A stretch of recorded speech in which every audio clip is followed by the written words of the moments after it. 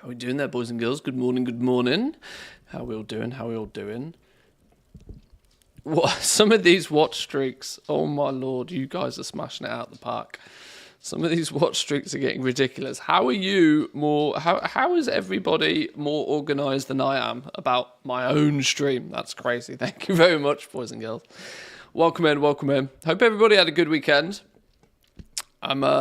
I'm excited for this week. We got some fun stuff to do. We got some Season of Discovery to play. I'm really intrigued about Last Epoch, so we're going to have a little bit of a look at that later in the week as well. We got the WoW Economy Report. I forget this every Monday, and nobody ever reminds me. I forget this every Monday.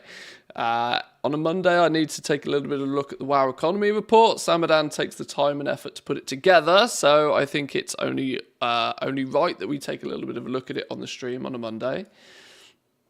I also need to be semi-cautious because I have a package being delivered today, and I need to be aware that if my phone goes off, I might need to go and open the door. Apart from that, though, we've got some video games to play. How was everybody's weekend? Are we all good? Some of you seem to have the ability to be here for the start of the stream before even I am. I appreciate that a lot. Thank you. Welcome in. Should we get straight into it? Should we dive straight in? Let's get the auctions relisted. So I've got a whole bunch of stuff listed on Classic, and I want to. I got my mount eventually. I say eventually because I had to scrap together the gold for it. But we have Tiger action now. Almost as if I don't have a life. Hey, you do with your life as you choose fit. Everybody has their own way of doing things. I play video games and broadcast it for my life. So that sounds odd to some people. It sounds perfectly normal to me. Did I sell anything yesterday? That's the question. Let's grab all of the stuff we didn't sell first. Sold 6 gold worth of some in.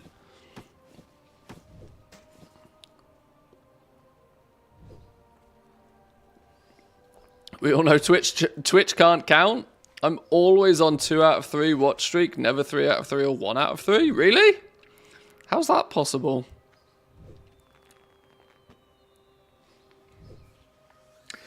If you don't raid anybody, it just sits there and waits for you to come back. Oh, I see. Clever. Yeah, smart. Yeah, bandages. The irony. 9 Mage Weave bandages apparently are making me more gold than anything else right now. Selling bandages, would you believe it? I was fiddling around with TSM a little bit in Classic because while I have my profile for retail pretty solid, my Classic version of it is practically non-existent. I was playing around with a few things on Saturday. I didn't get much time to play on Saturday, but I got enough time to get a few bits and pieces done. Just trying to get the basics of stuff put together. If anything, just making sure that we just quite simply have things in groups and that they list at some reasonable price. I'm not here trying to min-max optimize yet. I'm just purely trying to make sure that we have things in groups. That's the main one.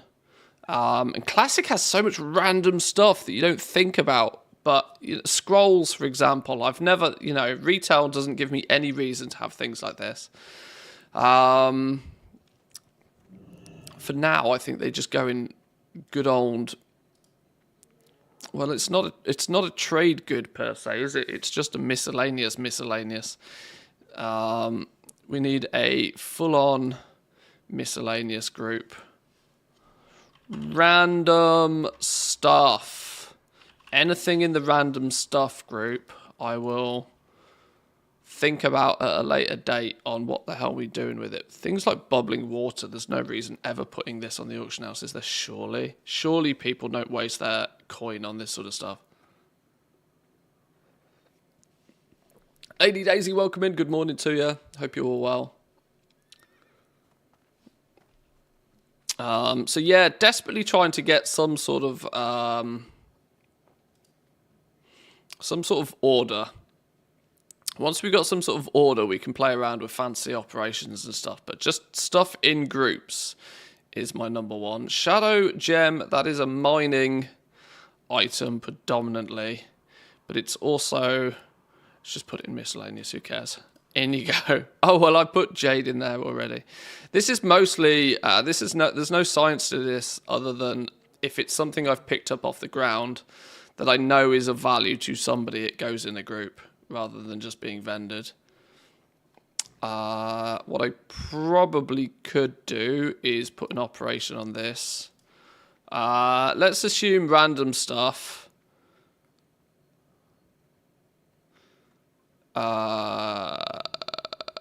Let's just use the market value operation in there. I need to duplicate that operation. I need to have a market value 1, conveniently, and market value multi. Things that stack, things that don't stack.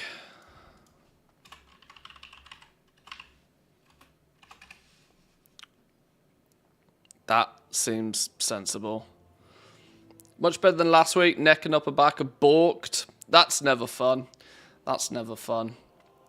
Back problems and neck problems are a real frustration. I quite frequently, my shoulders get really tight. They just crunch and they lock up until eventually something goes twang and then I can't move for 4 days. It's a downside of sitting at a computer all day, honestly. But, yeah, so I feel you on that one. Back pain is annoying. Lots of rest helps, though. Lots of rest will definitely help, assuming you can get it. Random stuff. There's only one thing in there right now, so it doesn't really matter. We'll assume that we want to sell multiples of everything. Yeah, that makes sense. Right, okay. Go. Go, go, gadget, go. This should now mean everything just disappears. Everything goes on the auction house.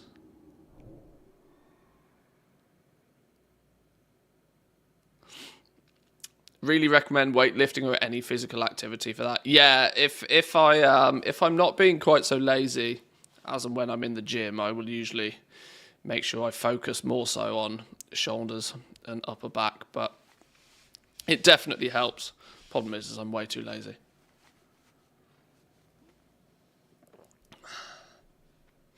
I only get back and neck pains when I don't get to slouch at the PC. That's backwards. That's upside down. That's not how it's meant to be. But hey, if it works for you, it works for you. We're posting a lot of stuff at normal price here. My normal price for crafted stuff is just 25 gold because nothing costs that much to make, which I should probably revisit that because that's not true. But fine leather boots, clearly there's lots of people that have given up crafting and selling these things.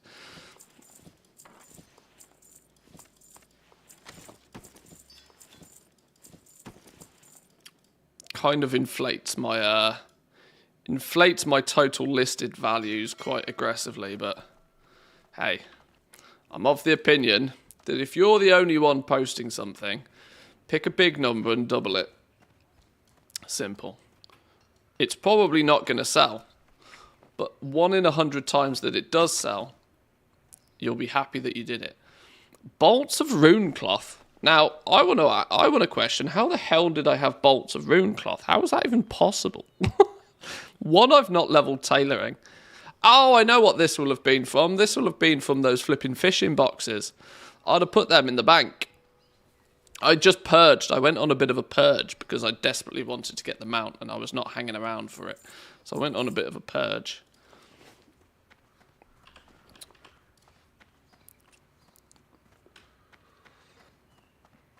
Because now obviously I've got my mount on one character. There's a good chance, even though I'm kind of stupidly using this mage as my bank character right now, there's a very good chance that I will ultimately level this mage as well. And we might even get round to leveling the paladin at some point. But time is of the essence, really, due to Last Epoch coming out soon. which I want to have a look at. That will happen later this week. My main focus today, though, is to get some runes on my hunter and probably to finish leveling up leatherworking on my hunter. This will put us in a bit of a stronger position to just have some, you know, rolling gold being made in the background. I'm really not utilizing professions like I should do. With my knowledge and expertise of all things gold making, I should be aggressively focused more on the professions and stuff. But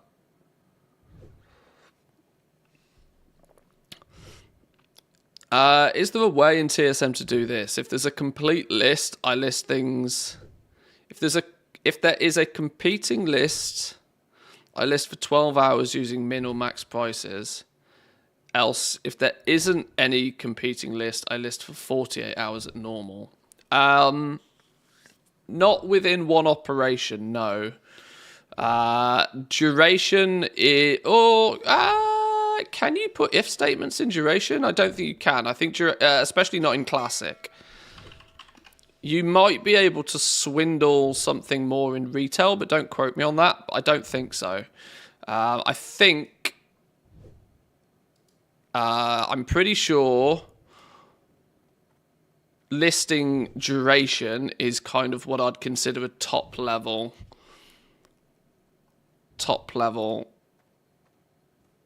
Yeah, you've got no flexibility within one auction, within one operation to change the duration. I don't believe you do in retail either. In retail, though, the chances of you ever not having competition are so skinny.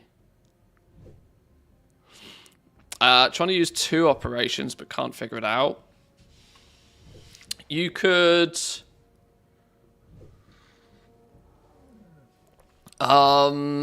it's feasible. It's just a bit...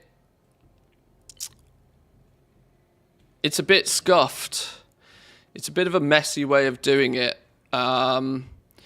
The way you would probably have to do it is you'd have to stack 2 operations. Your first operation would need to be your normal, consider it your normal operation, your 48-hour normal price listing. The way you do it is let's give you a demo. Let's give you a quick demo. So you'd need 2 operations. You'd need normal 48-hour or max duration, whatever. So you'd want to have that set to your max duration. The rest of the auction, make it up as you wish. But what you'd want to do is you'd want to have whatever your normal price is.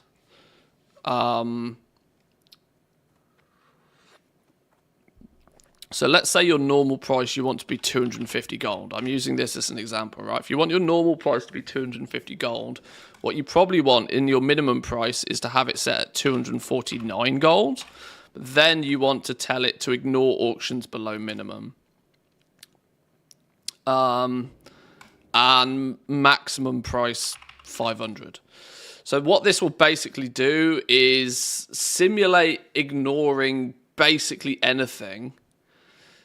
And then it will post one at this price.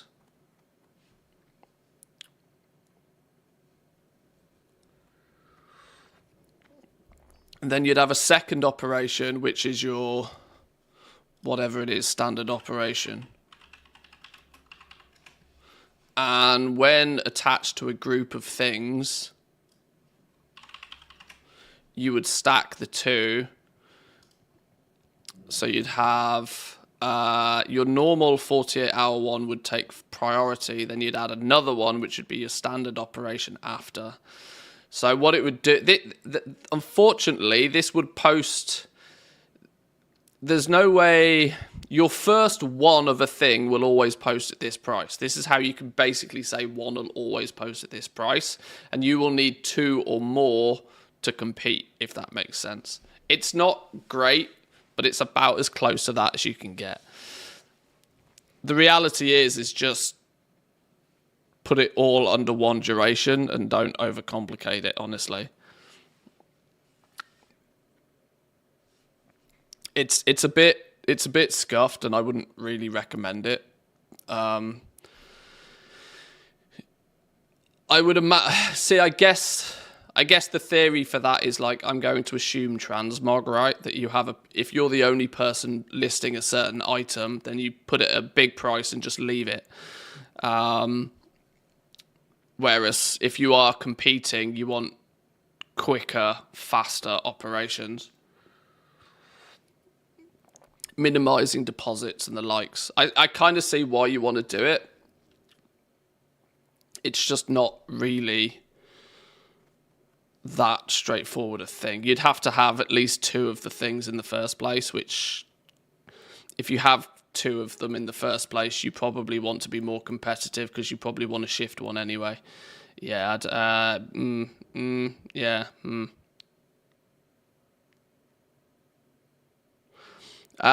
Professions maxed out, got 200 points over it. Do you or know if there'll be any use for those points? Even Blizzard doesn't seem to have an idea of what you should use those points for. Otherwise, or there's an NPC standing in Valdrakken that can convert bonus spare knowledge points into Artisan's Metal. That's as good as you can do with it. I'm sure if you've got a maxed profession, you'll find some use for Artisan's Metal if you look hard enough. So you can kind of convert them down to Artisan's Metal and then burn that into profitable rank 3s of something, maybe. How we doing, Mikey? Welcome in. Good morning. But yeah, the easy solution to fix this is just to default everything at 48 hours and just log in once every 2 days.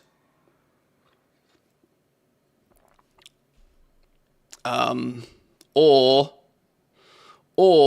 if you are or put everything to 12 hours or 24 hours, and just if you have the normal price, it's just going to expire faster, the same as everything else. You'll just end up reposting the actual sweet profit together. The actual deposit fees are not going to be any different. Cheerful Profit, welcome in. Good morning, good morning. Thank you very much for the 4. Thank you, thank you. Good morning to you. Mainly 233, 262 gear, which still sells pretty profitably. I list cross-realm and only relist once or twice a week. So I want to maximize the duration if I'm the only seller, but minimize deposits if there are competitors. And only keeping 1 inventory, not 2. Yeah, only recrafting once it's sold. I can't think of a better way to do it.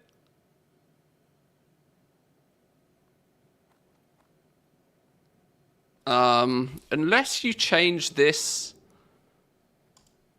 No, there is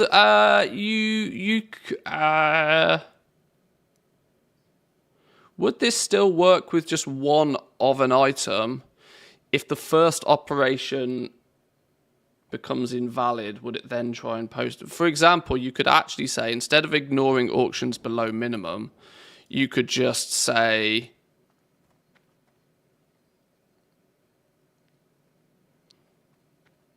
you could then just say, don't post items. If you set up your first operation practically to only post something if you are the only one posting it, so, you know, if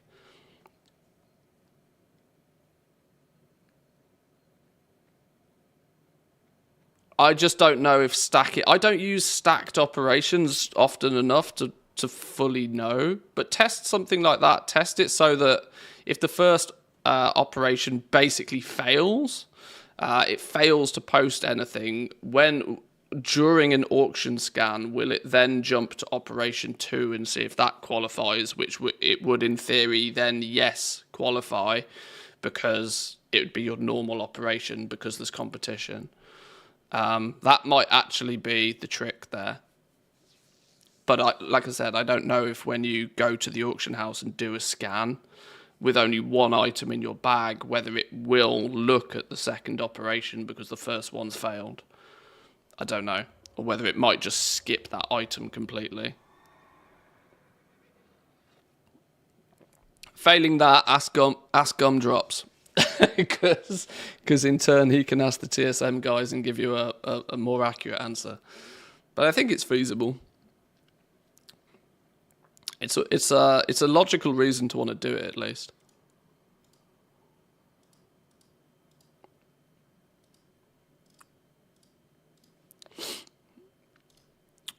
Mage to 40, probably not Mage to 40 today. Probably not yet. Probably not yet. I have a bit of a sponsored stream due, which I'm saving the Mage to 40 for.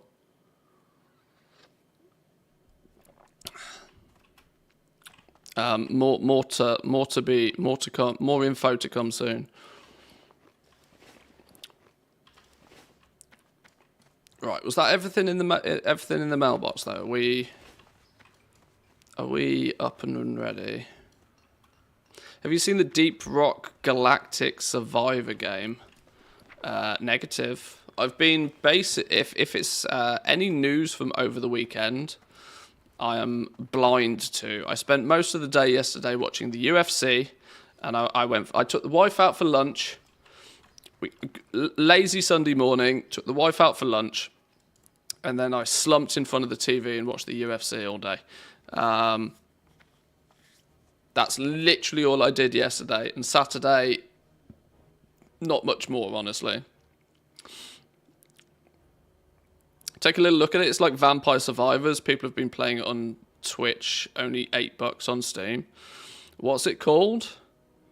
What's it actually called? Is it just called Deep Rock Galactic?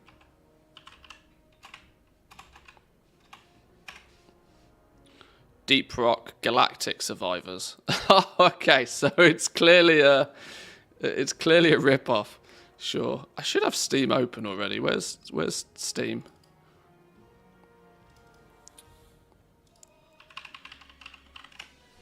Deep Rock. Oh, what?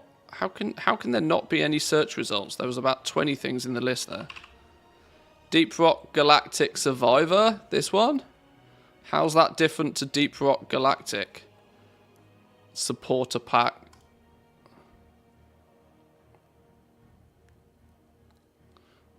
Hang on, let's turn you down. Let's watch her.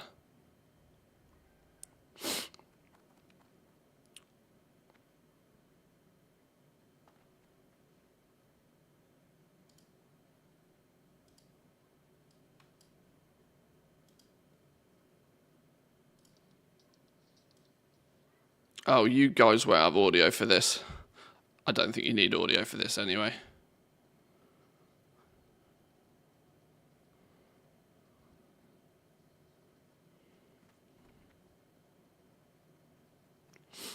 Oh, it's one of these kind of games. I like the art style, can't lie.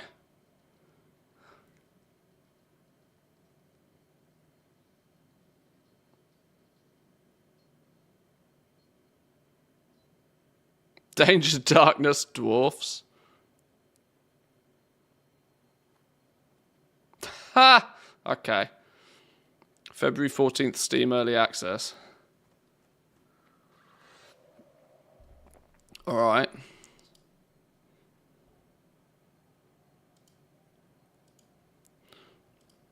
It's one of those, right, where it doesn't scream... You know, I don't mind spending $10 on a game if it gets me 20 hours of fun out of it. Or even a stream's worth of content is worth it for like $8-10. Haha! Similar to games you've played before, Soulstone Survivors. They do a bundle, a gold... Oh no, they're already doing different bundles. I'm not a fan of anything that feels the need to do bundles in early access. If it's early access, just put it out there for people. Single player survivor-like auto shooter. Yields the full arsenal of Deep Rock Galactic. Take on hordes of lethal... Does this mean there's an actual game of... This is just the survivor mode? What's the actual game about then? Overwhelmingly positive. 200,000 plus.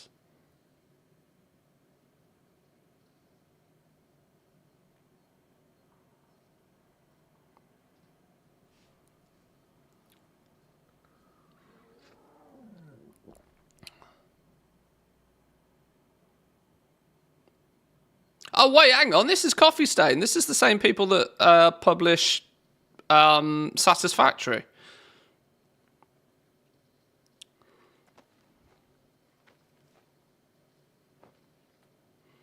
Came out in 2020. How did I not see this? This is what I call the World of Warcraft curse, right? The World of Warcraft curse means that you are almost blind to anything else that exists. It's only off. To be honest, this is why there's a channel in my Discord for like recommended games, because I have these like unavoidable blinkers because I pay so much attention to what's happening within the World of Warcraft franchise that anything going on over here, doesn't matter how good it could be, I just don't see it because I'm tunnel visioned. That actually looks quite cool. Whoa! Okay.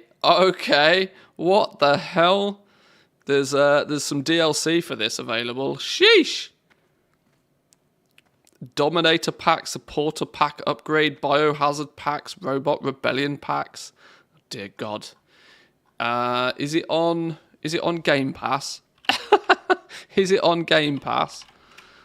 Probably not.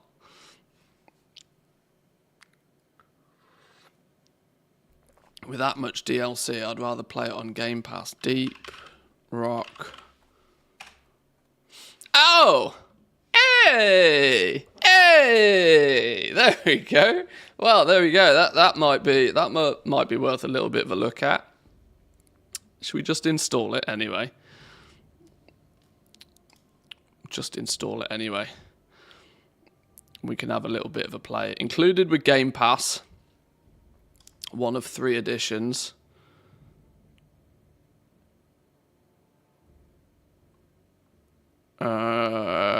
Deep Rock Galactic Dark Future Pack, Mega Court packs. These are probably just expansions or extensions or something. Oh, it's tiddly. Let's just install it. Hang on. How long to beat? 46 hours worth of main story, 120 hours of main and extra. The completionists are going to be there for days. That's clever, you know. I like that's kind of helpful information to know before you step into a game, especially for somebody like me that predominantly would like to do something like this on stream. That tells me that I could spend an entire week doing this on stream just for the main story. That's kind of how I structure things. Because I have a 20-hour a week actually broadcasting live. And I can extend that up to 40 if the game is good or I'm having a lot of fun. That's quite clever. But we'll just install that anyway. Yeah, do your thing, whatever. Go. I'll have a little poke and a bit of a play around with that later. And then then we might have a look at the survival version of it as well. All right. Cool. Well, that was the first set of squirrels. That didn't take long, did it? How long have I been live? Less than half an hour, and we've already had our first major squirrel that nearly pulled me away from World of Warcraft. This dude is done. Let's just park this dude to bed right now. Let's jump on the hunter.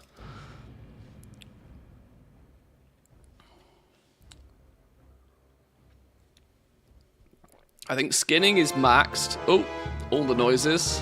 Hello, all the noises. Where did we get to then? Where am I even? We're in Danassus somewhere. Today's probably going to be a bit of a run around, pick up some rune sort of adventures, if I'm honest.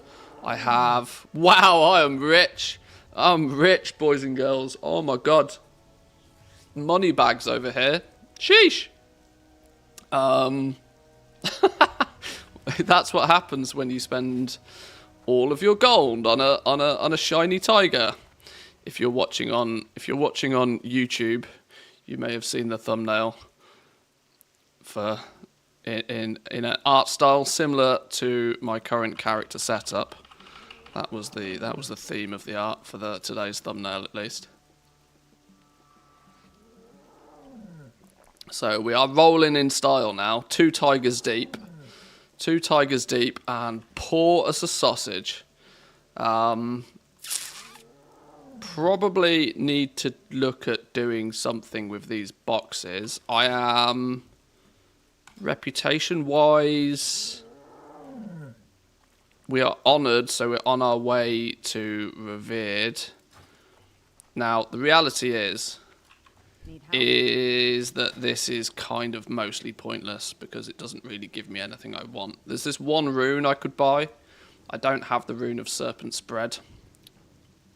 But the fact I have less than 3 gold to my name right now. I couldn't even buy a portal somewhere right now. A phrase we like to use in the UK is I do not even have a pot to piss in. So I need to fix that before spending all my gold on stuff.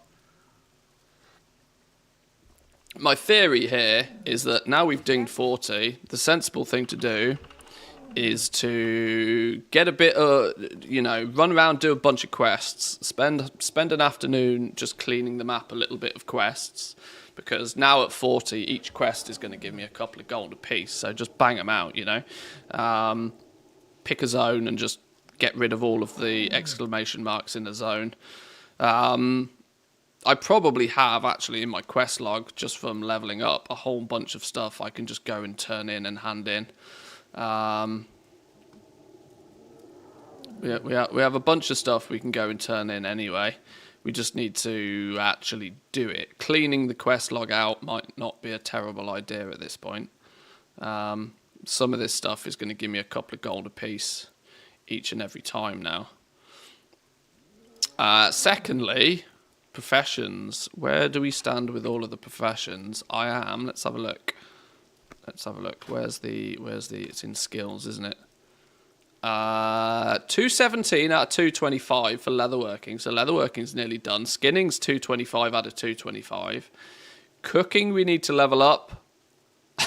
I need 1 point in first aid. How did I possibly leave it needing 1 point? Was that because I ran out of mage weave? Yeah, I need 1 piece of mage weave cloth. I'm sure we'll pick that up at some point. 12.96 selling for. You cannot be serious.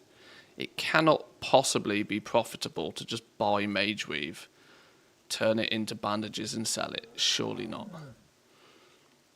13 gold each for the mage weave, and I recently sold a bunch of bandages for 18 silver apiece. I mean, nobody's getting rich off that anytime soon. You'd have to sell 20 bandages to even make a gold profit, but the fact that there's profit from first aid in the first place. Don't tell him the secrets. It's fine. It's fine. We need to do some fishing. We need to do some fishing.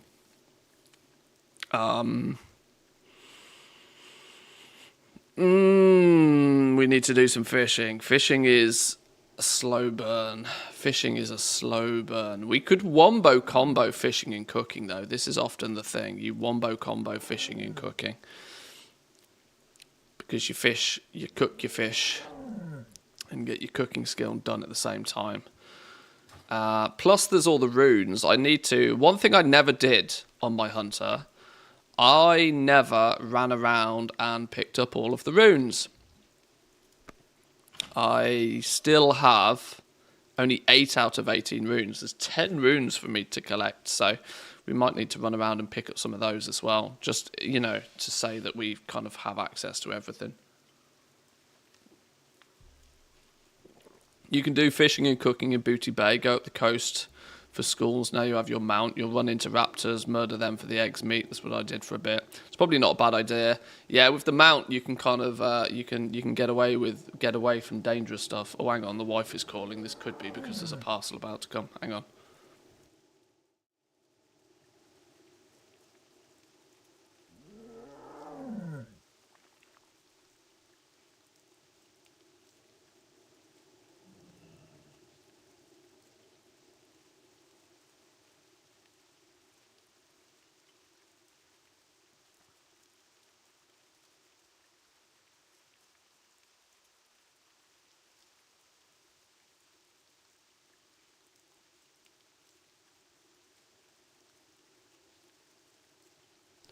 Delivery man's here. I'll be back in 2 minutes. Entertain yourselves. Back in 2. Thank you very much. Bye, bye, bye.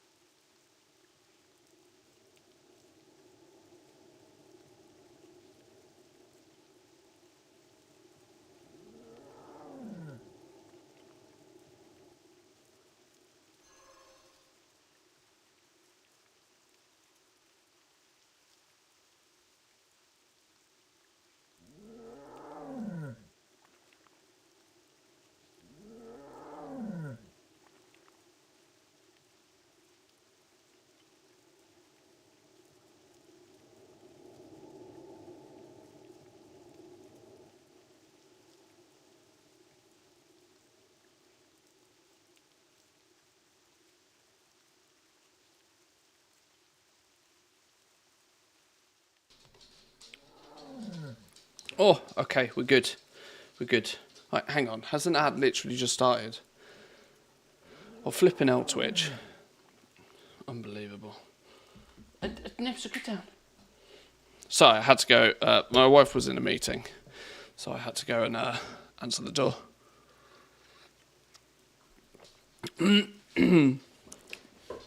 Right, what should we do first? Should we do runes? I think we need to collect a few runes, because I feel a bit sad for the fact that I haven't even got any of the Phase 2 runes.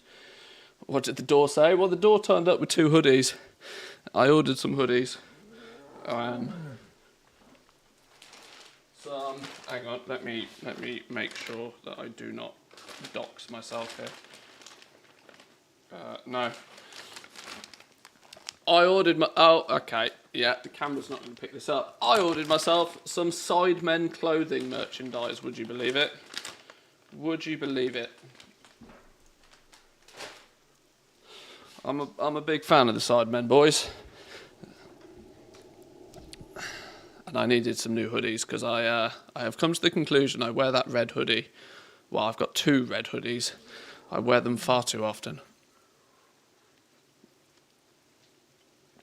Right, let's get some runes though. I should probably get the Phase 2 runes done, shouldn't I? Really, since I don't have Phase 2 runes and I'm level 40. I feel silly for not having them. That's 2 spiky power things I could have that I don't have. What is even, now that I am level 40, what direction should we actually be going in?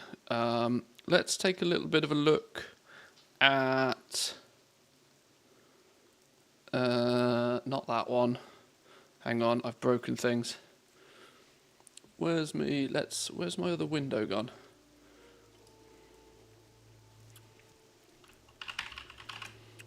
What is the suggested path and plan of action? Has Wowhead like sorted its shit out? Oh, it does have phase 2 guides now apparently. Hunter DPS, what's it saying? Stack agility, no surprises. Melee bis, no. Ranged bis.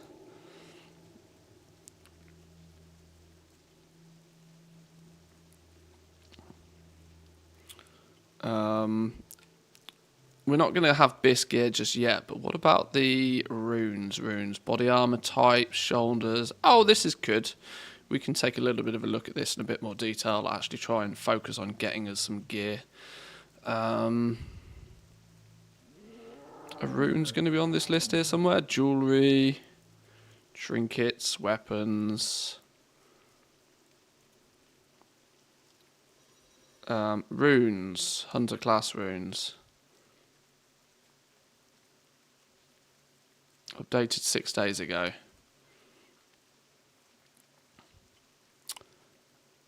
Hunter skill books.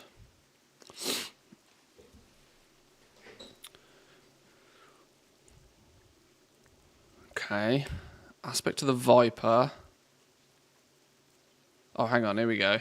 Expose weakness. Your melee and ranged criticals increase your attack power by 40% of your current agility for 7 seconds. That sounds pretty spicy. We could do with one of those. Raptor Strike cooldown reduced by 3 and is now instant. Mongoose Bite cooldown removed, and Raptor Strike has a 30% chance on each attack to not trigger its cooldown. I really don't want to go melee. Steady Shot just does a flat 60% weapon damage. Dual Wield Specialist increases the damage done by your offhand. More to do with going melee. Invigoration, when your pet scores a critical hit with a special ability, you instantly reduce 5% of your maximum mana. Solid Sustain there. Doesn't increase your DPS per se, but allows you to do more DPS, your same DPS for longer. We like. And then Trap Launcher. Your traps can now be placed any location within 35 yards and can be placed while you are in combat. Your Frost and Fire traps now have separate shared cooldowns. Okay. So Boots. I probably want Invigoration just to keep my... either Invigoration or Trap Launcher. Trap Launcher is going to directly increase your DPS because you can start throwing out immolation traps and whatever. Invigoration just means you can do simple stuff for longer. Then what am I going to put on belt? Probably Exposed Weakness, if I'm honest. Exposed Weakness is probably going to be best for me, unless Steady Shot just absolutely slaps. 5% base mana, 1.5 second cast.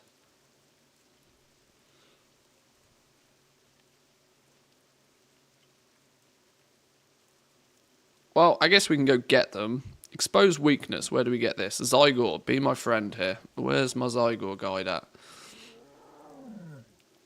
Who's stolen Zygor? Zygor, be a friend. Guide menu, leveling. Season of Discovery runes. Hunter. Phase 2 runes. Expose Weakness. Go.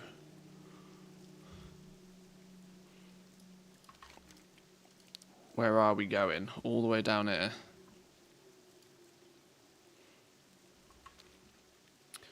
Kill dust belch enemies around this area. They look like ogres. Collect primitive drawing. Alright, let's get on our way. This might take a while. Zokify has a nice short guide for hunter runes. I was using that website the other day. That was quite helpful. Yes, I can concur. I was using that as well. Let's bring that in here. Yeah. Cookies, whatever. I was using that here as well.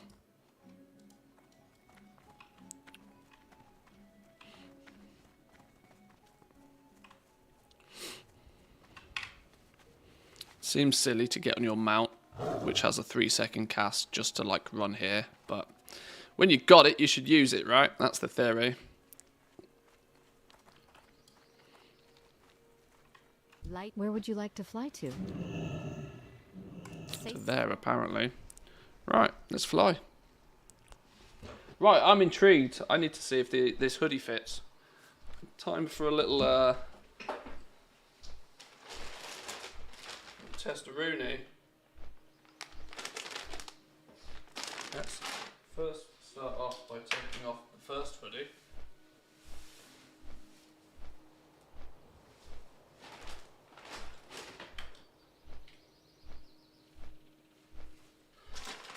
Right, let's see if this bad boy fits. Tough doo-doo if it doesn't, by the way, because I ain't pissing around returning stuff. I'm one of those terrible people who orders shit online, and if it doesn't fit, I just basically put it in a cupboard and forget it exists. Please don't have any, like, no. Yo! For merchandise, boys and girls, this ain't bad, you know. Little fancy, all proper customized shit. Damn.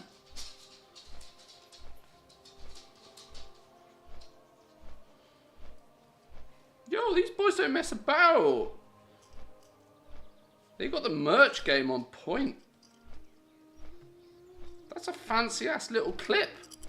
Your Sidemen shiny clippy thing. This isn't your standard, you know, mass-produced kind of import it from Turkey kind of stuff. Actually got proper lining to it. Damn.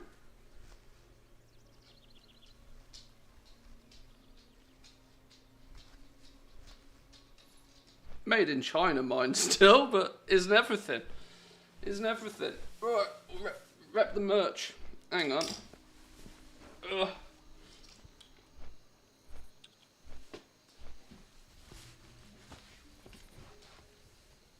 Solid fit. We likes.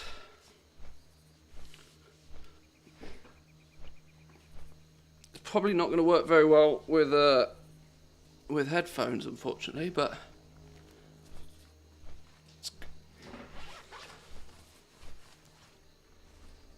cool. Right. I hope Sidemen. I hope my check is in the post. This is not a sponsored stream, by the way. But it was 20 euros, which in hoodie terms is an absolute fucking steal. So the hood on a hoodie is crucial. I'm not so big of a fan of the hoodie. It's not going to sit nicely against the back of my chair. But outside of that, hang on, I suppose we could always, outside of, because this is a bit thick, but it works. Is that going to be, does that reflect? Is that going to be, oh, it's like silver. Okay. Don't know why it reminds me of Deadpool. It's probably because it's orange and black. I have the problem that I have orange sweatpants on today, so I kind of accidentally match. But it works. My hair is an absolute flipping mess. I need to get my hair cut. It works.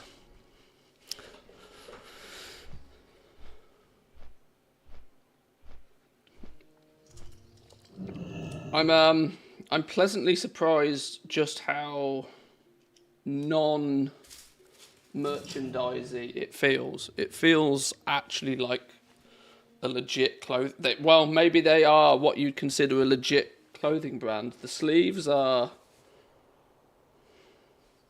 reasonably well done. The stitching on it doesn't seem all that bad. For merchandise, pretty top dog, to be honest. Impressed. The fact that it's black, though, means I'm going to disappear. You can see the buttons behind me, because NVIDIA background blur thing, for some reason, makes me a touch transparent. I've never worked out why. Oh, it's been a long time since we've been in Loch Modan. XIX Sidemen merch. They had a sale on, and I needed a couple of hoodies. And for $20, I find it difficult to pay much less than $50-60 for a nice hoodie nowadays. It was on sale for $20, so I was like, why not? In fairness, it did cost me $20 for delivery because it comes from the UK, from good old DHL. But it turned up in just over a week. For YouTuber merch, it's not bad at all. Like I said, Sidemen, send me a check in the post. Right, where are we going? Into the Badlands. What level is the Badlands? Are we going to get toasted out here? I can't... Are we going to get toasted? Level 36 elites? Maybe not. Who are you? 35s? No, we're good over here. In theory, that means we should probably do some questing out here. Free gold. Kill dust belchers, apparently. Does my aspect of the pack stack? It probably doesn't, does it? You can get toasted everywhere. Well, yeah, that's true. That is true.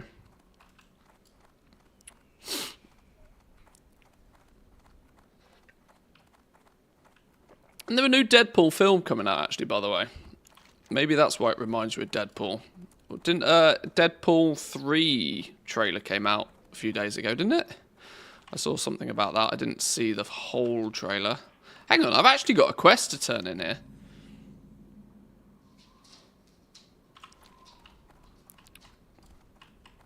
All the more reason to be out here. Oh, get off my ass.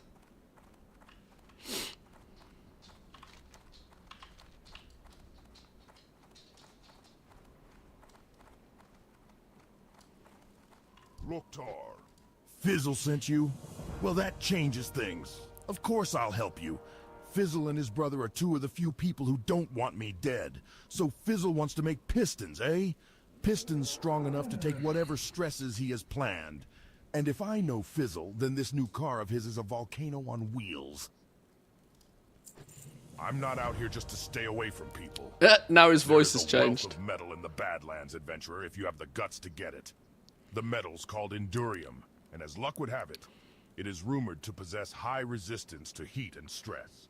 It might work for Fizzle's car, but let's make sure. Get me samples of Endurium and I'll test its properties. True Endurium ore lies deep in Uldaman, but the stone vault trogs of the Badlands sometimes have flakes of it on them. Bring me those flakes. I'm just thinking, actually, I'm probably not going to pick up the quests here, because what I'll likely do, for starters, this is part of the leveling quest through Zygor anyway, is that I'll do all of this area in one go. I'm here for runes at the moment, though, so let's just focus on that before we get caught up by too many squirrels. Kill dust belchers. Dust belcher enemies. They look like ogres. Can I kill... Can I find the more scat... Whoa, who are you? Let's leave you the fuck alone. Zarikotl. You look decidedly dangerous.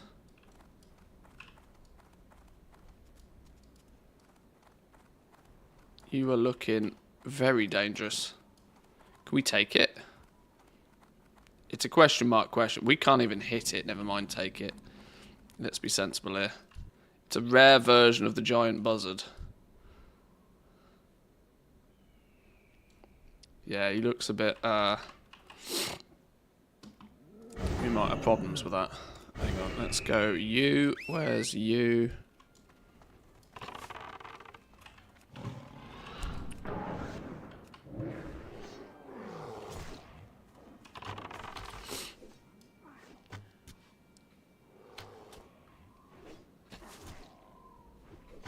Oh, hang on. Spot's not a happy camper, is he? Let's give Spot a Scooby snack.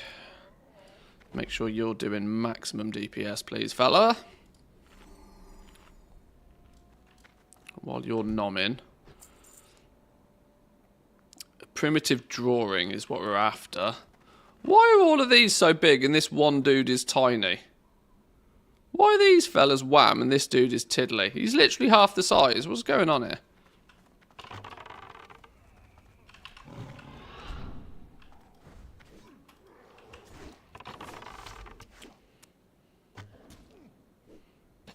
Are they meant to be completely different sizes? Or was my game glitched out? The one over there looks like a child. Oh, well, that's my primitive drawing. GG. Where did he go? That thing? The drawing is comprised of rough, broad strokes and seems to depict a large bird of prey.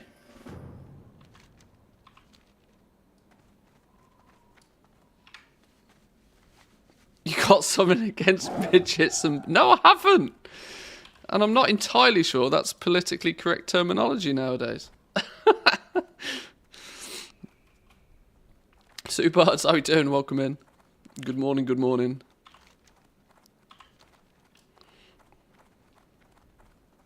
I'm not entirely sure what the preferred terminology is nowadays, but... I'm quite sure it's not that. Hang on, there's stealthy boys around here. I knew there were stealthy boys, I could hear you.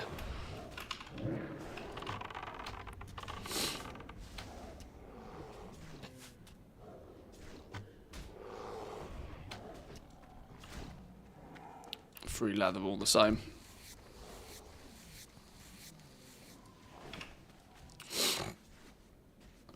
Right, let's try again.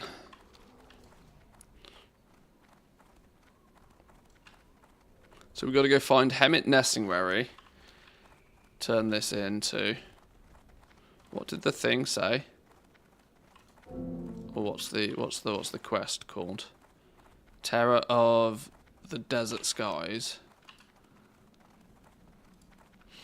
Bring the primitive drawing to Hemmet Nessingwary in Stranglethorn Vale.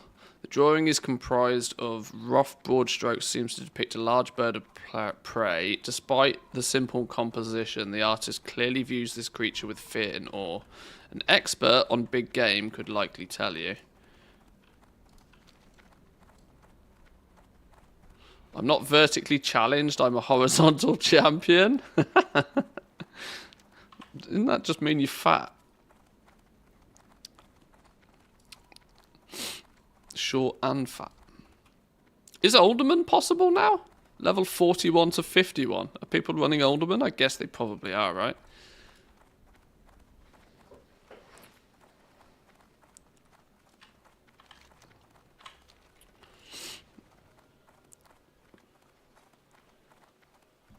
I sense we might end up doing quite a lot of flying today, so we're going to be traversing different lands, finding all these runes. But this is This is another example of that they clearly have put the runes at the end. Because, right, even going out here, you're not going to be doing... You're not going to be out here killing these things much below... I mean, you could technically get in there and probably do something at like level 35. But you're certainly not doing it at 25, let's put it that way. Not without some great effort or assistance.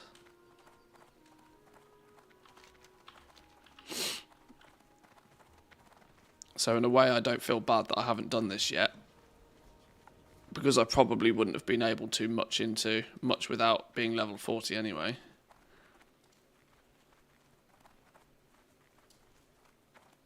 What's on? Mark my words, you won't find faster griffins anywhere in the Eastern Kingdoms than the ones right here in Thusday. Do I have flair?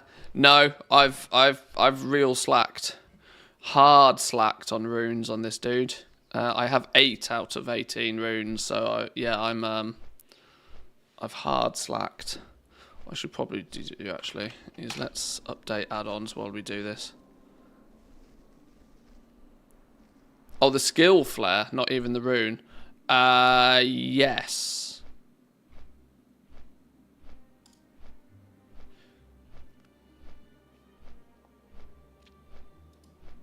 Might as well update retail while we're here. All the things auctionator. Okay, yeah, just boring stuff.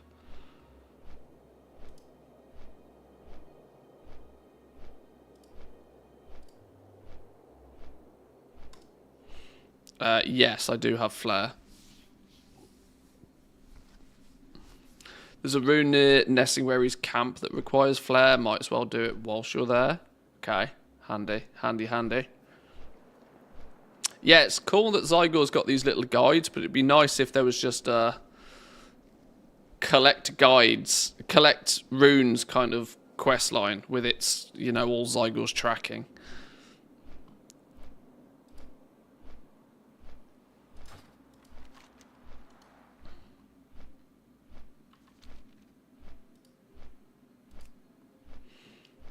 I mean, I could, I suppose, in theory, just bring the guide up for all of them and check if there's anything near each and every time. But anyway. You're a poet and you didn't know it.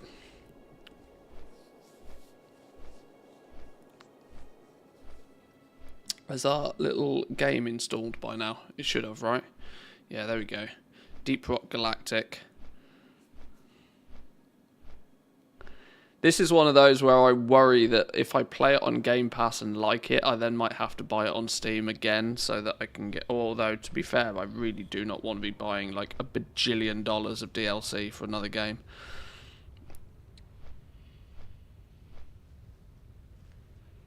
But Coffee Stain Publishing, same people who publish City Skylines...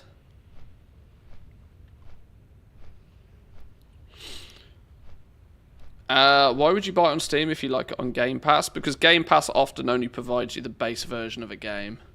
Any, like, DLCs or better versions of the game usually are not on Game Pass.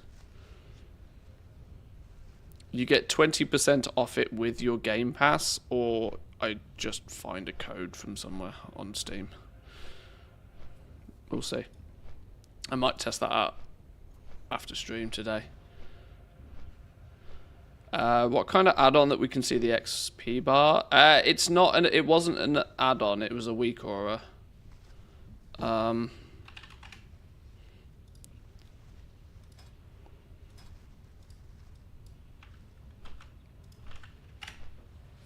It was a weak aura. Obviously, it doesn't show now because I'm 40.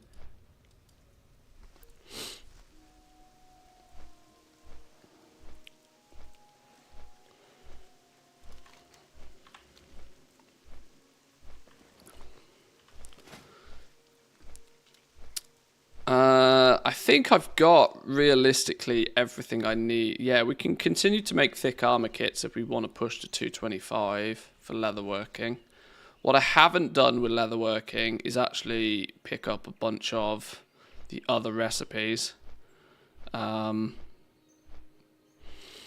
an awful lot of recipes I'm still missing. A lot of them which I don't think we can get yet. Cured rugged hide we can't get yet. Cured thick hide we can apparently get the recipe for. We only need leatherworking 200 for that. Rugged leather we need 250. Core armor kits 300, 250. Kodo hide bag level 40. 225, 225. These are some recipes we can pick up. Most of these, I hope, come from... Or at least I hope a lot of this comes from the trainer. In fact, in a way, I hope a lot of it doesn't come from trainers, because then it means that most people won't have them. 300, 300, 300, 300...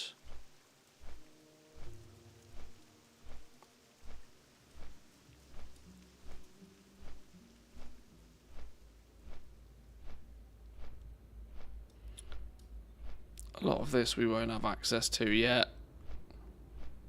Barbaric braces.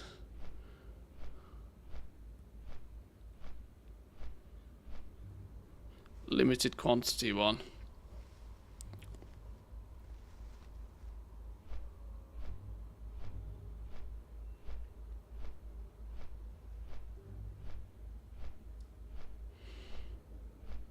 Yeah, we'll see how enthusiastic I get with collecting all of the recipes for leatherworking.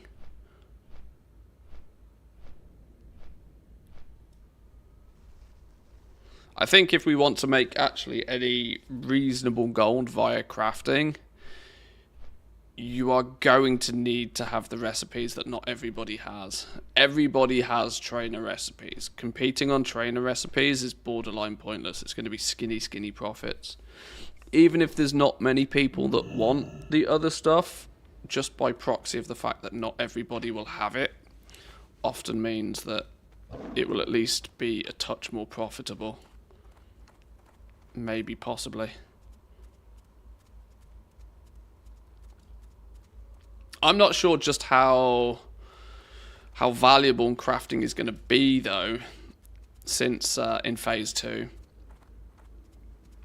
In Phase 1, crafting was quite lucrative because everybody started with nothing, right? When you start with absolutely zero gear, you feel every stat you can get your hands on. Phase 2, though, most people will have at least had some gear from Phase 1, unless it's a brand new character. So we'll see. Wasn't you going to do enchanting? Well, I've got enchanting on my mage. Not leveled up particularly far, just for disenchanting stuff more than anything else. But my mage has got enchanting, and the likelihood is I will level that mage. So yeah, I'm not sure. I'm kind of half tempted to just hyper focus on leatherworking, because if I split my efforts between two, I might not actually really get much done with either of them, if you know what I mean.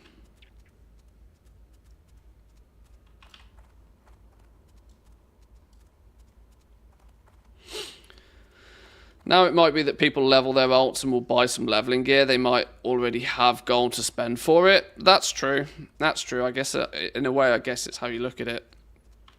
Especially since so many people are probably pumping through Scarlet Monastery, that if SM doesn't drop them gear that they need whilst doing that, they might end up with just like negative gear and at level 40 and want a quick leg up, possibly. I don't know. I've long since learned to try and not think too hard about why people might buy something. This is why I usually, where crafting is concerned, I go the spaghetti approach. I'll craft one of everything, but I'll only post it at what is a profitable price point for me.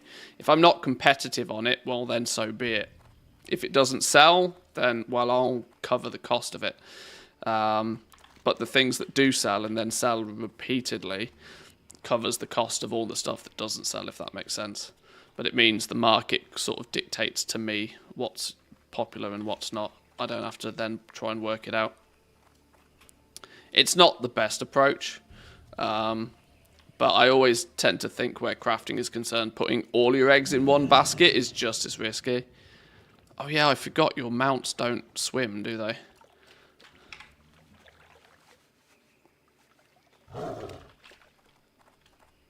I'm still not used to classic life.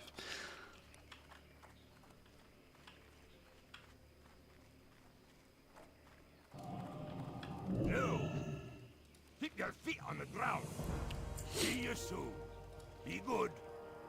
This drawing reminds me of a story I heard on another expedition not long ago. I was told of a great bird who reigns over the Badlands as an apex predator. She was last spotted northeast of Camp Cag. Perhaps her nest is somewhere nearby. Is that the flipping bird I saw a minute ago? You'll need to live bait to draw her out. I'll lend you a cage to catch. Some small wildlife is scarce in the Badlands. You'll need to find your bait elsewhere. Get a crimson trophy quill from Garrick in the Badlands. Then return to Nessingwary in Stranglethorn Vale. Safe travel. Okay.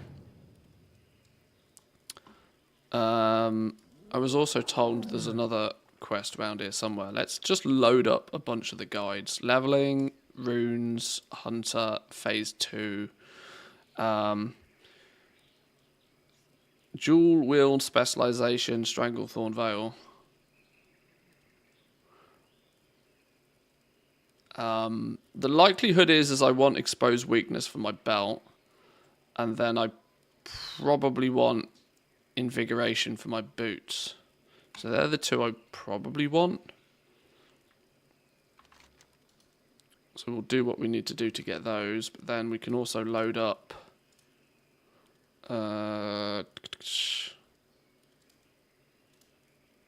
this one, I guess. Kill blood scalp gorillas, whatever. Look like a troll that's hidden moves around this area. You'll get a danger buff when he's nearby. Use flare ability to reveal him. Okay, that's what we're doing then.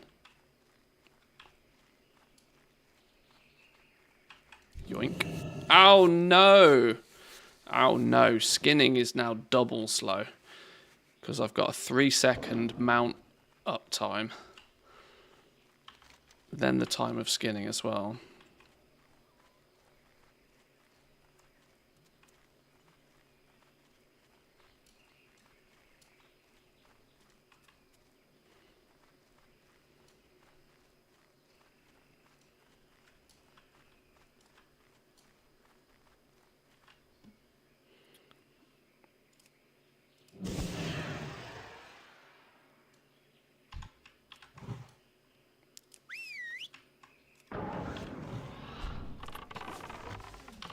Can we just track hidden? Is that not going to be easier?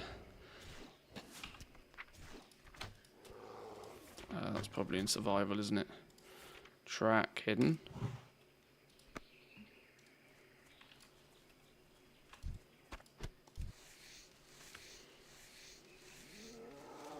You'll get a danger buff when he's nearby.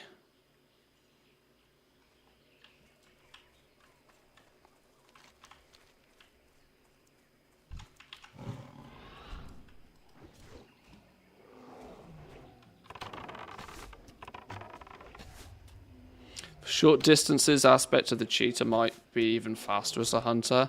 Quite possibly. Getting rid of that 3-second mount speed, yeah.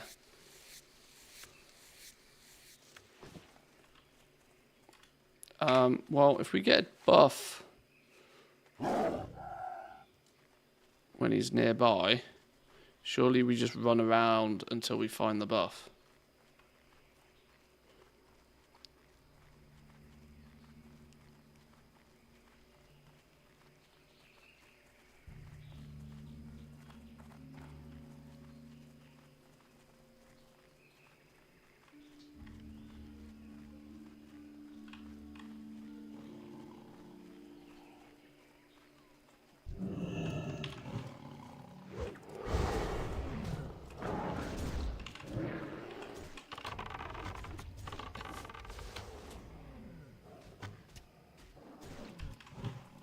these tigers out of the way.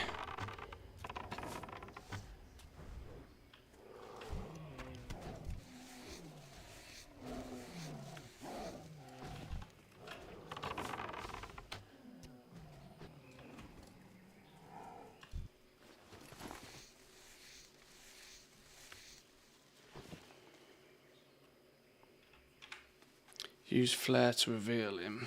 So we're going to need the buff first, though, right? Surely. We're going to need the buff. And then once we've got the buff, we use flare to make him come out, I would guess. I don't know how far and wide we have to go.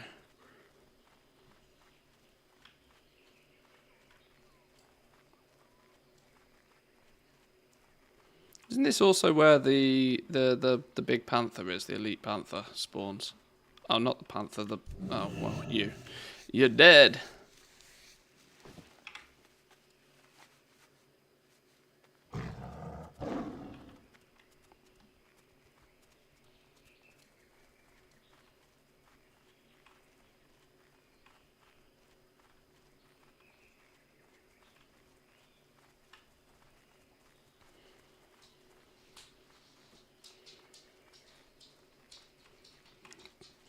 Furiously keeping my eyes on my buff bar in the hopes that I spot it change.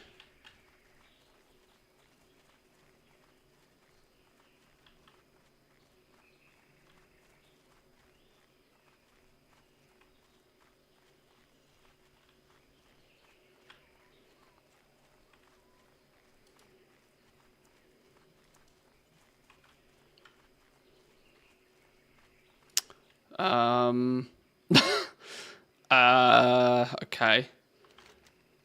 At this point, I'm not sure if I'm doing this right.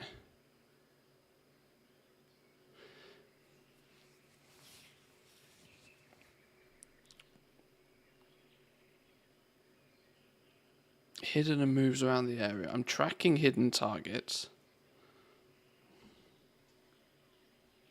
Exposes all hidden and invisible enemies within 10 yards of the targeted area. See, 10 yards is nothing. Actually nothing. I guess I just need to keep an eye out for this buff then.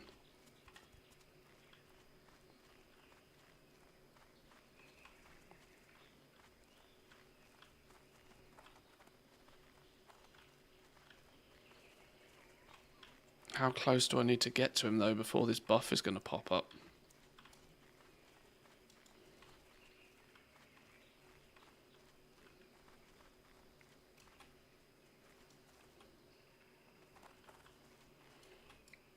Is he likely to be on some stupid long cooldown? Surely a week in, he shouldn't be being camped though. There's nobody else around here, so...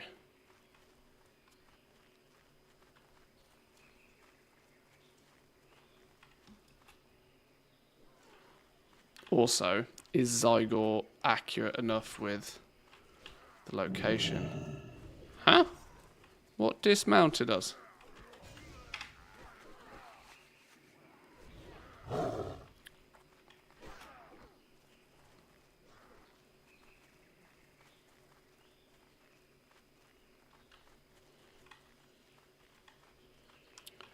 You do Rune of the Tap and go where the arrow takes you? Well, I was. And there was nothing there.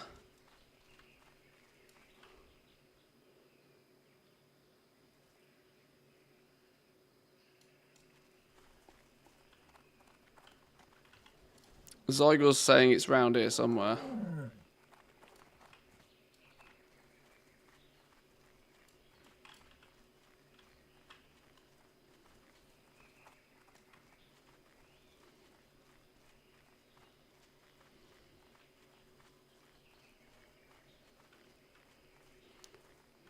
Hang on. Before we get too far, let's quickly have a look on Wowhead. See if there's any hints and tips on Wowhead. Which one are we doing? Which one even is it? Expose weakness.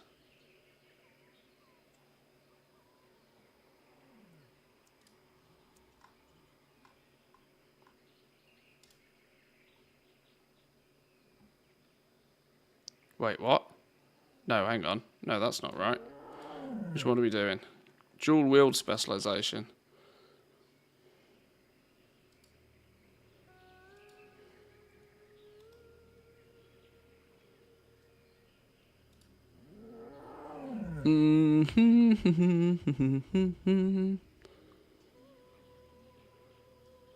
You'll get a danger buff.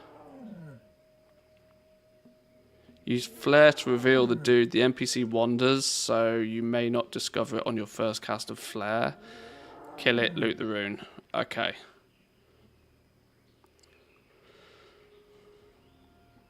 Oh, you can use track humanoids instead.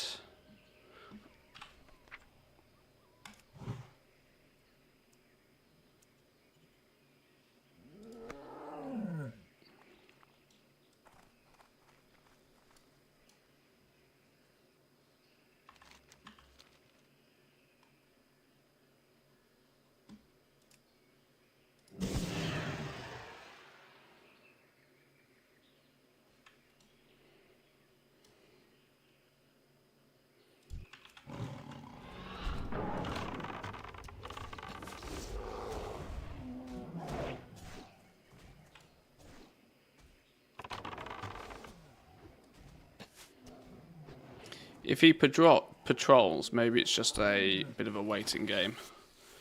Wait until he comes into our range.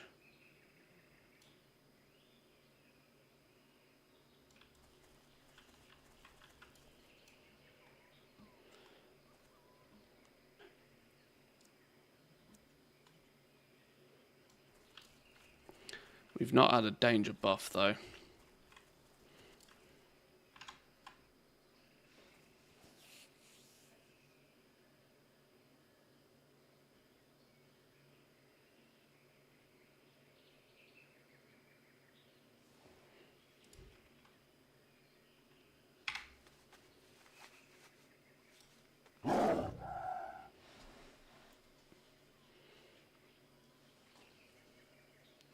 Another hunter that's clearly looking for it as well.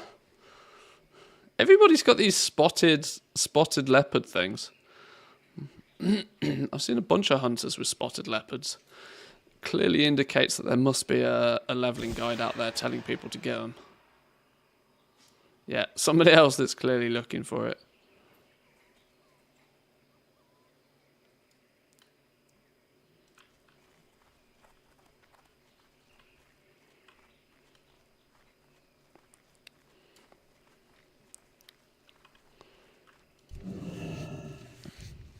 Another stream streak. Welcome in, welcome in. Enjoy your bonus coffee beans. I really need to figure out something for people to use those on. I'm so bad at this sort of stuff. Hang on, who are you, pair? Orbin Frost and Orbin Frost. You're dual boxing, mage and shaman. You're dual boxing and you've named things practically exactly the same. That's one way to do it.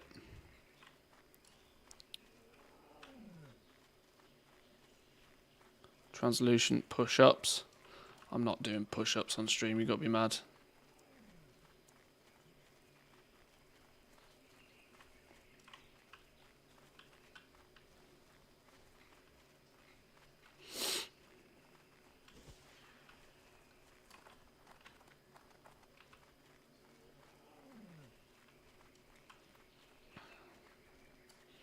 Where is this dude?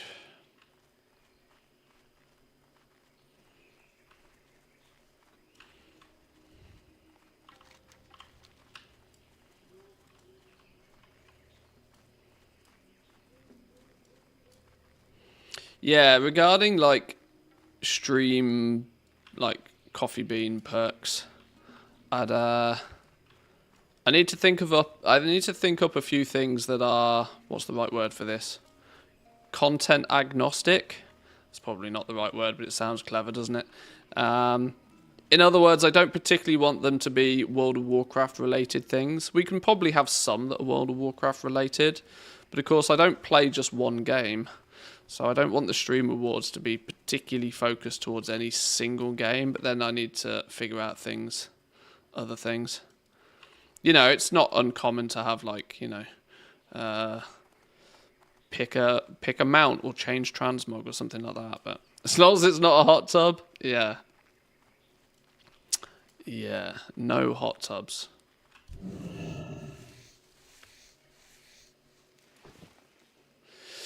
Switch the rewards to whatever game you're in, or disable them for a new game with no. Yeah, there are things. You know, I should just be a better streamer. Is the honest answer here.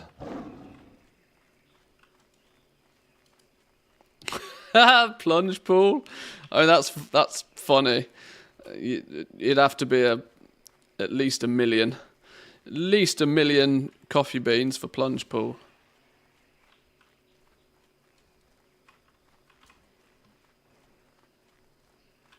I've forgotten what this name is. Blood Scalp something or other. Not the scavenger.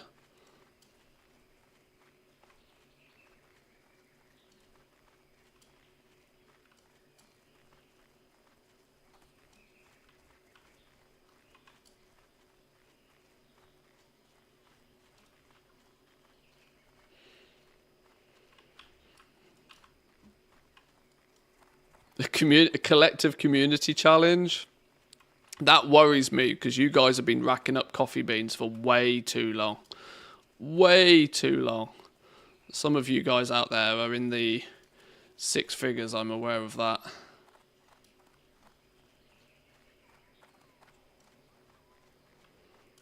Okay, this dude is seemingly feeling a little bit like a myth. Let's lurk at the spot for a minute where it claims to be. Let me check in here again. Is there any comments on his actual...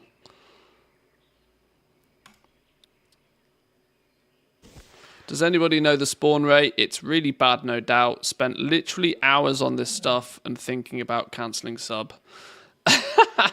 Okay. That's a good start, isn't it? Is it likely to be that he only shows up in the flare?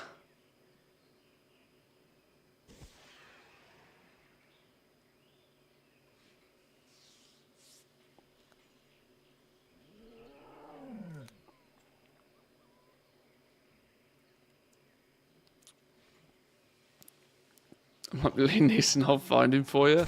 Oh, please do.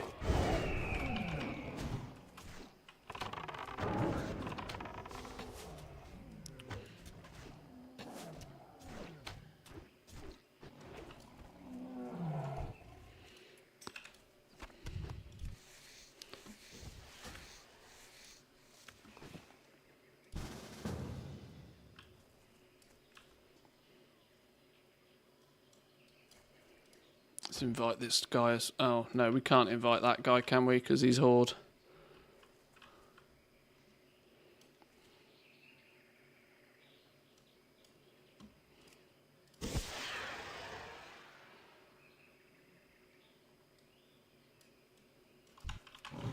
Well, I might as well be killing things while we do it. Free leather and all.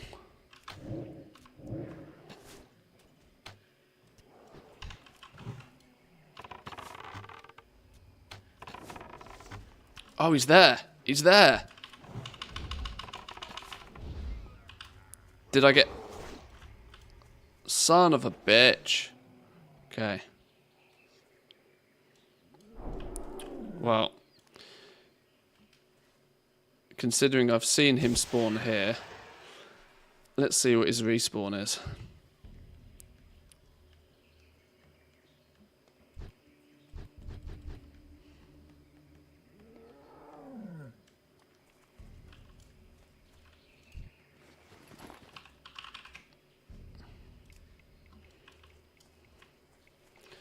Maybe for reference of other hunters.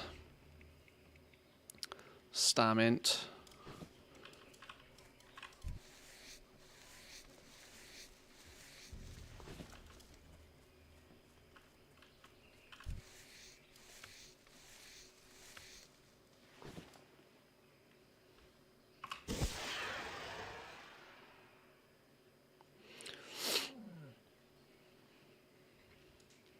I might just stand on the Zygor spot.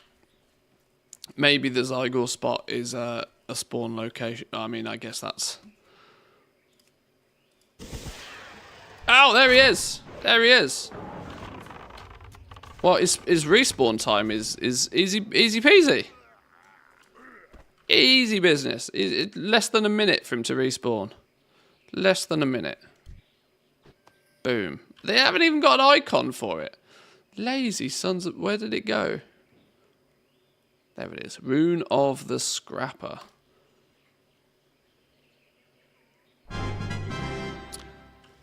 There we go. There we go. Beautiful stuff. That's 9 down, 9 to go. Not even sure I saw the danger buff on you. I don't think I even did, no. If I did, I wasn't paying attention to it. Okay, that one's done. GG. Let's go back to this one. Use the empty bait cage. Use it on any critter anywhere in the world. You'll be returning to the Badlands in the next step. Start making your way back to a flight path and just capture any critter you see on the way. Okay.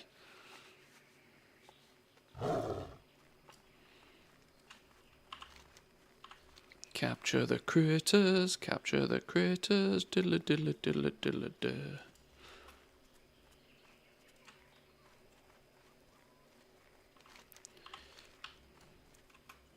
The irony for me being is that critters are sometimes more difficult to find and spot than regular mobs because they don't have nameplates. And they hide in tall grass. Squirrel is an S-tier critter? True. Big true.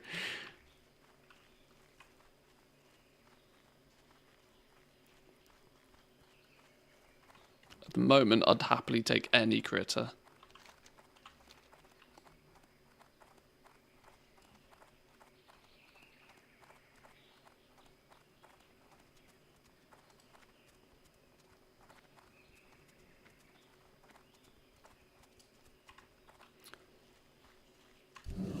Can't help myself. It's free money.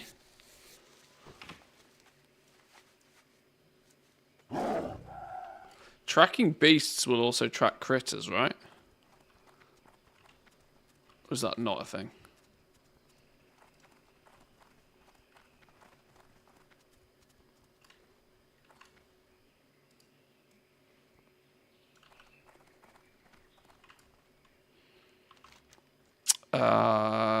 Our closest flight point is like way back here anyway, so maybe we just we'll watch the floor and we'll find one en route. Gotta find one en route.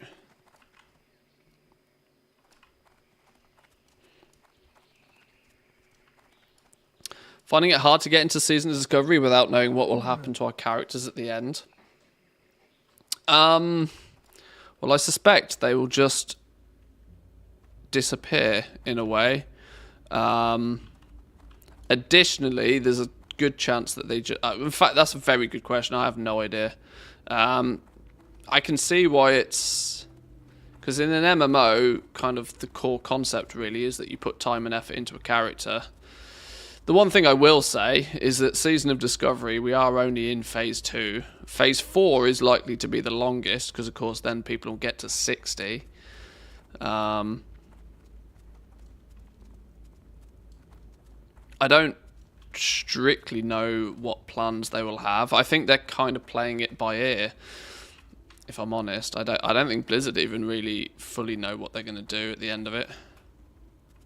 But yes, going into it with the mindset that your characters will go away, that it's not, you won't keep them forever, does put some people off.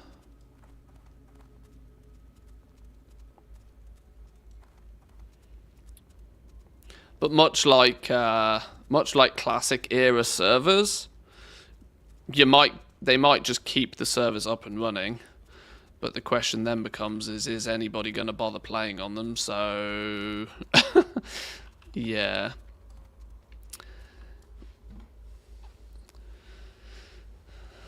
They let us transfer in Season of Mastery over to an era server. That could work. That could work. Runes will just disappear. Your character will just be the character it is, possibly.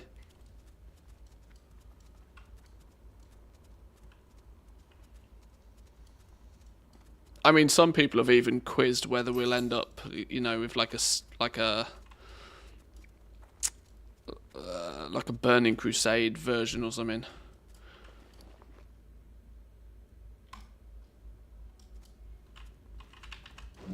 I'm not convinced they will do that, because there's Season of Discovery, for the most part, is kind of a bit of a test platform for Blizzard.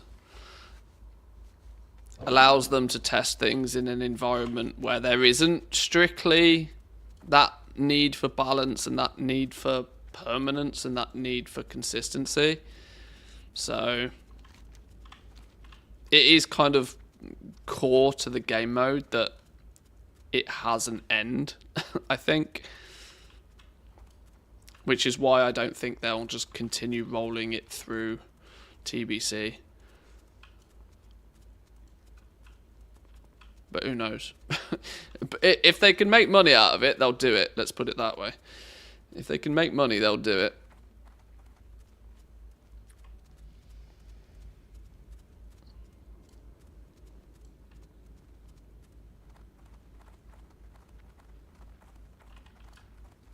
Well, where would you like to fly to? Farewell. It's probably a big bulk of players that subbed just for Season of Discovery. Well, that's true. There's so many people who will have just seen it in... Well, I think that was potentially true for Phase 1. I definitely don't think that's the case for Phase 2. I didn't really notice much of an uptick, particularly for Phase 2. It kind of feels like the people who are excited about Phase 2 were the ones that actually played through Phase 1 almost to its entirety. I don't think Phase 2 really brought new people to the table so much. It might have done, but I personally haven't stumbled across many people that claim to have started in Phase 2. Which kind of gives me intrigue about Phase 3 and Phase 4, that how many people will still... Because every time they release a new phase, sure, it's great that they did a 50% EXP boost for 1 to 25, and presumably when we go into Phase 3, they'll do the same for 1 to 40. But there's still a bit of an inherent issue with this game that leveling historically takes a long time.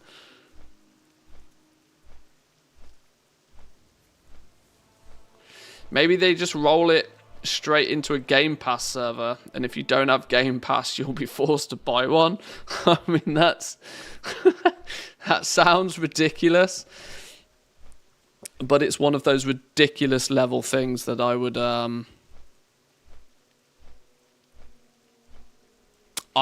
yeah, it's one of those ridiculous level things that I could actually also see happening, you know.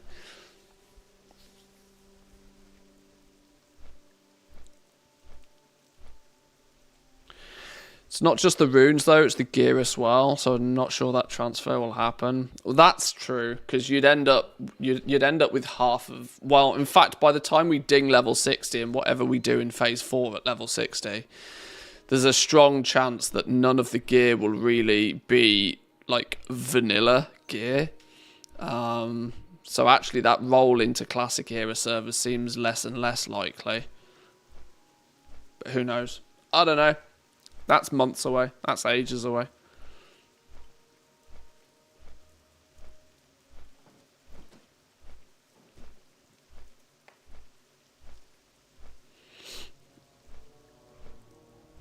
The second the token's introduced into Season of Discovery, I will finish leveling my hunter. Yeah, I would hope with every bone in my body that they do not implement the token in Season of Discovery.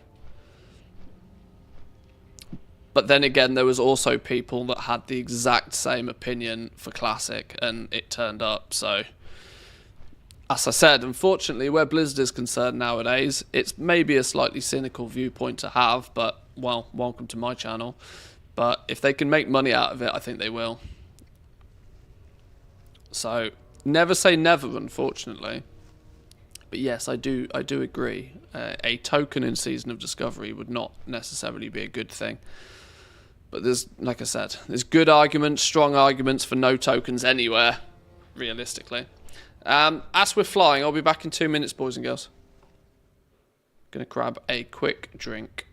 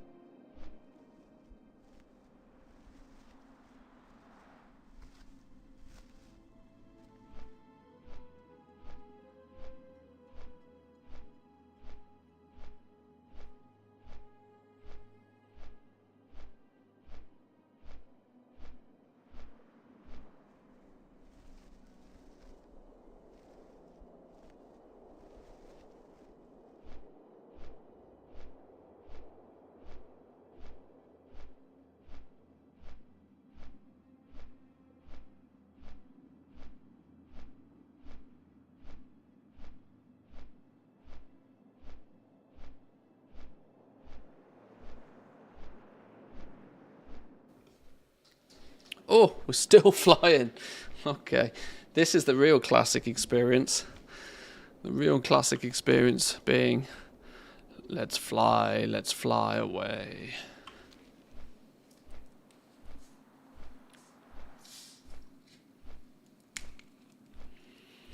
I'd love to see it continue into TBC.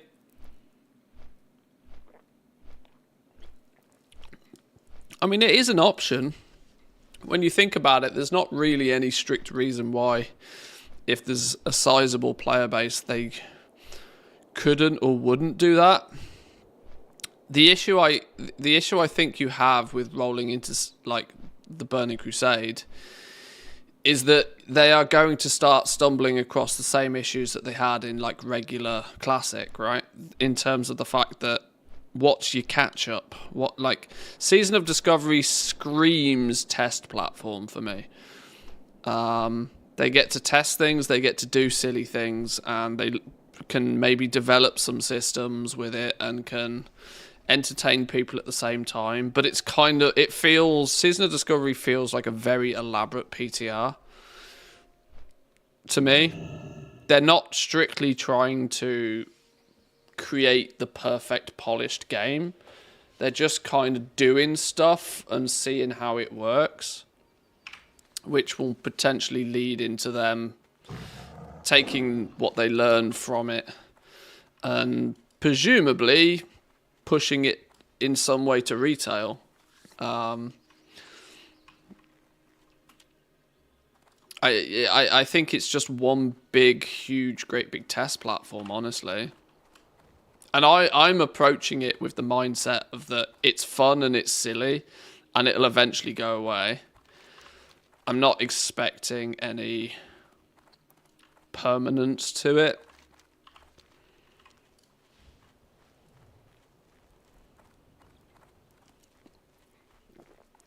I wonder how even they'll do another round of TBC or Wrath. It's kind of free money.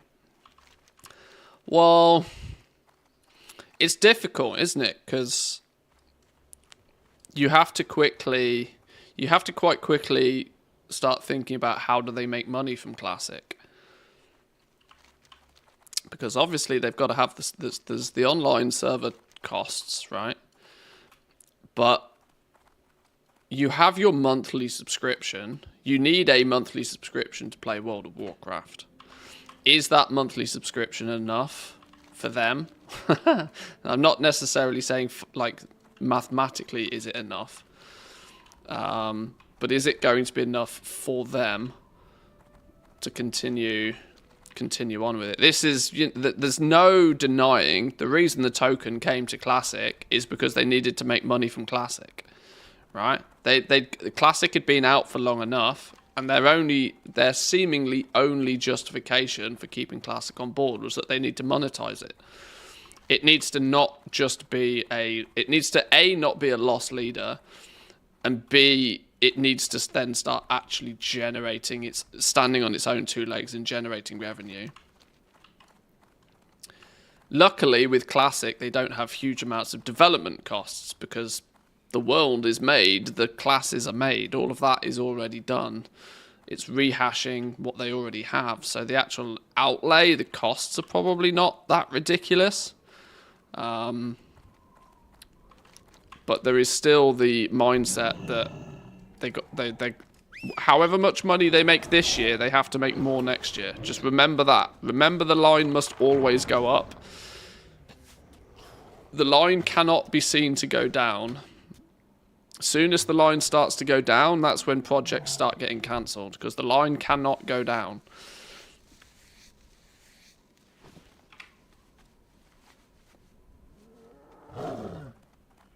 And so they would need to figure out, if they want to keep something like this up and running, how do they make it so it earns more money than it did last year? And how do they then, what's the 3 year, what's the 5 year, timeline for that?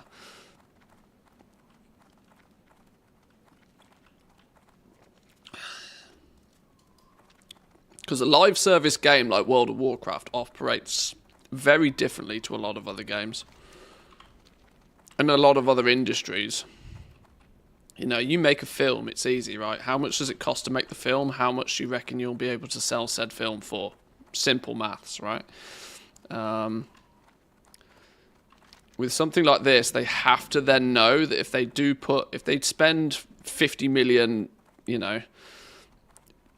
updating and building a new thing, how much is that going to return? I used to work in oil and gas. Break even basically means a 10% internal revenue on your investment, not zero break even like the rest of us think. There's more. The line has to go up, and you have to be making more money than you have previously.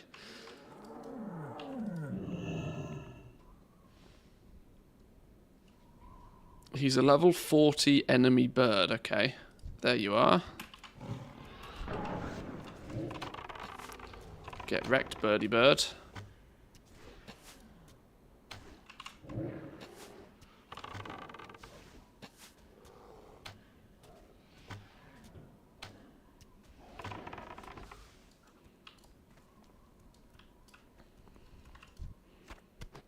Boom. Okay, it's going to take us back to South Shore. That seems a long-ass route home. Seems like a really long-ass route home. I guess we'll trust Zygor. Why not?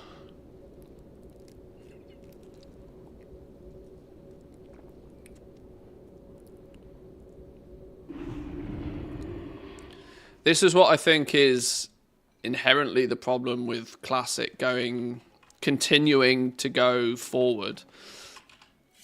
In terms of that, we're about to get Cataclysm. Now, It is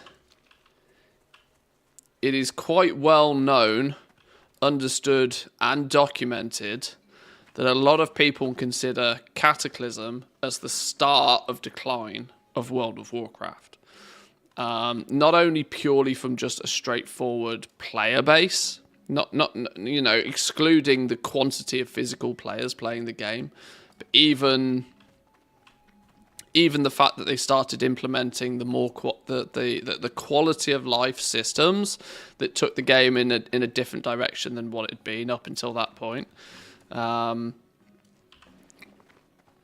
in a way worries me, because people weren't fond about Cataclysm the first time round, particularly. How are they going to be about Cataclysm this second time round? And considering that the line must go up, right? Remembering that one simple fact about how they operate nowadays. When Cataclysm first turned round, sure, the line needed to go up, but it was not so strict as Brother it is Anton now. still spreads the word of the Scarlet Crusade. Oh my. I once served the Scarlet Crusade with honor, loyalty, So, and pride. yeah, I believe their cause to be a noble one, to rid Azeroth of the undead. But I as don't know spent how it's time gonna at the go. monastery in Tirisfal Glades, I realized that their grasp on reality was slipping. They now think everyone is plagued who doesn't wear the tabard of the Crusade. Innocent men and women were tortured because they were supposedly plagued. The Scarlet Crusade must be crushed in the name of the light. You, adventurer, must destroy the deranged regime. As a player since 2005, couldn't give a shit about Cata Classic or Wrath Classic. Did it, got the t-shirt, mug, etc. Hence why Season of Discovery is Where new. would you like to fly to? A lot of this is one of the key reasons why I think Season of Discovery was so successful to begin with, because simply it was something new. It was enough new to make it feel worthwhile doing it again. I live in the same boat. Going back and playing Wrath of the Lich King, I did it. I did everything I wanted to do back then. I mean, I guess if there was stuff you didn't do that you wanted to do, then maybe you could try and do it now. But this is why regular classic just doesn't grab me in the same way.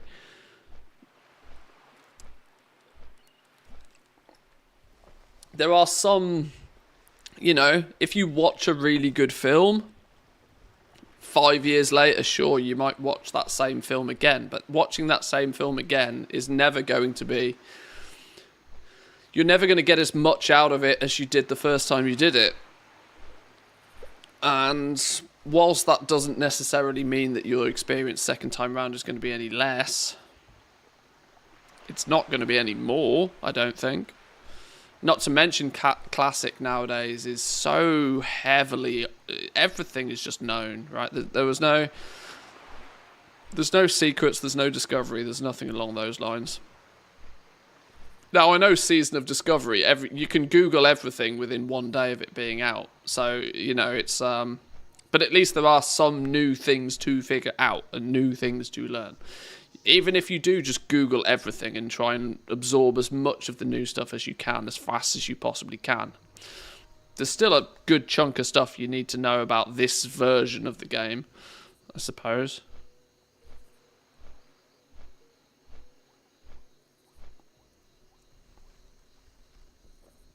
Pandaria and Cataclysm are actually my favourite expansions.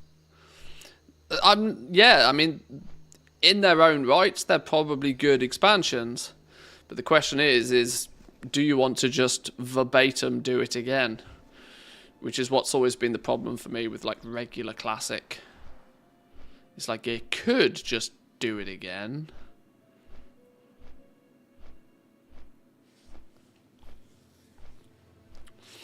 Tiller's farm? I remember the Tillers, yeah. Getting that flipping farm up and running. Planting your songbell seeds every day.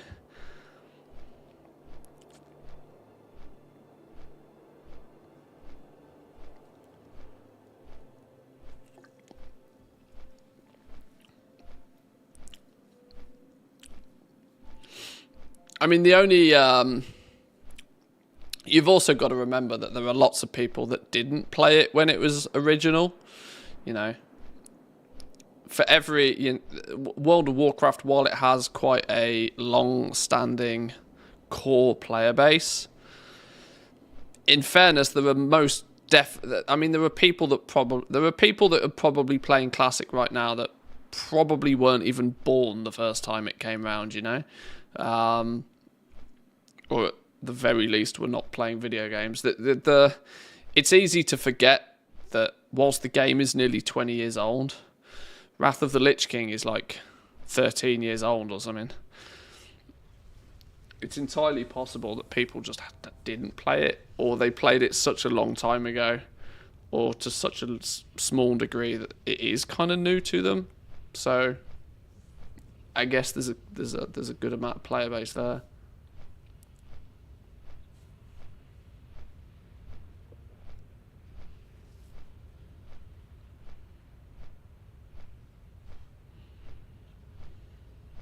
If they told us that Season of Discovery servers would be permanent, I'd be all in and fully commit, because it is fun. I mean, you can always play it on the assumption that that's the case. And if it turns out not to be the case, well, as long as you're having fun playing, it's not time wasted.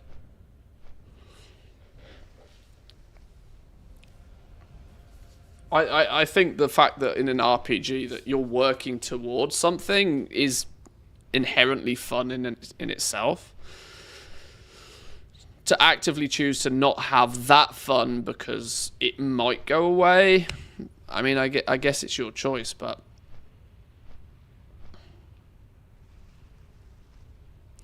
Thank God my granddad wasn't there to see me in the Pandaria's farm. I never helped him with the crops in his land. He would have castrated me or worse. Worse for taking care of a virtual farm. Yeah, that's true. Why are you spending all this time managing a virtual farm? You haven't even cleaned your bedroom.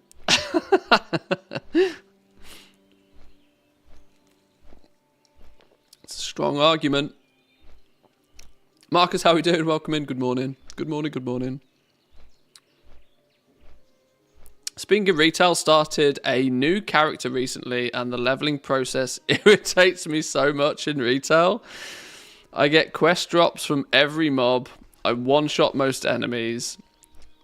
It's so boring. I want to see the world resisting my efforts. You're not going to get that from retail. Retail's arcade mode. Failure is not acceptable in retail. Failure is not an option. It's basically impossible to die in retail unless you are doing absolutely... in terms of leveling, anyway.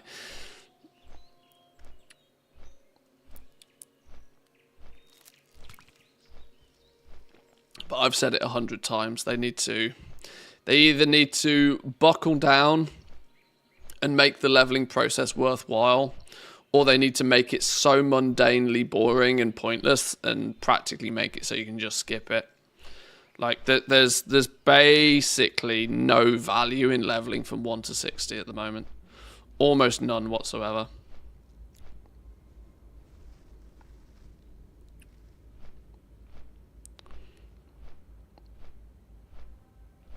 Morning meetings, morning stand-ups, spring planned now onto lunch. Maybe you can get something done today. Monday meetings. Monday meetings. That's why I swear that's the reason why everybody hates Mondays.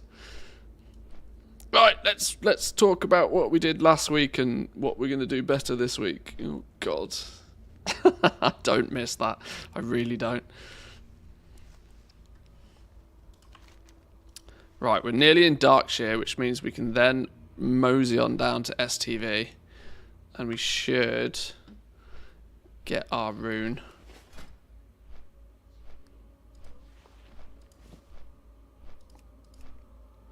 I'm not going to put this in because I'm not going to use this one.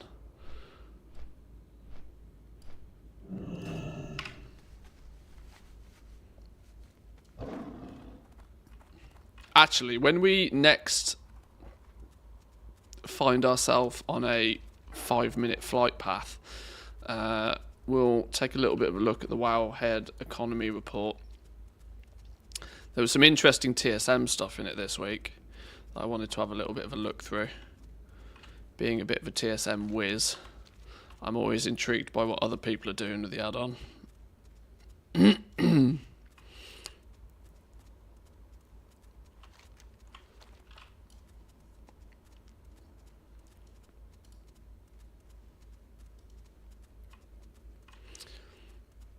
Yeah, I am somewhat concerned that they're not going to do anything with leveling though in retail.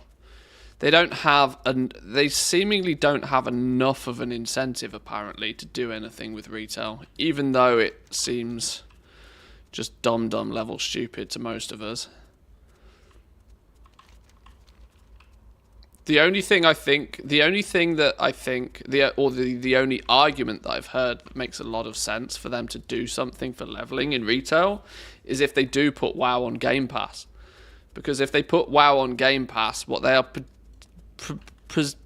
what they're fundamentally doing by putting World of Warcraft on Game Pass is using it as a funnel, right?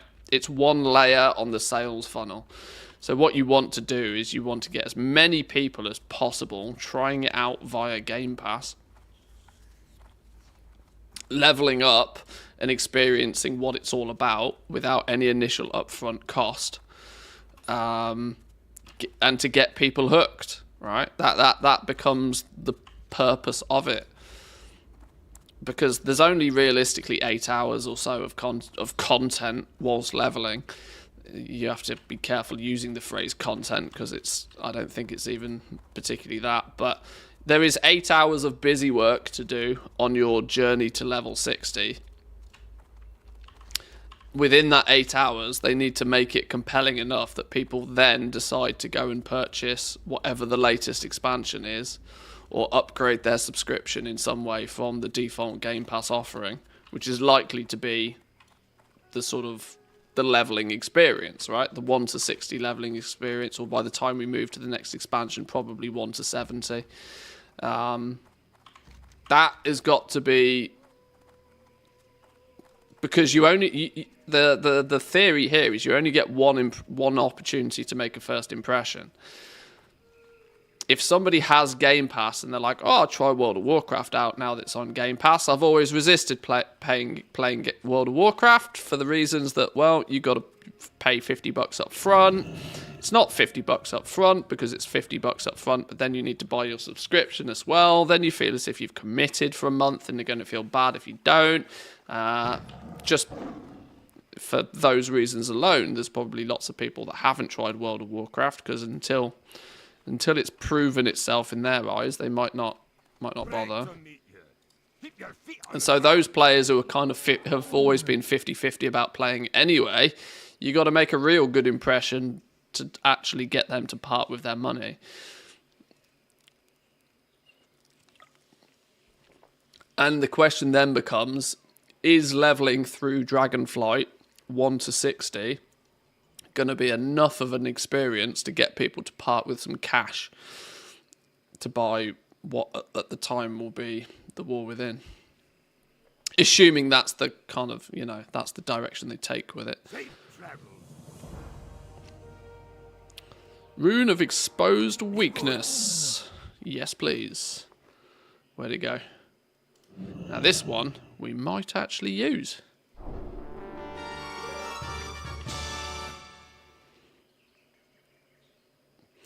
Your melee and ranged criticals increase your attack power by 40% of your current agility.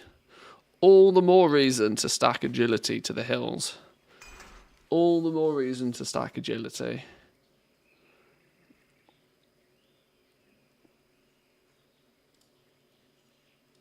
Okay. Right, I guess the next question is what's next? Exposed weakness, done.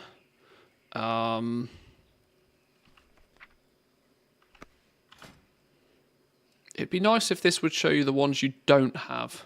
It'd just be easier to track. Trap launcher we've already started. Should we just do trap launcher because we've already started it? That makes kind of a lot of sense. And we need to be in Booty Bay to do it. So maybe let's do that. It feels so weird that you can be in the north of Stranglethorn Vale and you have to run all the way back up to Darkshire to fly down to Booty Bay. That feels weird.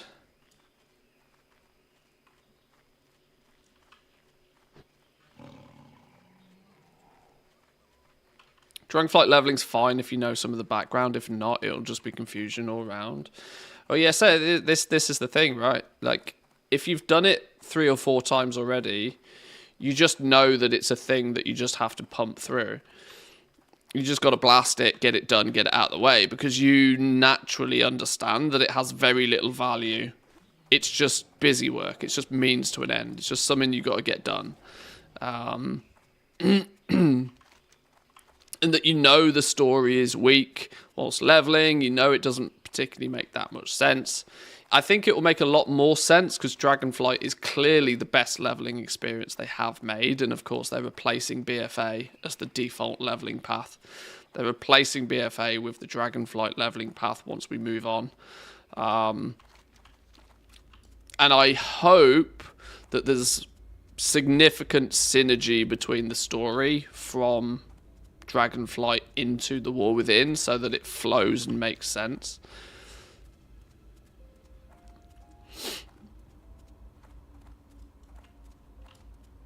So, maybe if they...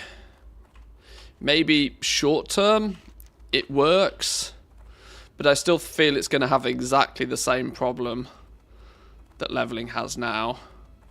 That you get thrown a huge amount of abilities, a huge amount of skills for your class. Often faster than you have time to do anything with them. You just get dumped, with 20 new buttons all of a sudden. Not to mention, if you dare to press the N button and look at the talent trees, it's like sheesh. This is the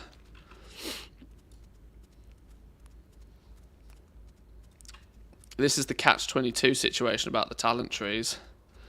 They're good for people that want depth. They're terrible for people that are new and don't know what they're doing yet.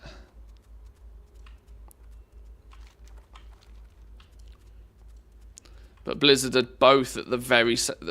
Blizzard have got a hard time with retail, a really tough time with retail, because they're trying to appease players who've played the game for 20 years and know literally everything about the game. They're trying to make those players happy, while simultaneously making it a good experience because they have to keep selling it every year to new players. So it's not an easy task.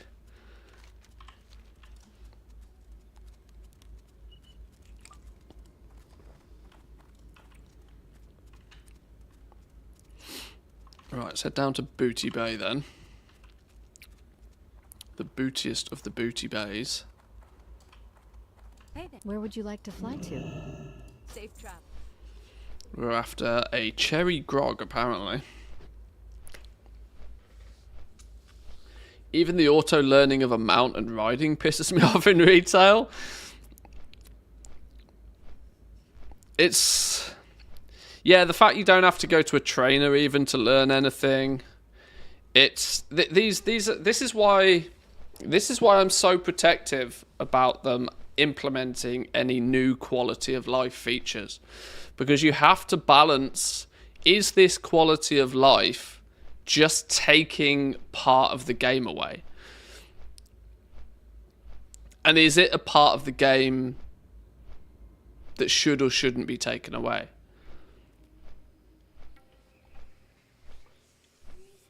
And this is why I call retail arcade mode. Because it doesn't feel like an MMO, and it doesn't feel like an RPG. Yet that's what's wrote on the box. It's about... Retail now is about as arcadey as you can possibly get. Within 5 hours, if you know what you're doing, you can have a new character within the latest expansion's worth of content. With as little as a weekend's worth of play, you can take a brand new character and mostly get them fully geared up within a weekend. You can start a character on a Friday evening, have it mostly leveled by Saturday. You can finish off you can do the Dragonflight leveling 60 to 70 experience on that Saturday, and then you can bang through a bunch of Mythic Plus with friends and guild members on the Sunday and be pretty geared by Sunday night. If you wanted to, roll a new class, you can have it done in a weekend. Which is counterintuitive for a game that wants you to continue playing it. right? At that point, when you can quote unquote complete the game, you can start playing a brand new character, have it fully leveled and pretty well geared within a weekend. Where's the justification for a monthly subscription on that? You know, that they set the expectations. They're kind of, Blizzard have backed themselves into a corner in a little bit. It becomes so much more difficult to justify a 30-day subscription in a game that you can practically complete in a weekend. This is the issue. Sometimes slow and steady progress is actually a core component of a video game. And retail is just way too goddamn fast. Way too goddamn fast if you know what you're doing. And even if you don't know what you're doing, as we mentioned earlier with leveling, it's almost impossible to go wrong. Almost impossible to die. You have to pull an entire zone to go wrong, right? Or just not have any buttons on your bars. Time is money, friend. So Keep it real. it's a challenge for them to find that balance. Greetings. Fight well, friend. Go forth to victory. Find Ilari Duskfeather near Arathi Highlands and get access to a cache of stolen loot. Okay. More flying. All the way to Arathi Highlands. Oof, Jesus, that's a flight and a half. Okay, this is where we're going to take a little bit of a look at the WoW Economy Weekly Report, I think. That's a flight path and a half.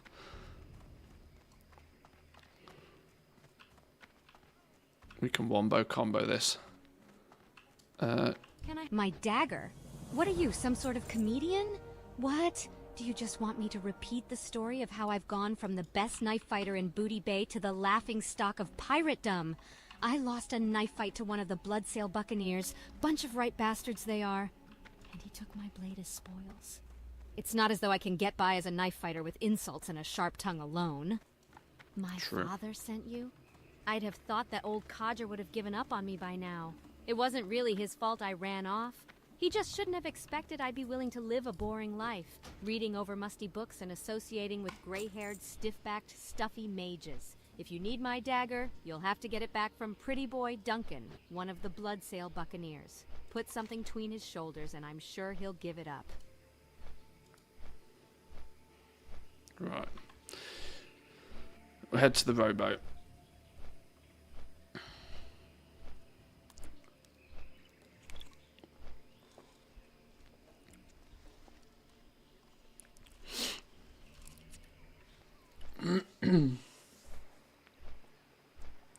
As a veteran player, all I want is new content occasionally. I don't care for new systems and abilities, etc. I do think they systemize retail way too heavily. Yeah, I think the time and effort they spend on systemizing something goes at the cost of just producing something new. I think, and I think what they almost shoot themselves in the foot sometimes because they have these great ideas which they can implement the foundation of relatively quickly. From a gameplay perspective, I think they can give us something new quite quickly. The Forbidden Reach is a good example of this for me. The Forbidden Reach wasn't overly systemized, and they were able to churn that out super fast, right? A new zone, few things to kill, few things to do, bit of content, a bit of an area to explore. It wasn't great. It was filler content, but it was content none the same. But often when they try and overly systemize things, they create a piece of content and then there's got to be 3 levels of system built on top of it. And that system only goes to serve to slow down development aggressively, I think. And often leads to it feeling clinical, is the way I've described it previously. Everything in retail feels super duper calculated. Everything is there for a reason. Every every rep grind has been carefully mathed out to determine how long is it going to take players to do it, and is often optimized so that it takes people a certain amount of time. The flipping archaeology thing in 10.2.5 is the best example of that. That they were like, right, here's this new mini event that we want people to do. How do we make sure that these people are still going to have reason to do this in 6 weeks, 8 weeks time? Well, we'll stretch out, we'll structure the rewards, we'll make a set of gear that clearly people are going to want the whole set, because who wants half a set of gear? So clearly people are going to want all 8 pieces of the set, and we'll price each piece of the set so that you can maybe only get 1 piece a week. It's all super carefully calculated. And the problem is with retail, as soon as you see that, and soon as you start to understand what it is they're doing, you start to see that pattern appearing everywhere. And it can quite easily cut through like the actual fun of doing the thing in the first place.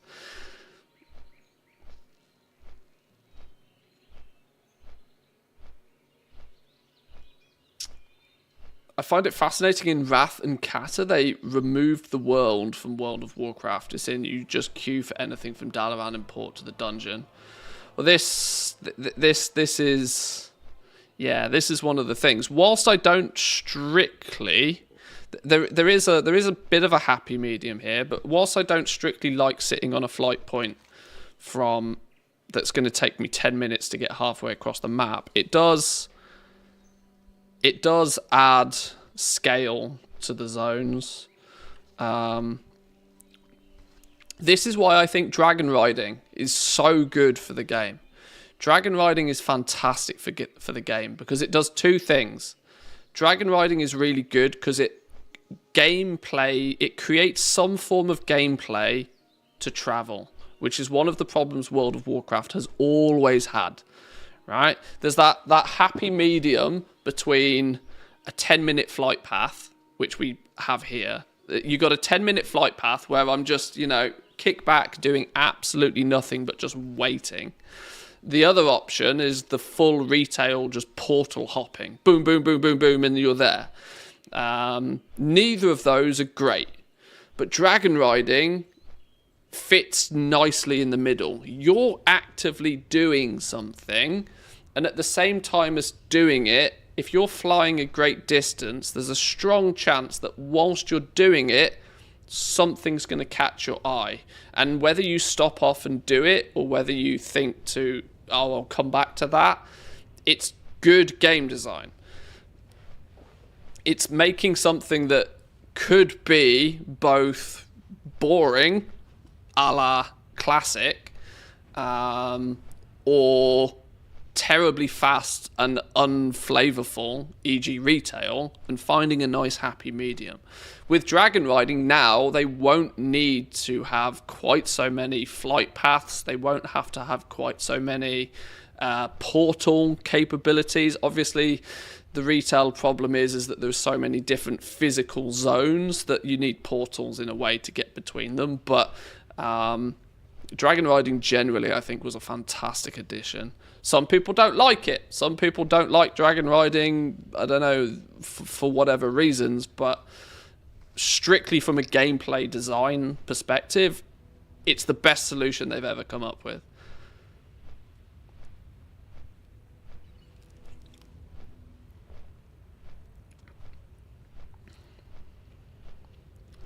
Whoa, hang on. Salt and vinegar pork scratchings.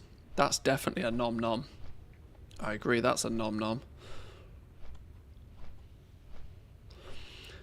Remember the vanilla days take so long to get from Ironforge to Maradon that when you got there you had to replace somebody because now they had to go and eat their dinner.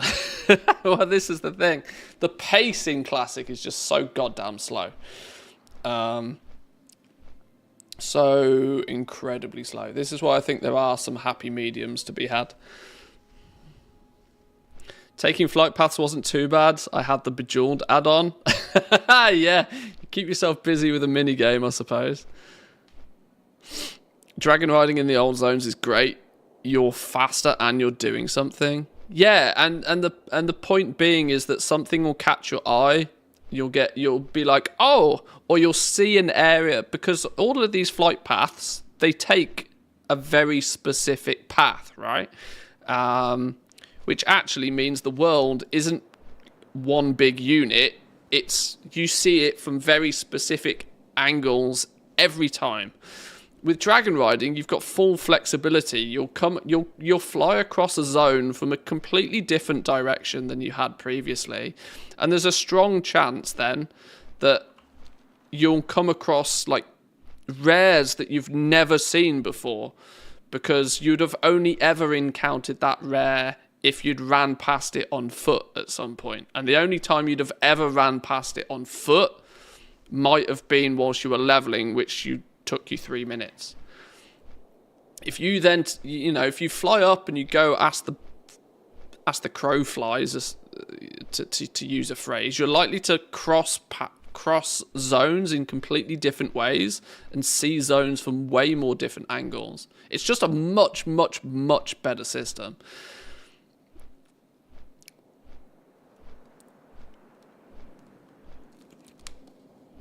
So much so that I wouldn't mind if they took out half of the flight paths now. Flight paths are a convenience because, of course, it means that you can, if you need to or if you specifically want to, you can jump on a flight path and AFK for 5 minutes while it takes you somewhere.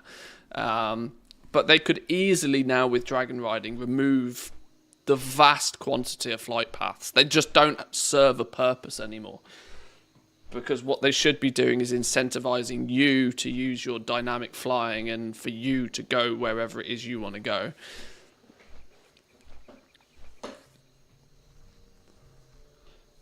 I wish flying had never been added to the game. Well, so did Blizzard. They clearly... excuse me. They clearly had been wishing for a long time they'd never added flying.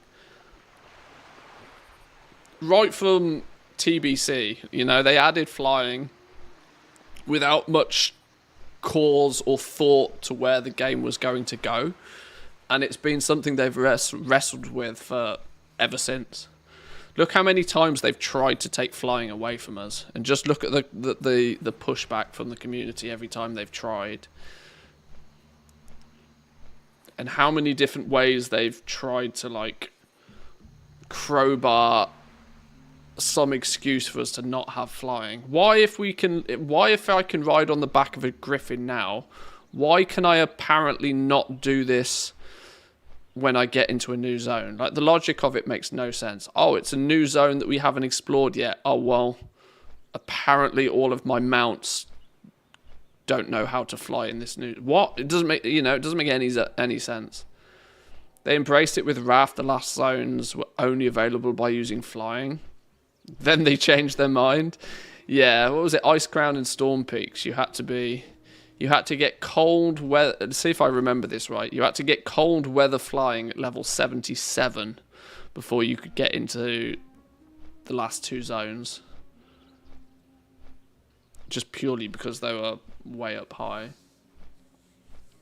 But yeah, much after that, they just kind of were like, well, flying's here, I guess.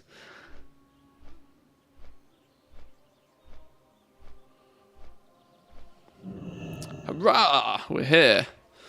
Let's get Spot out. Is he still happy? He is. Good. Right, click a rowboat, apparently. Looks like a small brown wooden boat in the water near the shore. You'll be transported to another location.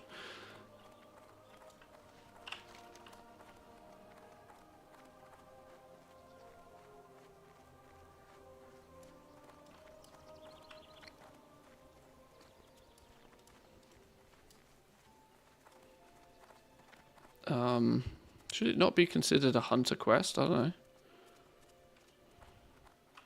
I don't even know.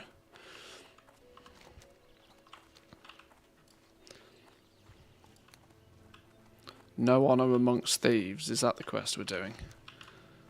No honor amongst thieves. This one.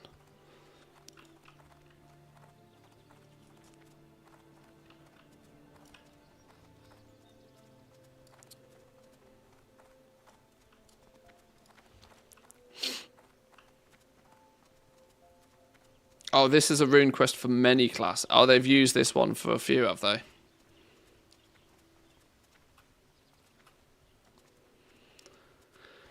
Preach it from the mountain, Kata was the beginning of the end. So many people have that opinion. And if you were to break it down and to like purely analyze it, it kind of makes sense. People aren't strictly wrong about that. How do we have to hop down there? Is there an easy path down here, or are we I'm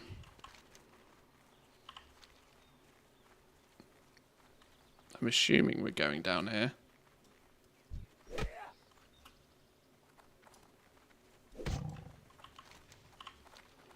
Oh, here we go. This looks promising. See you later, suckers. Haha! A boat. Off to sail the 7 seas. Or knowing Azeroth, it could be 500 seas. Ah, nice. Talk to Illidari Duskfeather on the docks. Where did it send? Oh, it sent us all the way over here. Okay, cool. Does this mean this is an area we wouldn't otherwise easily have access to? It does, look. Cheeky. Did they make this just for Classic, or is this just for Season of Discovery, or is this always in Classic and you just...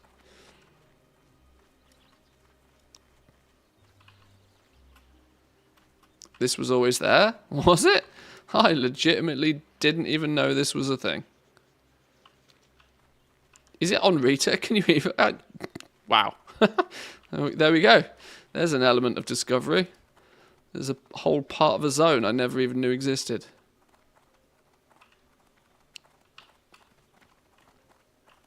There's our putty cat. You're the one who attacked those Alliance camps in Desolus. Why, that might be me. I'd do it again if those damned marshals weren't so persistent. Kalimdor belongs to the Kaldori. I refuse to see it defiled by the lesser races. I sympathise with your plight. Kalimdor is ours and ours alone. Hang on, are we meant to be picking the right options here? I don't know. Go through the dialogue prompts. Oh, I accidentally selected the right one. Check me out. Collect the key. There we go, we got the key. Markers complete.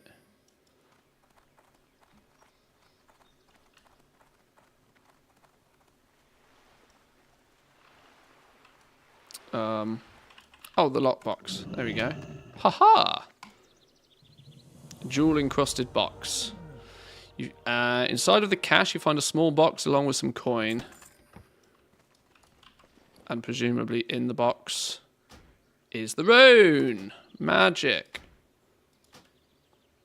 Hello? Don't bug out on me.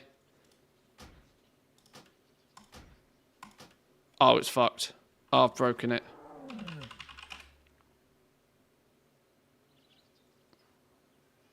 I think the waste of time Mog took place here. Yeah, I didn't do that. I mean, it literally is a waste of time. Idiots. Flipping told you. Game, let me take it! What? Yes!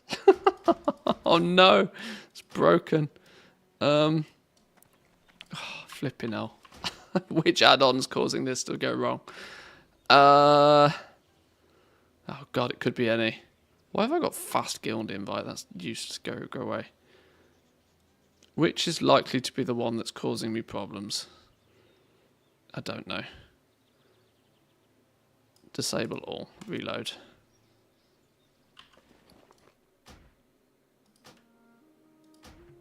Wow, it doesn't work with all... Still doesn't work. All add-ons disabled. Blizzards?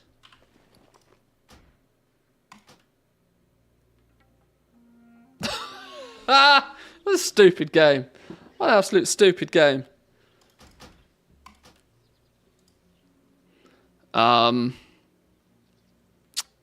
Okay.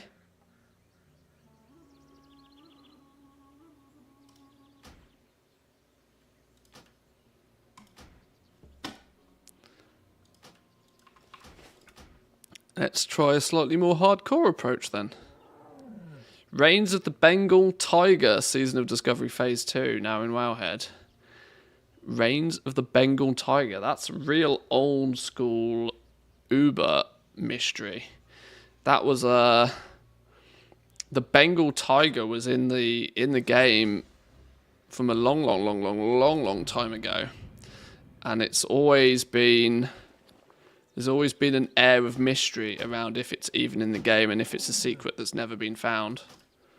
Okay, it's just fucking foobard. Right. A yet more hardcore approach.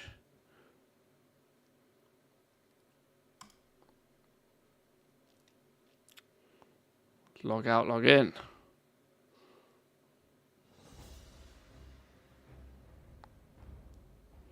Well, I guess we're not using Trap Launcher at this rate. God, look how fast shit loads when you have add-ons off, though. Yep. Bollocksed. Okay. Seems to be a common problem if you toggle Rune of the Trap... if you Google Rune of the Trapper bug. Delete the cache. Oh, your cache folder. I just won't use it, it's fine. Exit game, delete cache folder.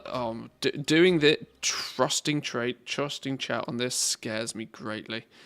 Now to remember where I even install the game. Presumably around here somewhere.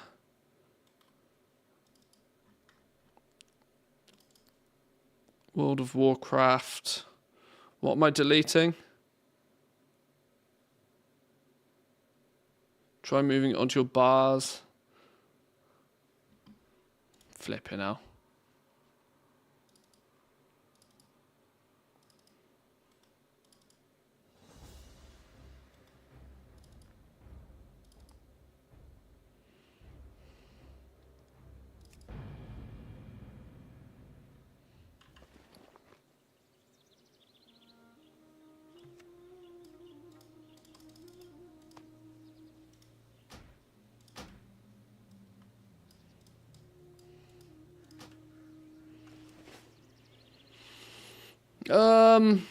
Fuck it. I'll fix it after stream. It's fine. I'll just leave it where it is. I wasn't going to use it anyway. It wasn't a rune I was going to use.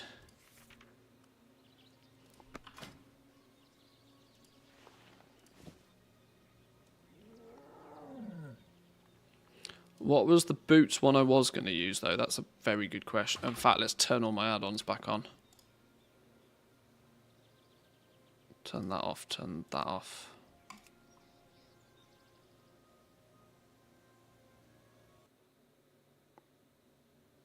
You can trust us, not allowed to lie on the internet. Yeah, that's my problem. Alright, I think we're good. I'll figure it out later. Do not worry. Do not worry, I'll figure it out later. You can eat some of this, I suppose. Wow, I can't even apparently replace. Is that not something that can be put on a bar? Apparently that's not something that can be put on a bar. Can that be put on a bar? No, apparently not. Okay. Okay, my entire game's just foobarred. Whatever. Right, Trap Launcher. I'm going to assume or claim that that's done. Invigoration Rune. This is the one I actually wanted. Buy an etymology starter kit. Where are we going for this? Miles away. Blasted lands of all places. I can't just get there, Zygor. I'm going to tell you that right now. Can we take the boat back? Does the boat back work?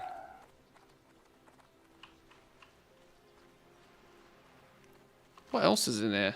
Out of curiosity. Any cheeky NPCs or vendors or loot or something around here? An horse?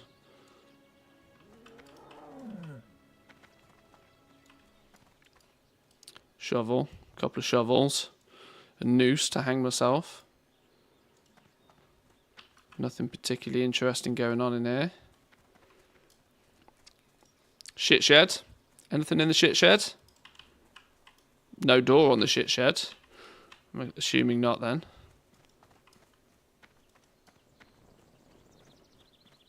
And a cozy little shindig. Cozy little shindig.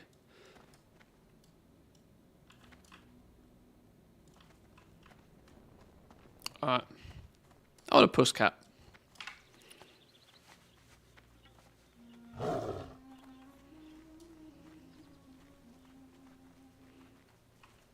I'm assuming we can take the boat back at the very least. When's my... I've got 13 minutes till my Hearthstone's up, so I'm going to have to...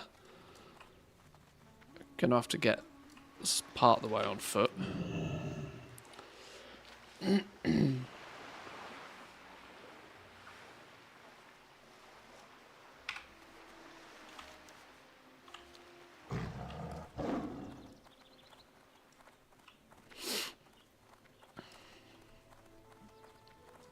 Right, so how many runes is that now? Technically 11. We'll go technically 11.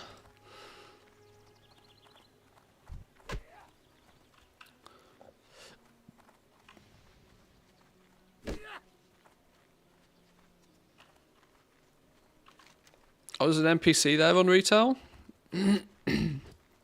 Probably going to sell some time-limited pattern or something, I'd bet.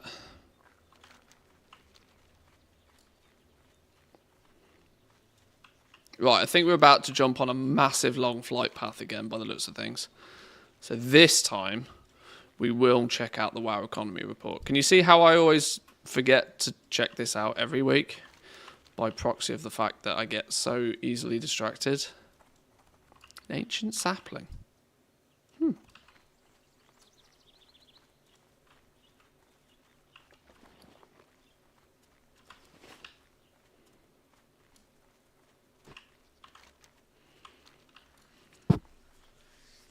Tell you what, there's way too many quests on my map as well. I'm in two minds whether to do the same thing as we did. I'm in two minds whether to clean the map or not, because cleaning the map I didn't clean the map of quests in phase 1 on this character at least anyway, which meant that when it came to leveling to 40, I had a relatively clear path all the way to 40. It's not like I'd done half of the quests and then had to make up the experience from somewhere else. So it allowed me to just, you know, stroll up to 40, no real problems. That said, I could do with gold. I could do with some easy gold. Hello, cheeky raptor hide belt. Don't mind if I do. Safe travel.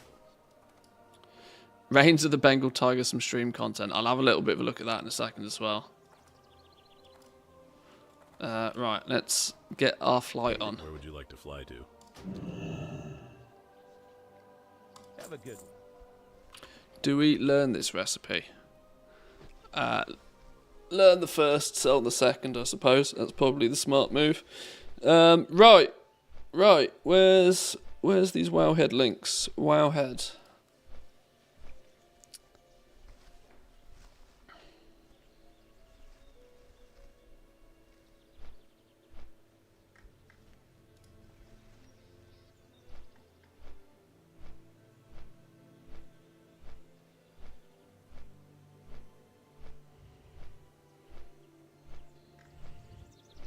They're trying to flog the collector's edition on the store again? It's the end of the expansion. Okay, sure. Right, we'll have a little bit of a look in a minute. Time to fly, time to pee. I'll be back in 2 minutes and then we'll have a little bit of a look at some of the news. Entertain yourselves for 2 boys and girls. I won't be long.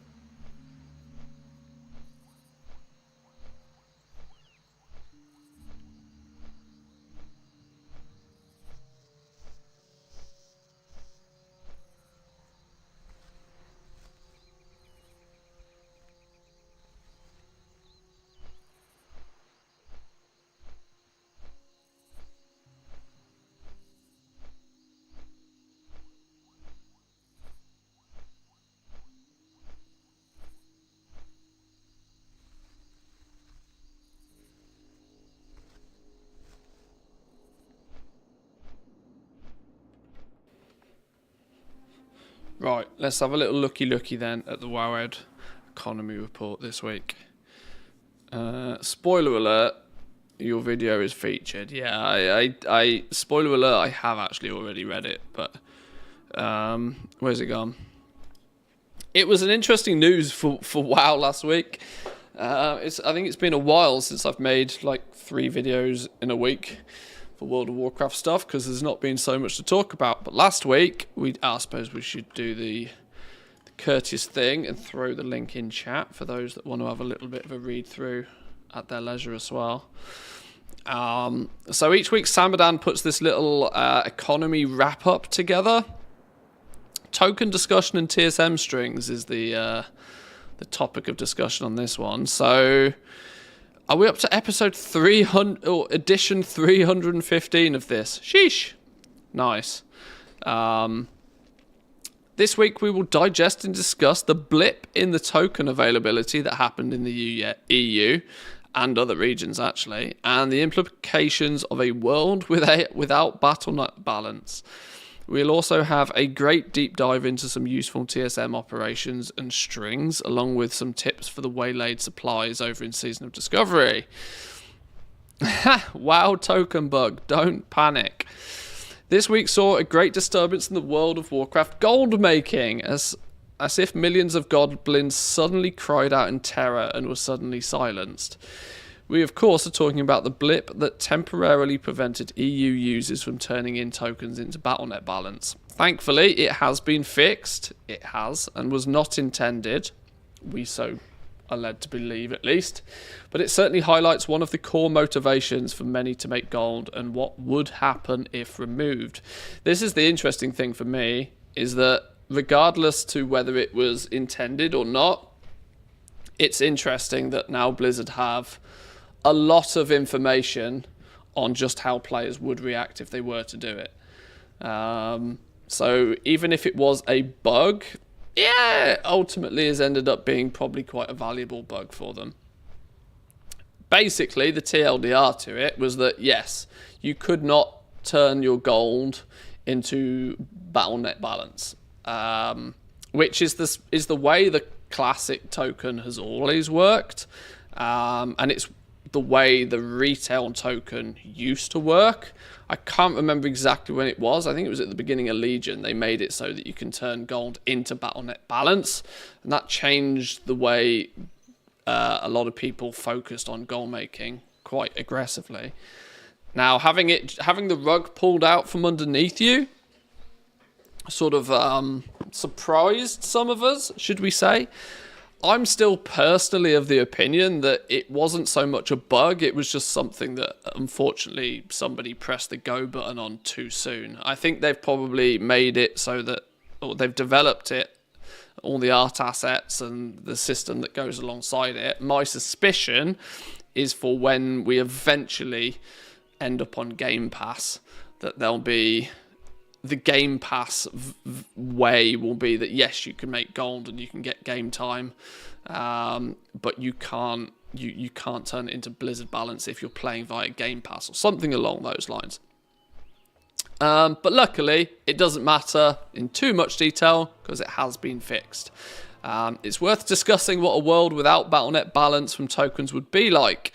What is your motivation point between spending real money and playing via the tokens? I was quite surprised to see just how many people came forward and were like, yeah, if I can't turn gold into Battle.net balance, I'm out. See you later, I'm done. As it's clearly the main reason or the biggest contributing factor for people to continue their focus on making gold, as it not only allows them to play World of Warcraft practically for free, it allows them to play any Blizzard game they so choose practically for free. Now, to have that luxury taken away, it's understandable why your desire to continue making gold would reduce, would diminish.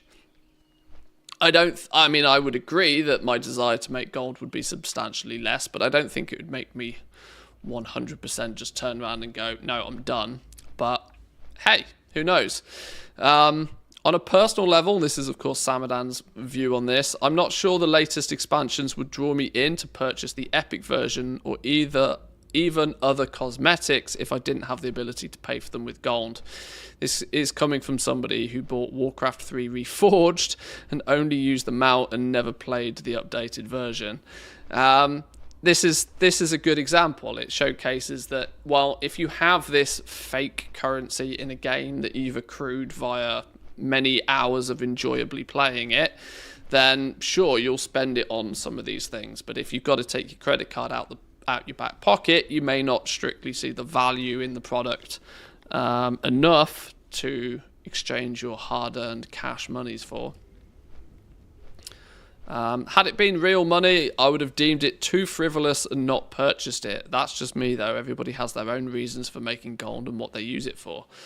From Blizzard's perspective, it's simply a redistribution of other people's money with a bit of profit in it for them. Somebody buys a token with real money to get gold that somebody else, so that somebody else can use their own gold to get Battle.net balance instead of real money. In theory, it's a win-win for everybody.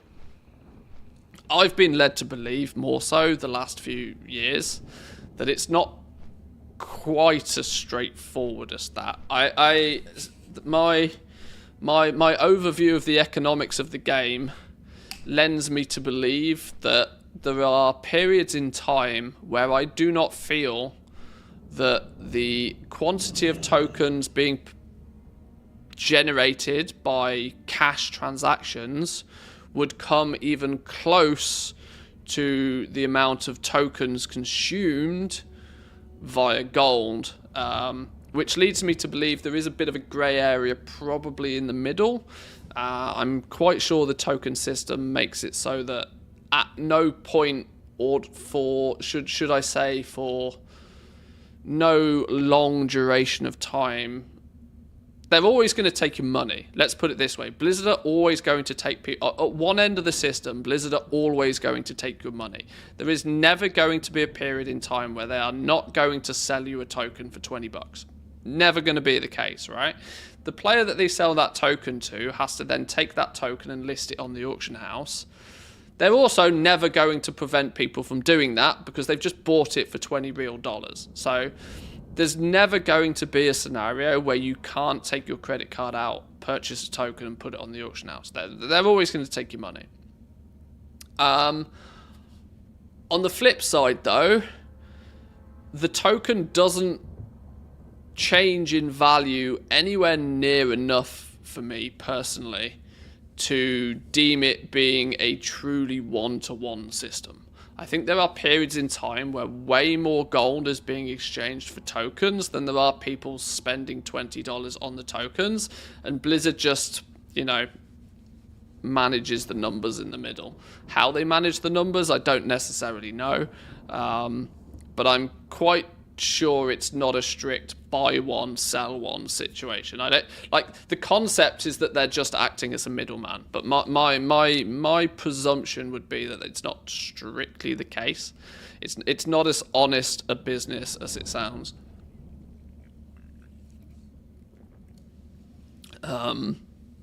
Just like I would imagine at the beginning of expansions, for example, there are probably huge amounts of people spending $20 to get themselves an injection of gold to start the expansion, whilst seemingly nowhere near as many people are going to be cashing out their gold for Blizzard balance and things at that period in time. So they've been out of stock though, so I think it's one to. But they're only ever out of stock momentarily. And I think that's a safeguard system more than anything else, right? I think it's a safeguard system in terms of if too much gold is exchanged for tokens in quick succession by multiple accounts, I think it's a safeguard feature that they hold up a sign and say they're out of stock. They turn the system off. They hold up a sign and they say that they're out of stock, whether they are or not. They do that as a safety precaution, right?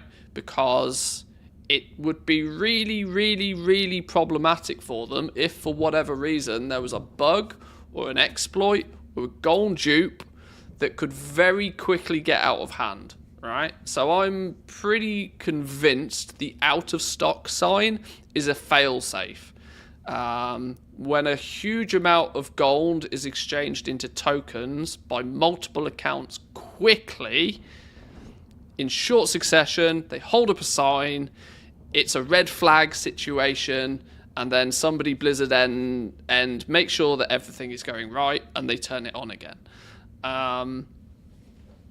That's to me the more sensible approach to it. I don't truly think they're out of stock. I don't think that's the case.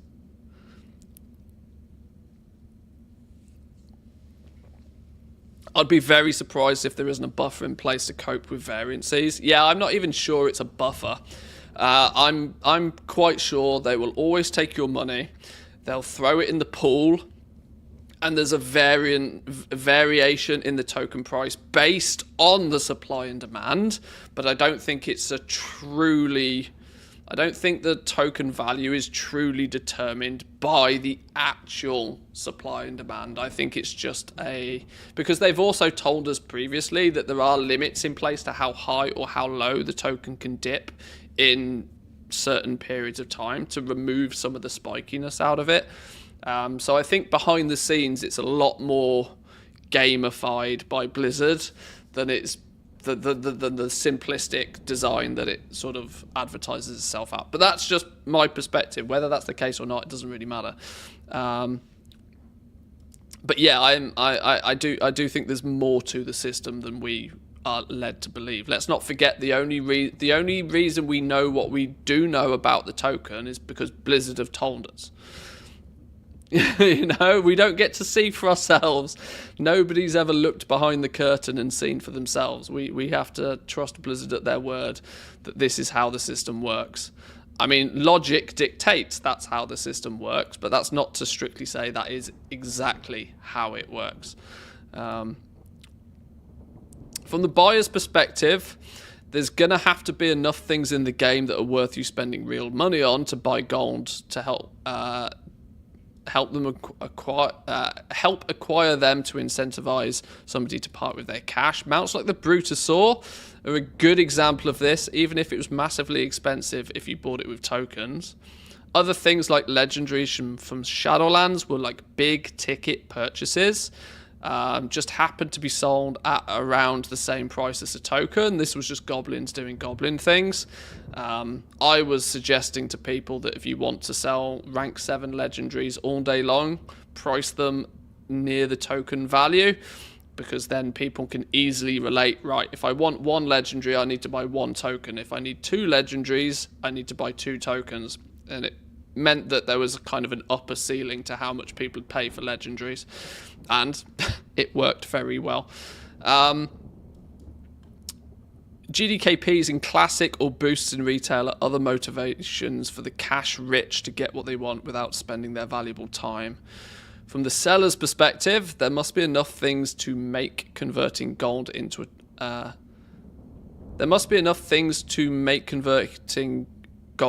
token worthwhile. Game time being one of the most compelling factors, but there's only so much game time you can accrue. What else is there without BattleNet balance? With BattleNet balance, you can buy the expansions, the services, character boosts, cosmetics, even other games.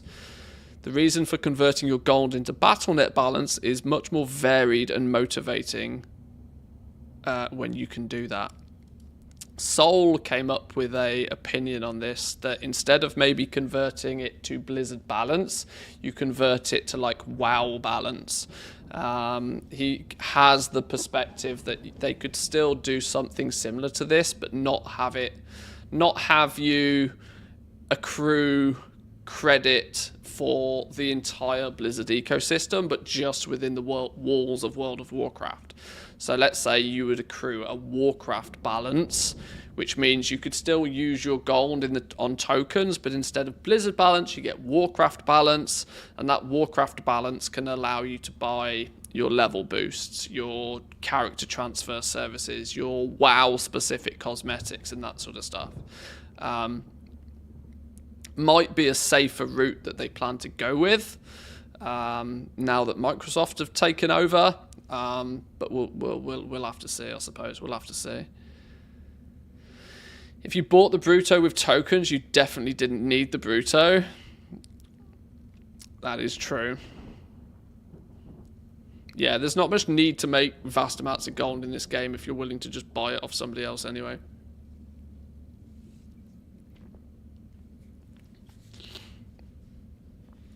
Gotta catch them all though, right? Gotta catch them all. As a result, the economy self-balances the supply and demand with the price of the token. Tip the scales too much in one direction and who knows what will happen. Look at what happened to the token price when the news hit. Well, this is what happened, right? The blue line is what we're looking at here predominantly. This is because as soon as the change went into effect over on the EU, Team NA caught wind of it and cashed out a bunch of gold, spiking the value of their token very quickly. For it to then only be, for then it only to be implemented over on Team NA and it to tank the price all the way down again until it was eventually fixed and things kind of went back to normal. But yeah, there was a day or so of crazy, day or two of crazy. Since the Microsoft acquisition, there will be changes in the future. We just don't know what they will be yet. We've already seen Diablo 4 is coming to Game Pass, so what about WoW? What will happen to the token? At this point, we're guessing, right? A lot of it is guesswork. We don't strictly have all of the answers, but you can. There is a difference between guessing and an educated guess, right? With everything that we've seen so far, the educated guess is that all and every Blizzard game is likely to go on Game Pass, inclusive of World of Warcraft, considering it's Blizzard's biggest IP. The question is just how will they do it? And will it make any significant changes to things like the tokens? Which I suspect it probably will. It probably will, but time will tell on that one. Let's move on though. Waylaid supplies in Season of Discovery. With the introduction of Phase 2 in SOD, Waylaid supplies are back in demand for their reputation and XP rewards. Lazy's put together a little video by the looks of things on how you can profit from them. Phase 2 is upon us. Immediately I went to work with my professions and we have some results. Boxes are still giving rep and they also give a slight bump of experience. So filling them makes a lot of sense. Blizzard also recently changed it so that you have to fill up the boxes to turn them in at all. Couple this with the likely a new rune locked behind Revered. Now the grind is less annoying and the turn-in items will be rolling. Now, correct me if I'm wrong, there isn't a new rune at Revered, is there? I saw reports of people being incredibly frustrated that they hit Revered and felt as if they didn't need to. Is that still the case? What is the true crack behind this?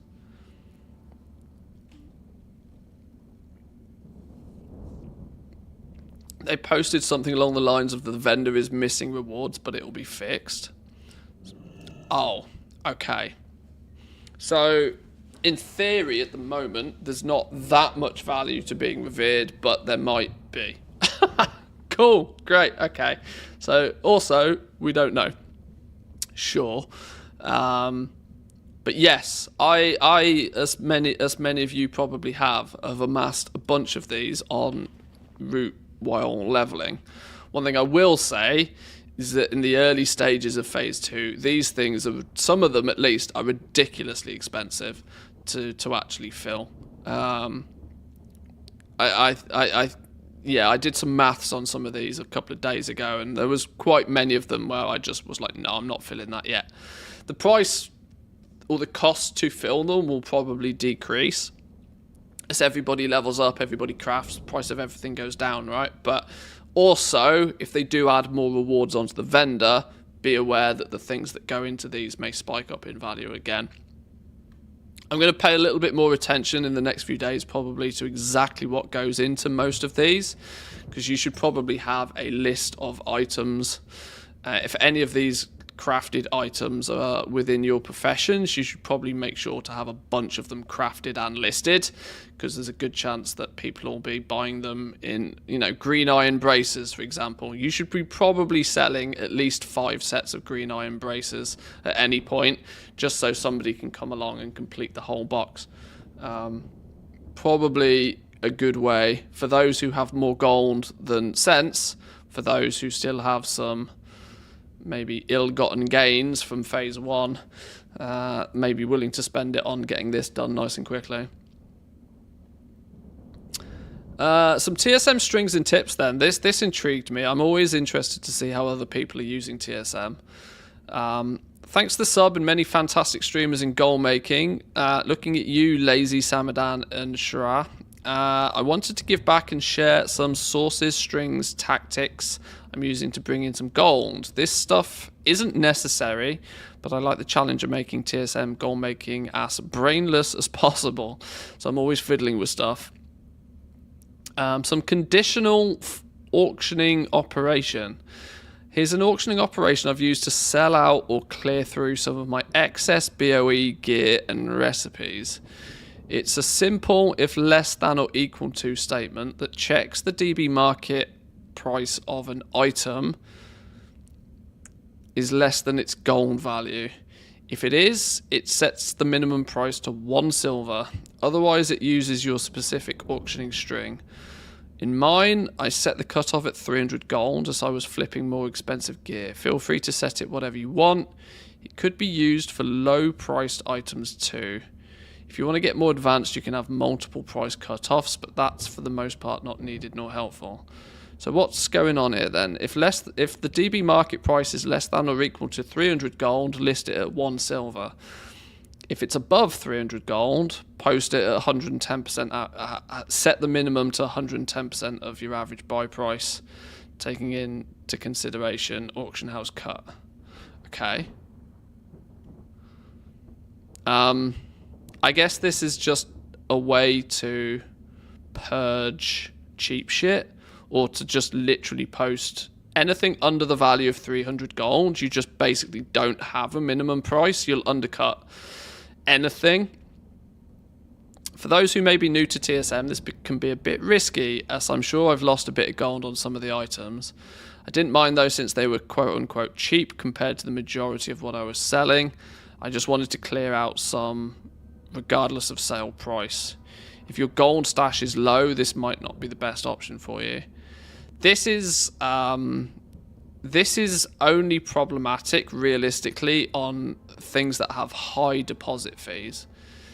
Because often you can sneak into a problem where you post something a few times for a low enough price that your deposit fee actually ends up being more than what you'd have got by just vendoring the item in the first place.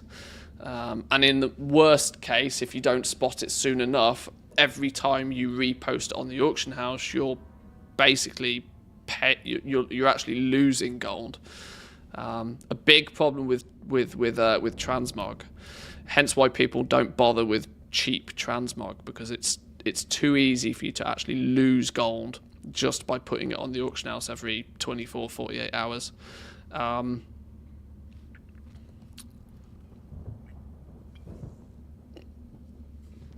I guess this is also somebody that isn't farming transmog though, because they're using average buy, so the likelihood here is that they're buying transmog pieces and just trying to flip them. I would say though that even on flipping transmog, a 10% profit margin is dangerously skinny. But either way, yeah, considering this is used to like just sell through some stuff, this goes by the theory that if you just post it cheap, get it gone. I have a magic number for like stuff I just want to sell.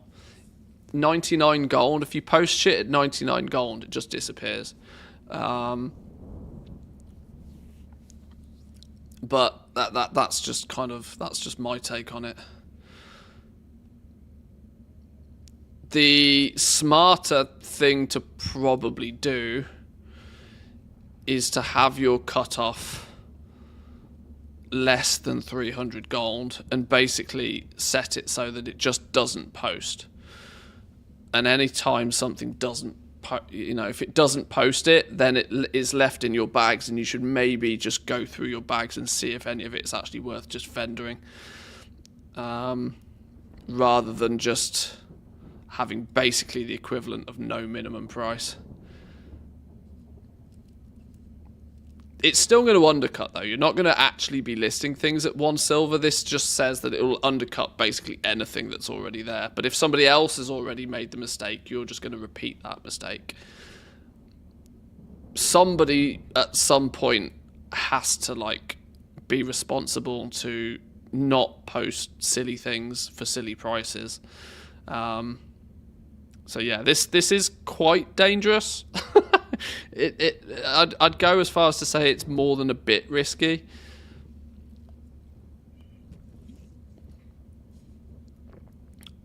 I make a few hundred gold a day just by hoovering up things listed below vendor price and then just taking it to well, exactly, yeah, you can do, yeah.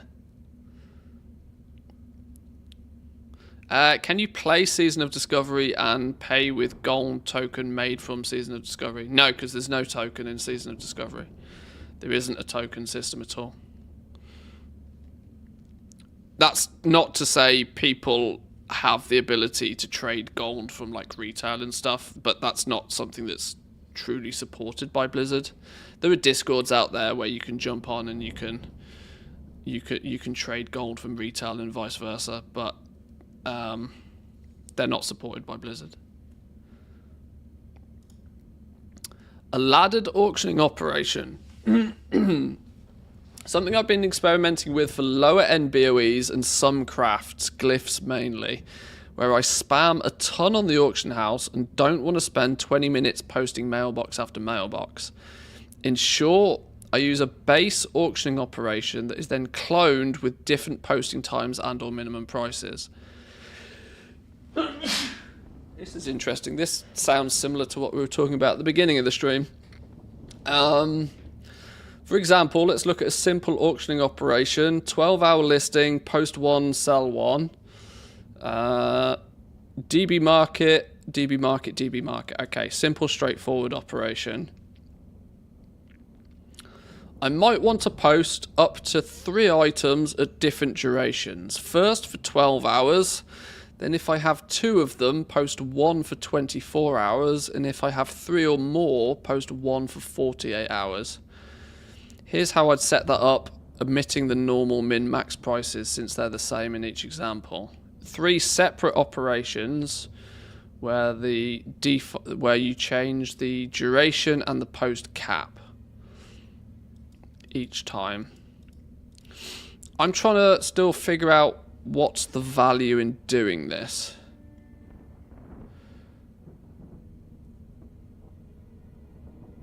Because I've done similar things to this before, and I've encountered problems with doing this that the next time if you were to then press the auction post again, it would repeat the same ones multiple times. In this case, we just change the post cap to the maximum we want posted up for that duration. If we want up to 4 posted, but 2 at 12 hours, 2 at 24 hours, you'd set the post cap for the 12-hour duration operation to 2 and the 24-hour operation to 4. Took me a bit to get the hang of it, but once the light bulb came on, I was off to the races. I'm still not sure why. You can do some more fun stuff with this concept. Post half your inventory at some price point and half at market price. Attempt your whole stock with the don't post items option for your minimum price. And if the lowest price is below your minimum price, post 5 singles at your normal price to help bring the market up. Well, you don't need separate operations for this. You can do that within one operation. One of the options you get to pick is ignore auctions below my minimum, which would practically do exactly the same thing as that. If you're making an operation, you can ignore auctions below minimum, and if all of the auctions are below your minimum, then yes, you'll post at your normal.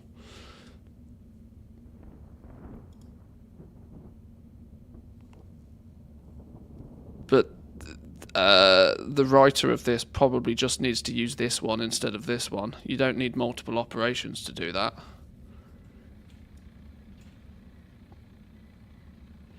Use the amount kept in bags option to further customize the quantities posted. Gets a bit wonky to think about and set up, but I've used it for some success before.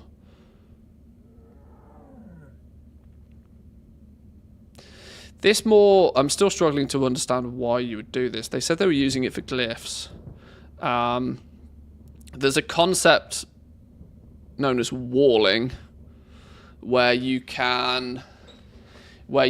would deliberately post stacks of things or quantities of things at certain price points.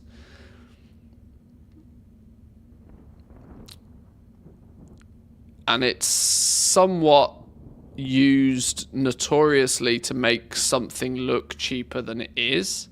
So let's say for example you're posting glyphs. You could post 10 glyphs at 100 gold a piece and then post 1 glyph at 25 gold. And you would do that shortly after a reset happens, for example. Let's say the market price of a thing is only 10 gold anyway. You post most of your stack at 100 gold. You then post 1 at 25, so it looks like you've got like a 75 gold discount. But the actual market rate, particularly for that item, is only 10 gold to begin with. So your 1 at 25 is still like over double the price they normally are or should be. It means if you look at it without the use of add-ons, it looks like that 1 is an absolute bargain, and somebody will buy that 1 to relist at 99 to try and flip it or to make a profit, when in reality those 1s at 100 were never designed to sell anyway. It's kind of actually more referred to as price anchoring, that your perceived value of a product is often dictated by the first price you see of an item. So if you were to let's say the car showrooms do this really well. It's called market manipulations, yeah. But price anchoring is often used in car showrooms. So if you've ever walked into like a proper car showroom, the big, shiny, expensive Ferrari is always at the front, right? The very first thing you see when you walk into the car showroom is the biggest, most elaborate, most expensive car you've ever seen in your life, right? The $250,000 Lamborghini is the first thing you see. That anchors that big, huge number in your brain. So then when you see you see the Porsche for 50,000 behind it, it looks relatively cheap. It's cheap compared to the one you saw first. That big, expensive one anchors that value in your mind, and so you then compare the prices of other things against that. It's a smart sales tactic and marketing tactic that you can kind of fake with some clever shenanigans in TSM, but in today's markets, I don't know how well you'd get away with doing that. It's the kind of stuff that probably works much better on Classic than it does on retail.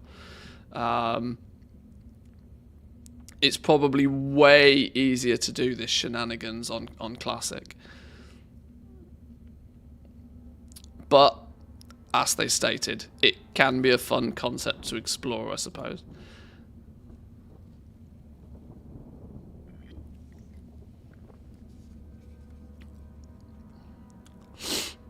It's just a version of post walls, or whatever they're called, in my opinion, when one person posts 10 items for 1,000, 10 for 900, 10 for 800. Yeah, that's more like walling. That's just sort of meaning that, well, you're not going to be able to do a reset on this market, but I'm going to post things at all different price points, so you can you post a huge amount of different things at a bunch of different price points, and it's just a bullish way of claiming an entire market, making it exponentially more expensive for somebody to get a full reset on you. If you post all of your stock, let's say you turn up to the auction house with 10,000 Hockenbloom, you could post 10,000 Hockenbloom at 1 gold a piece. But then somebody will come along and they'll just buy all of your 10,000 Hockenbloom for the cost of 10,000 gold, and they'll post it all back on at a higher price. You can wall the auction house with ever-increasing prices, so you could post 1,000. You could do it in 1,000 increments. So you could say, right, well, I'll post 1,000 at 1 gold, but then the next 1,000 at 2 gold, then the next 1,000 at 3 gold, which means if somebody wants to come in and buy you out to reset the price, it's going to cost them way more. It is often a good way of slowly but surely working through a large amount of stock. You might ultimately end up only ever selling the Hockenbloom you post at 1 gold, and so you might actually still only end up getting the same amount of gold as you would by dumping it all in at one point. But dumping 10,000 of an item at the lowest and cheapest price can often have the problem that can be so much that not enough of it gets bought quick enough, and so what you've actually just done is you've walled the price, and now everybody starts posting under that, and so within seconds you've just tanked a market by posting too much at one price point. Too many ways and means nowadays where prices are just forced down. This is one of the reasons why stuff's forced down. If a bot has been farming for 24 hours and turns up and just dumps all of their stock at the cheapest possible price point, it's going to be a while before all of that stock gets bought up, and in the time that it takes for that stock to be bought up, any new listings are going to be presumably under that, and it causes a blockage, honestly. But the reality is all of these concepts were a big thing before we went region wide. None of this really works, particularly with the region wide auction house, because it's just too big of a market. Just way too big of a market nowadays on these sorts of things. Feels like after the region auction house nothing gets reset. I really despise the new auction house system. Well, yeah, this is one of the inherent downsides, that it doesn't get reset, but you got to remember the only people that benefit off resets are goblins that are trying to make gold. If you are out there, if you are one of the people who are actively out there buying those items for the intended reason of using them, you're likely not best pleased when things get reset anyway. Resets only cater to goblins, and so less of it is arguably better for the game overall.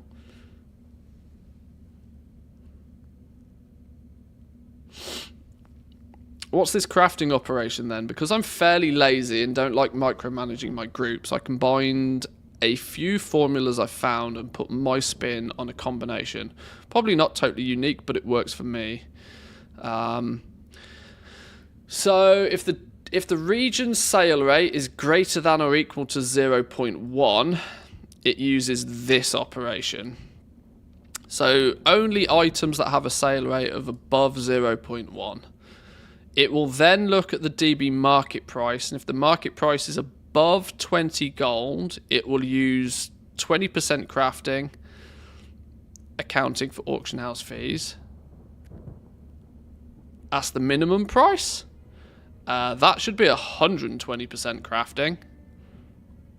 There's a mistake. Whether that's a typo or a mis copy paste, that should probably be 120% crafting. If it's greater than or equal to, if the market price is greater than or equal to 20 gold, so practically for any piece of gear, presumably.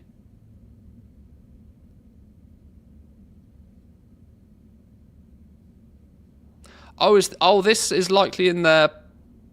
Oh, this is likely in their crafting operation. This is the required profit when crafting. So in that case, that is correct. This isn't an auctioning operation. This is to determine the profit on an item. So it's first looking. I've done something very similar to this. It first looks at the sale rate, and if the sale rate is dog shit. There's got basically what this says is that if the sale rate is less than 0.1, there has to be 10k profit on crafting the item. If the sale rate is better than 0.1, if there's better than a 10% sale rate, it then takes a look at the market price of said item.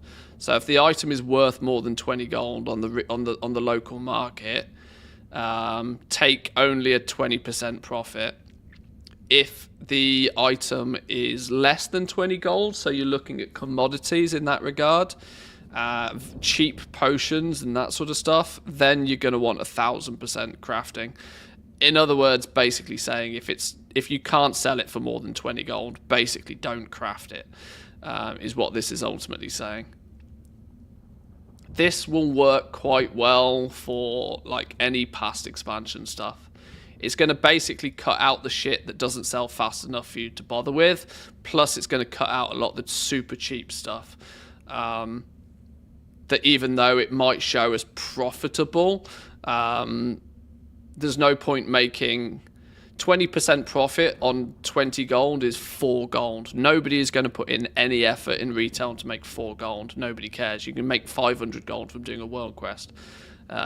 Yeah, 7 gold gems is a great example of that, where you just don't want to. There's no point bothering. You actually don't want to. You don't even want to bother. So yeah, this is a good sort of relatively catch-all operation. It's using filters, so it's filtering out stuff that just doesn't sell. But even if it does sell, if it's too cheap to craft. And you're still not going to sell it for more than 20 gold. It's not worth getting out of bed before, basically.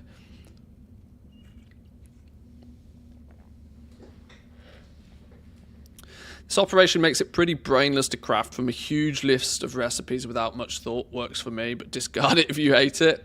It's actually quite smart. It's quite a clever way of, because it's so easy with TSM to start falling into the trap of making a custom operation for like every item or every group. Look how many times you see people with TSM profiles and you look at the operations and the operation is called leg enchants or weapon enchants. You don't strictly need an operation specifically for the point of operations. The reason why TSM was designed this way is so that you can have a handful of operations that you can quickly apply to basically any item in the game, and it just sort of works. That's kind of the whole point of it. As soon as you start micromanaging it, so like, okay, now I need this operation. I'm going to need to make a custom operation for this item. Sometimes you need to, but 9 times out of 10 you don't. So this is a good way to just, it's a nice simple craft all. There might be some exclusions to this that just don't work within this, but otherwise it kind of does its thing. Brain dead shopping operation. Okay. I got the core of this from Samadan's less than sale average operation in one of his videos. It didn't do enough to filter out as much garbage that I didn't want to see. It's hard to interpret in a Reddit post, but if you copy and paste it into a custom source, highly recommend doing that, and click the little square arrow in the far right. It will format it coloured and pretty. It makes it way easier to see what's going on here. Here's the basic string, an explanation of it is below. So if the sale rate is less than 0.01, your maximum buy price is 0 copper. So also known as, if the sale rate is less than this, you don't want it. You're not going to buy it. The sale rate is way too low. If you're going to have to post something more than 100 times to sell it, you don't care. Ignore it. Then we move on to, if it has a sale rate better than this, then we might start to care about it. But when we start to care about it, we're going to first look at the item quality. If the item quality is 1, we also ignore it. This practically means if it's grey items. Item quality 1 refers to grey items. We don't care about grey items. Although that said, there are some grey items that do still sell now because of transmog reasons. But all the same, we're basically filtering out stuff that doesn't sell fast enough. We're filtering out grey items. So if it sells fast enough and it's not grey, then we're going to look at a few things. We're going to first check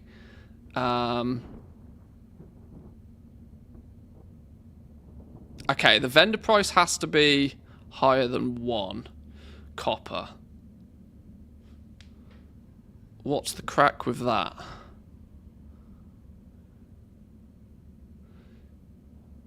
Oh, if the vendor price is higher than 1 gold, we'll pay a minimum of 1 copper. We'll pay 2 copper for it. If not, we won't buy it.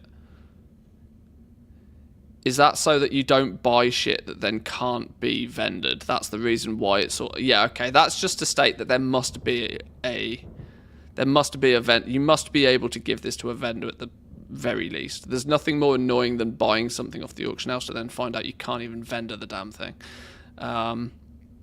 Then we're looking at market price. If the DB market price is less than or equal to 50 silver, we also don't want it. So this becomes another filter. So at this point, we don't want shit that doesn't sell fast enough. We don't want grey items. We don't want stuff that we can't buy from a vendor. And we don't want anything for less than 50 silver anyway, because there's no flipping point.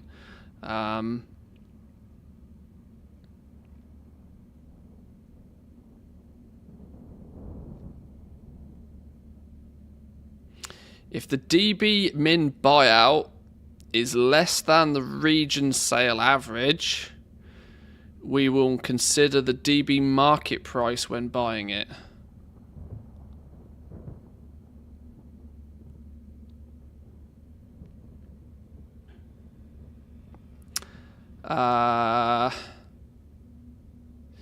Yeah, I see how that's going to filter a lot of stuff out. I'm still never a fan of combining local and regional markets on things, though. Because I still think this is a bit of a catch. I think this is a bit of a bait sometimes. Because it really, really, really doesn't matter what it sells for on average on other realms. It matters a touch more nowadays, the fact that if your realm happens to be super cheap, you'll have people taking a holiday to your realm to buy your shit to take it somewhere else. So I guess.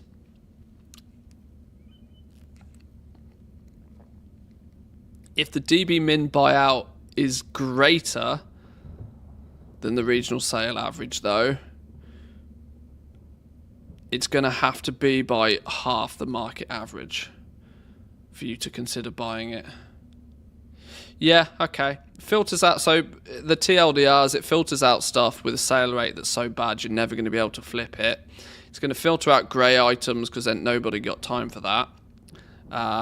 It's filtering out vendor bought items, not stuff that can't be sold to a vendor. Oh yeah, vendor buy, okay. So yeah, it's making sure that you don't accidentally get told to buy vendor items. And then it's going to get rid of stuff that's just super omega disgusting level cheap.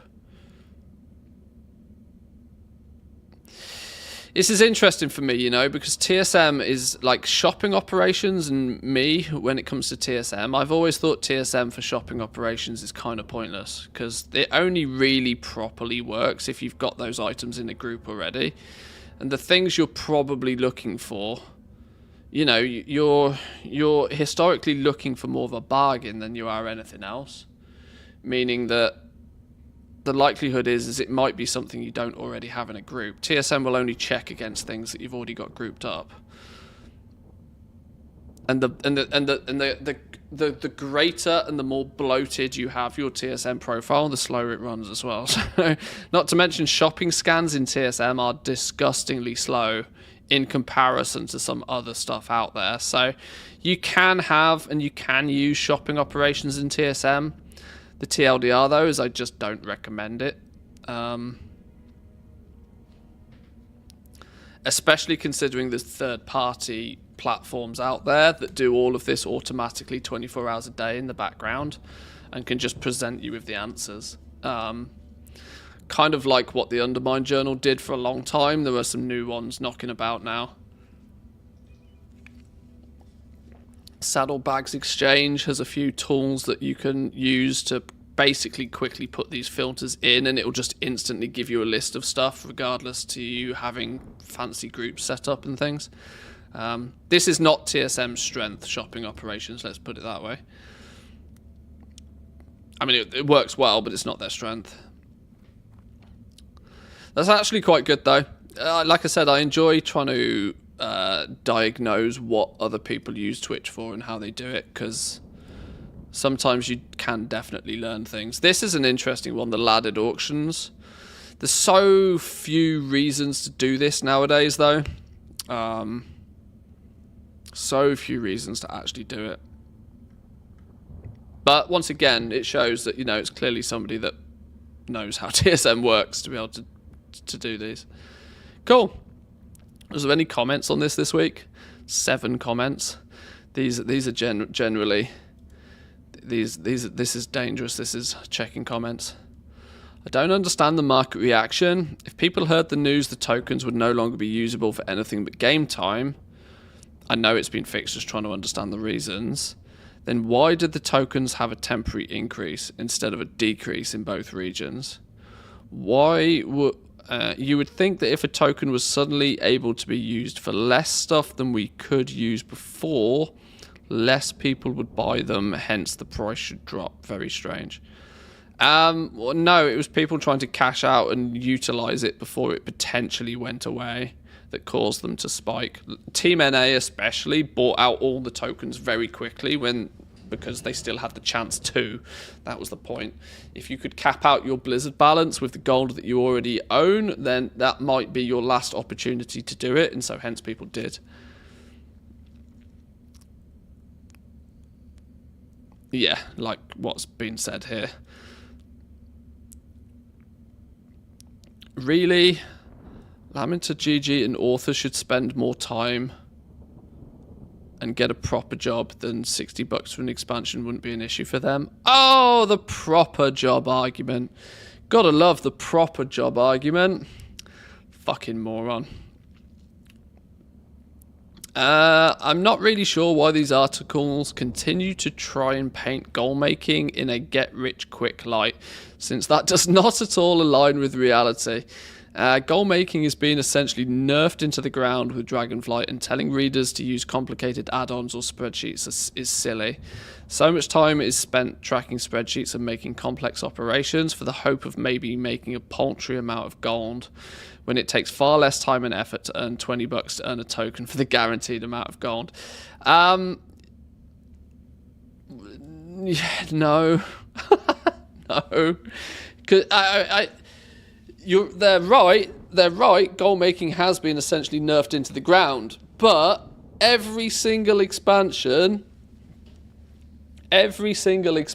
from as far back as vanilla, the goalposts have moved and people have to level up. Once upon a time, the way to make lots of gold was to put things on the auction house, right? That was it. All the crap that was in your bags, put it on the auction house, and tomorrow you'll have a bag full of gold. That was the meta once upon a time. Then the meta got a little bit more involved. The meta became, well, hey, have you heard of crafting professions? Maybe you can craft some stuff and you can put that on the auction house and hey presto, you have more gold. Every expansion, people have got better at it and it's made it more competitive. And admittedly, yes, Blizzard more recently than ever have made it as difficult as humanly possible, but the ones that put the effort in get the best rewards, right? So if you figure out, and it has always been the case, TSM's been around for donkey's years now. Those people who figured out TSM way back when TSM first came out were the ones that took advantage of knowing how TSM worked when everybody else didn't. Now, using your TSM using your complicated add-ons, it's only complicated when you don't know how, using the complicated add-ons in spreadsheets is the level up, right? That's the advantage you buy yourself, which actually means that once you do understand the complicated add-ons and you have your spreadsheet set up, then you actually put yourself in an ability to slowly but surely make some gold, whereas everybody else then just doesn't, right? So, yeah, I'm grumping. I have to do things. Yeah, kinda. That sounds relatively true. It's about the journey. Indeed. How have Blizzard made goal making difficult? Genuine question. I don't play retail anymore. Well, they've shaved off any what I like to call the low-hanging fruit. So any of the simplistic, easy ways that General Joe would be able to make a little bit of coin, they've basically removed, right? So common ways with things like callings from past expansions, you would go out and you would do a couple of world quests and then you'd get a box and that box would have 1,500-ish gold in it. You could do that once every few days across a bunch of characters. You weren't getting rich, but it was possible. That has in essence been replaced with dragon races. You can probably make about a similar amount of gold as you could previously with callings. The difficulty now, though, is that you're doing the same thing over and over and over and over and over and over and over again. It becomes exponentially more repetitive. With callings, you used to be able to pick which world quests. It was do 3 world quests or do 3 world quests for this faction. It wasn't do 3 dragon races.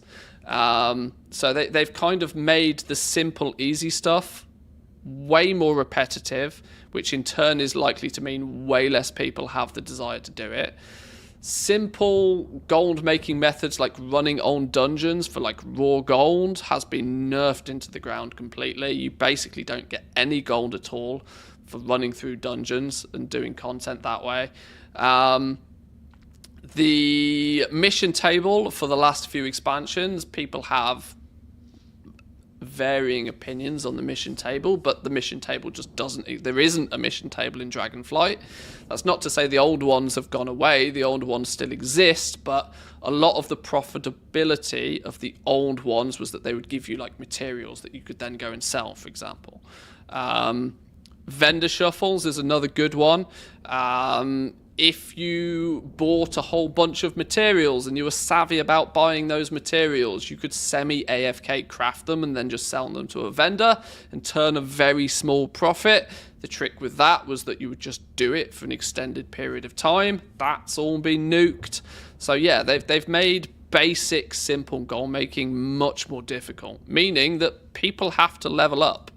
Like, if you level up and you figure out this stuff and you have a better system in place, then there's still potential. But the barrier to entry to goal making has like risen greatly.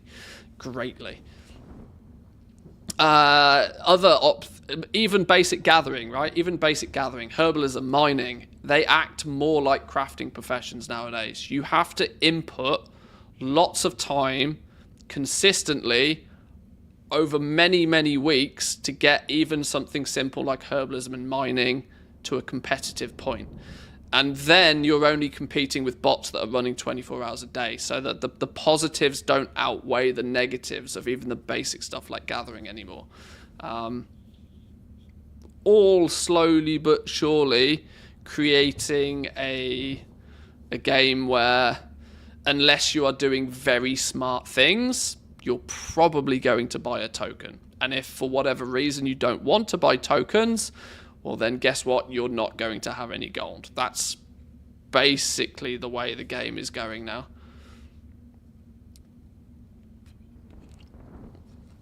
WoD had the best mission table. What the irony is that WoD did have the best mission table, yes, because there was actually, dare I say it, some element of gameplay to it. Collecting the followers and getting the right traits on the right followers and stuff was actually something that you could do. Now, you know, once again, add-ons trivialized it all eventually, but there was at least something to it. Our world would be better without tokens. Potentially. 3x scavengers, let's go. Yeah, exactly. Yeah. To be fair, this is one of the arguments that gets brought up as to why the token is bad for the game. To those players, introducing real money into what was essentially a self-contained economy is a huge disruptor. And now it's easier for people to do things like monopolize specific sub-markets. Is it now? Go on then. I dare you. Or even something more mundane like buying key or raid carries. Even though RMT is banned, to those same players, the WoW token is basically RMT, but with extra steps. I don't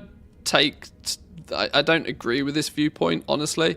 It is definitely not easier for monopolization of sub-markets. It really isn't. The region-wide auction house has made it exponentially more difficult to have anything even remotely close to a monopoly on anything. But yes, there is permanent arguments for the fact that the token is bad for the game. This is a black and white view on the token, though. The token, whilst inherently is not great for the game could quite easily be even worse without it. This is it's a lesser of two evils situation, which doesn't justify it. It doesn't mean the token is a good thing, but it's less bad than things could be if the token didn't exist. The token does its part to limit RMT and to limit botting of gold and to limit ill practices in the game. It limits it. It's never going to replace it. It's never going to extinguish it. But if the token wasn't in the game, there's the chance that those bad actors then run the show, right? And the problem is when if somebody is willing to bot gold in a video game, there's a very strong chance that they are not going to be too concerned about hacking accounts and stealing gold off players. They're not going to be too concerned about credit card fraud. You know, people who do bad things tend to not have too much of a limit. If you're going to break the law, you probably break the law, right? Same in a video game. If you don't care, if you don't have a single iota of care for the integrity of the game, they're just there to make money from it, then there's not really much limit to what these people will or will not do. The token, at the very least, polices the ability for these bad actors to just print money. It's a necessary evil, in my opinion. Luckily for retail at the moment, I still see there being some perks to it being there, such as if you do legitimately make gold in the game and you make a lot of it, there is benefits for you doing that in terms of the fact that you can get the expansions for free. You can technically play the game for free. You can buy other Blizzard games on that gold dime. But yes, if you want just a straight yes or no to whether the token is good or bad, It's just going to cause arguments.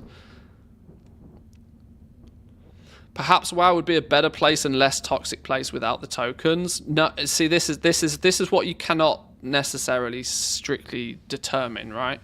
Because with no tokens, there is always going to be people who want gold and will be willing to buy it.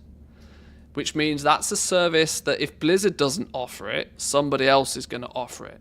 That somebody else is far less likely to be somebody you want to be engaging with, right? So if somebody wants something, somebody will sell it to you. But going through some dodgy Discord or going through some third party to buy your gold is likely to lead to, it's very quickly and very likely to lead to your account being hacked by these same individuals. It's bad. It's just bad all round. It was proven before the token was a thing. To claim that the WoW would be better and less toxic without it is just not true. When people would have to spend real money to play, the game would also have real world value, and folks would be more careful what they do in WoW. I think you find goblins out there are some of the more general goblins out there are some of who end up being able to play the game for free are actually some of the more careful individuals, right? Because they know their account has value.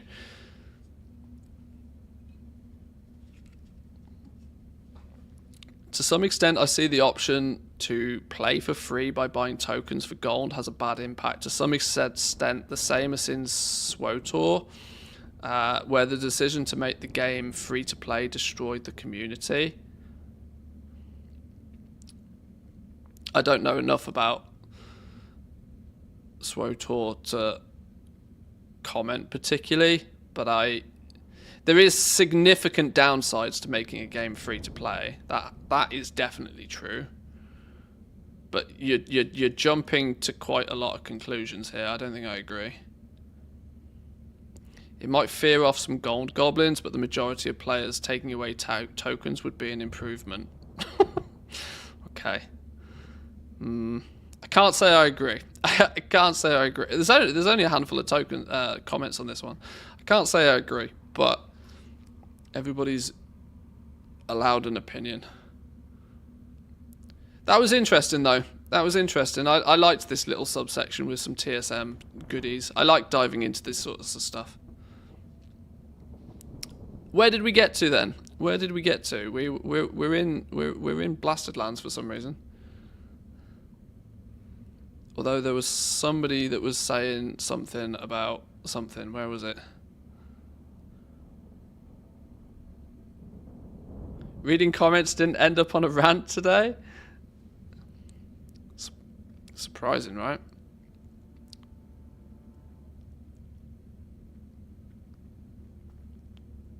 Somebody was talking about some mount. The Bengal tiger jobby.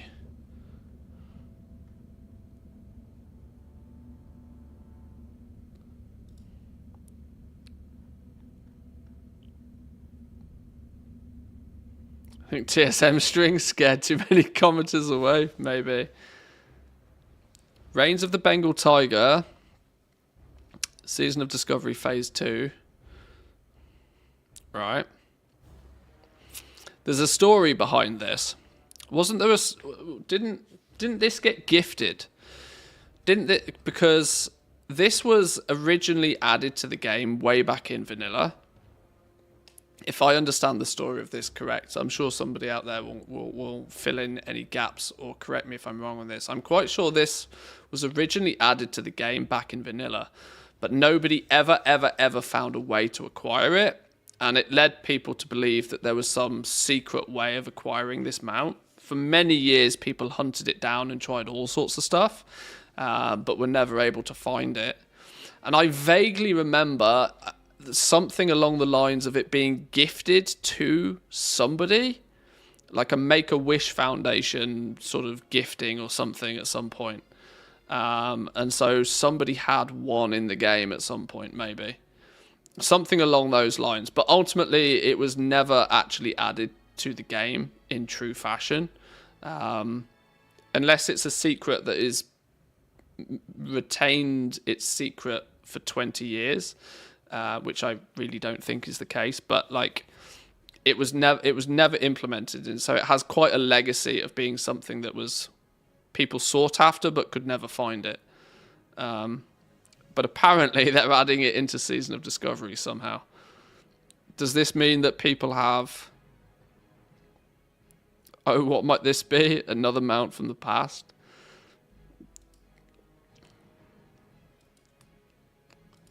Yeah, I wonder if there's going to be a way to actually find this. Oh, I mean, clearly there is, right?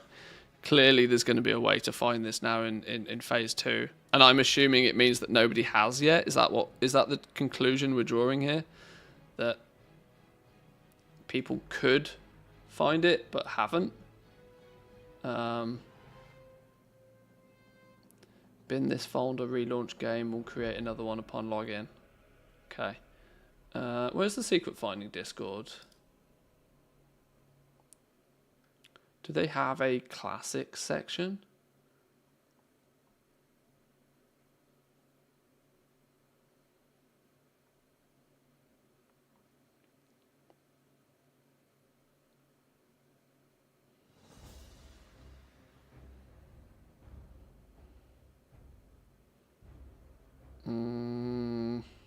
Not by the looks of things. Unsolved. Don't know. I'm assuming then that this is in the game somewhere. People just need to figure out how the hell to find it. There was a cave that had... I'm trying to remember. See, I'm trying to remember. There was a cave or something that had like a picture of this on the wall in the cave or something, and people tried to do everything they possibly could think of in the cave to like get it to spawn or something. There's some long legacy attached to this. I just can't remember what it is. It'd be cool to get it though. It'd match my tiger nicely. It'd match Spot. Spot could have an identical twin brother.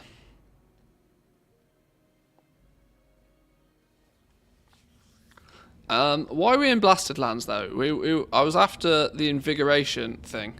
What do we need to do? I need an etymology starter kit. What the hell is entomology? What the hell's entomology? Where's my smart people?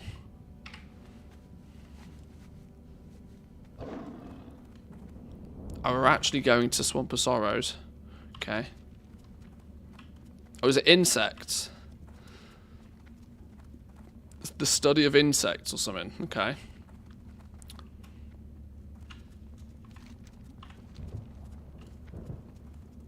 I'm glad I've got some smart people. It makes me look less dumb. Which is a high priority of mine, if I'm honest. The less dumb I look, the better I feel.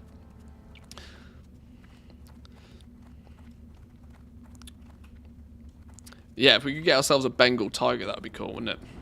Spot would have a friend.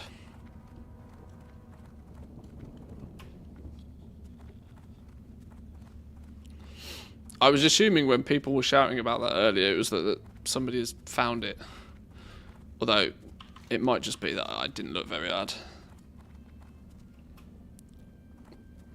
Oh, here's a question. No, it's still bollocksed. I'll fix that later.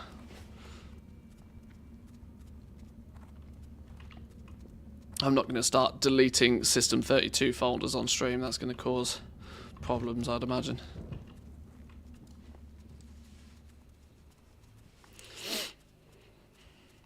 Right, where are we going then? Oh, we've got to buy it. Oh, it's off a vendor somewhere. Amaryllis Webb. Ah, I wonder if she studies spiders as well. Convenient name. Have I somehow managed to be streaming for 4 hours so far today and feel as if I've done absolutely nothing again? It's quite clever, isn't it? I think I've acquired 2 runes today. And one of them I can't even use. What's with all the bugs? Browse wares. 50 silver?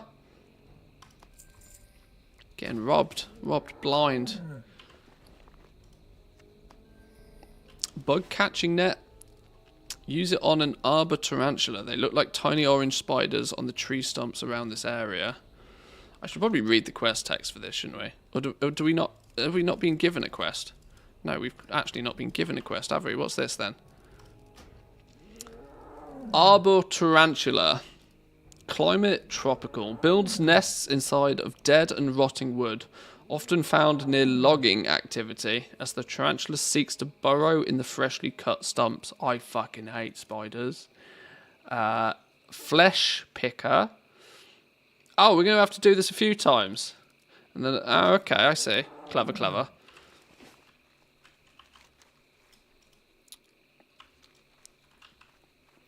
Use the bug catching net on an arbor tarantula.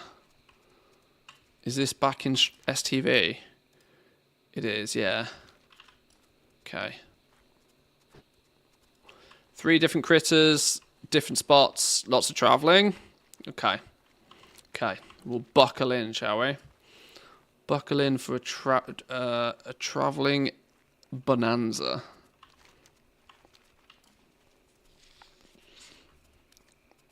I hope we don't do too much travelling. I've exhausted my travelling content. Quick, somebody find me something to react to. I've exhausted my travelling content.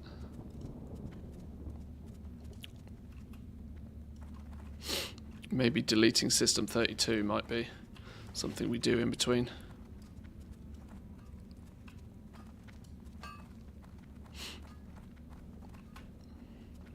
Spiders are not insects, by the way. That is true.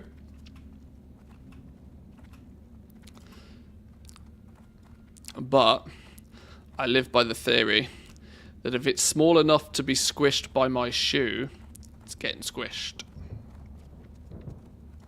Just like if you're driving and you see something in the road that is smaller than a small dog, you are meant to hit it.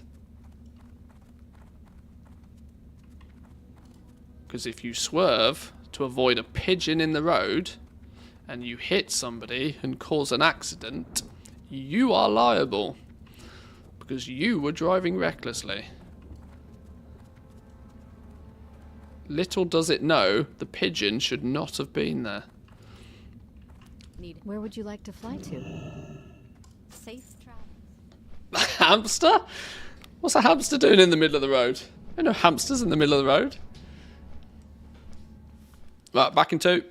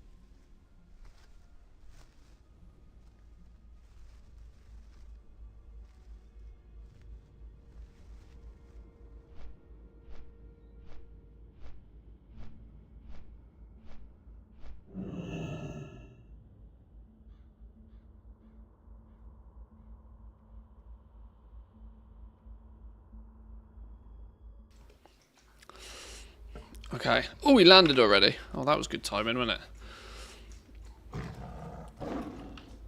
Off to STV. Yeah, I don't think no hamsters are crossing the road. If a hamster's crossing the road, it's definitely in the wrong place.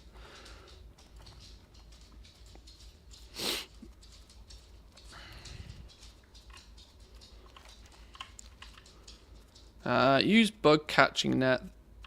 I guess we gotta catch all 3 of these, then we go turn it back in, would be my assumption. Let's see if there's any other wombo combo we can do. Do we get any mage weave actually? I need a single piece of mage weave. I feel like I've got a weird itch due to being. I've got a weird itch due to being 1 short on first aid, which is just ridiculous. And we never did much fishing either today, did we? Definitely got some busy work to do the next few days, to be honest, if we want to make some progress in Season of Discovery. I wonder when. I'm hoping, like I said, I've got a bit of a treat lined up for you guys, hopefully, which will incentivize me to level my mage, which might happen in the next couple of days.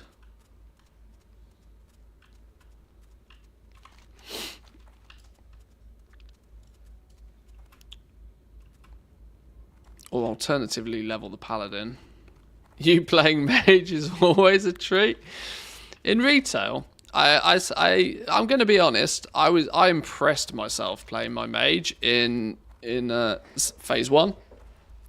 I impressed myself. Playing mage in retail is just, it's a concern. But in SOD, I think I did all right. You know, grinded our way to 25 with some AoE. Didn't go badly too often. Torghast, never forget. Mage Torghast, man. Yeah, that was an experience. Probably the closest I've ever come to breaking a keyboard, I think, was trying to play Mage in Torghast.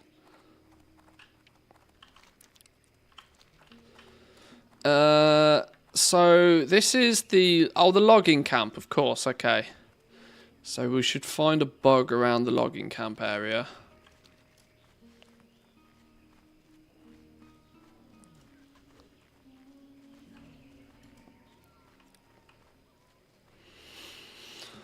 Oh, I've just remembered one thing I am going to need to do. I'm going to need to learn. I'm going to need to do some pet stuff because old Spot here does not have top tier level. He's got bite rank 5, but his claw is only rank 2. I need to go learn something that has claw rank 5 as well, because Spot's now he's underperforming because his claw's not skilled up enough. And I need to be careful that I don't burn all of the training points on stupid stuff. Oh, he also needs to ding level 40, so I can teach him growl rank 5. That will actually give him some extra training points as well. But I don't have any better than claw rank 2, which is tragic. Where do I get King Banglash, a silt crawler, a monstrous crawler, an iron fur bear, old grizzlegut, scorpion hunter? I need to go tame one of those things to get a higher tier of claw. Is that going to be like rank 6? Okay, that's something else to go on the to-do list. Oh, he's close to dinging though. Oh, can we get a ding out of him? Or maybe not killing something so low level.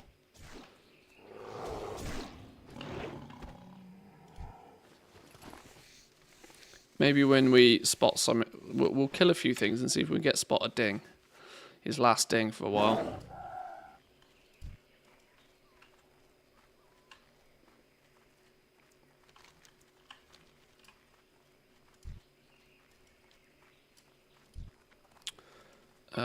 Right, where do we get these bugs? Around the trees or something, I think it said.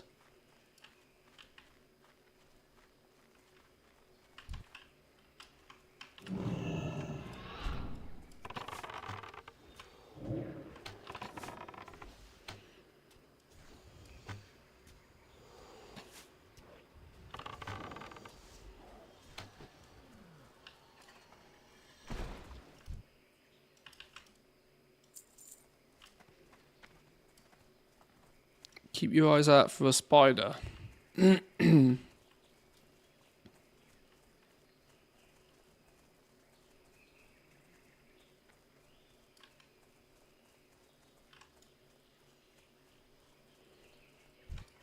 Now, you passed one, it's on the log. On this thing.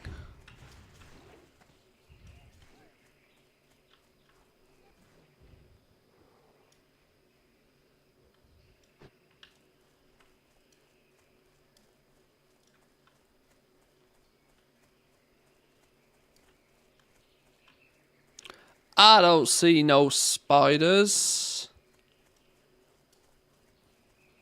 I pass it on this one.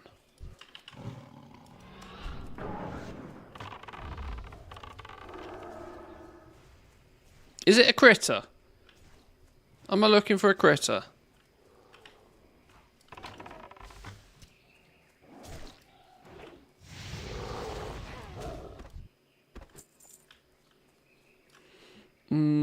They look like tiny orange spiders on the tree stumps.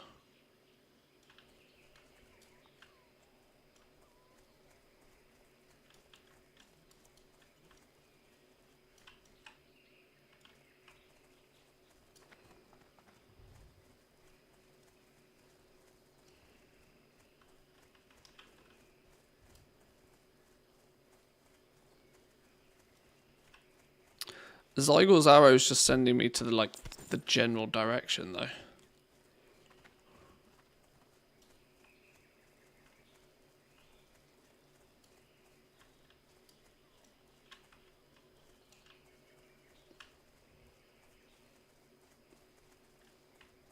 Oh, hello. I spot him. I spot him. There he is.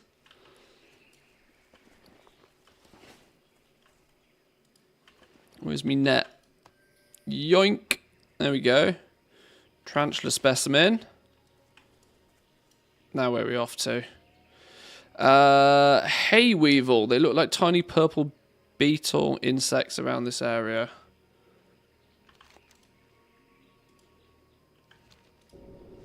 One down. One down, two to go.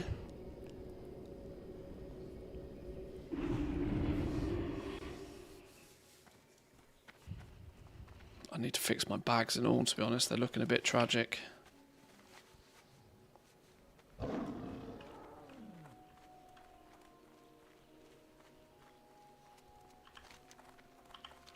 Yeah, turning on critter names is actually a shout. Greeting. Where would you like to fly to? Farewell.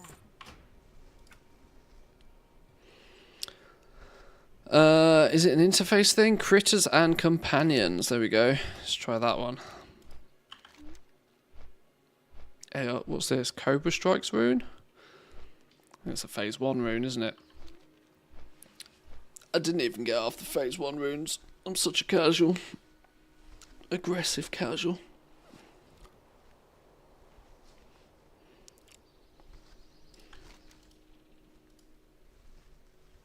A hay weevil specimen. 2 spots.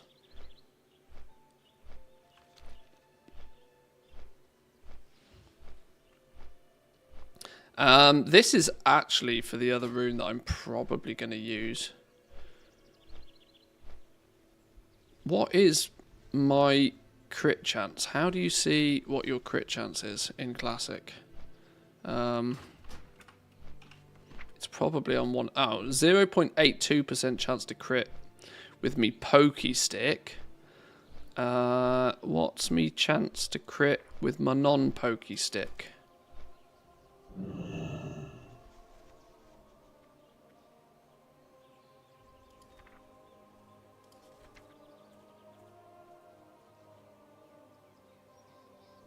Damn, doesn't say.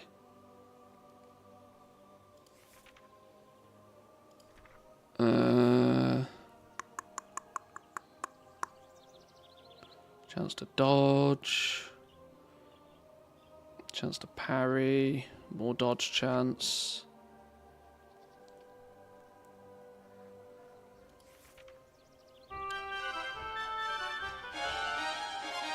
Check me out.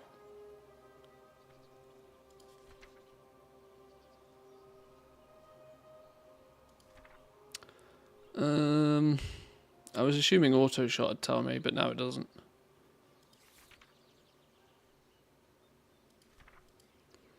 I guess we will never know.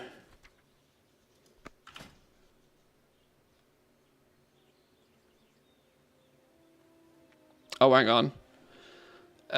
Increases attack power with both melee and ranged weapons and improves the chance to score a critical hit with all weapons. Yeah, but tell me what it is.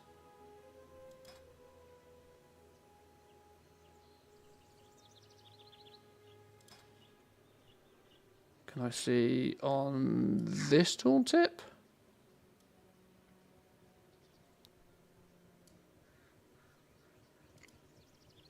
No.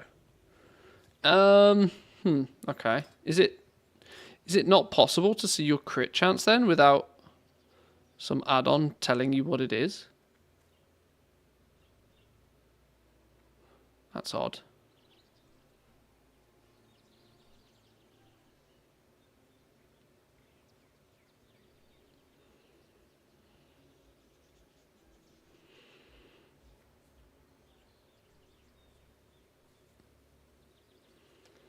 Each time I buy 1,000 per number thread, I think people will wise up and stop buying the overpriced Shadowlands bags. Then I keep being proven wrong. People do crazy things. People do crazy things. Hence I've said for a long time now, I've almost stopped trying to figure out why people do things that they do. It seems entirely silly to try and work out the logic of some people. Scope Killer, welcome in. Welcome. Scope Killer and Scope Killer's friend, by the sounds of things. Thank you for the raid.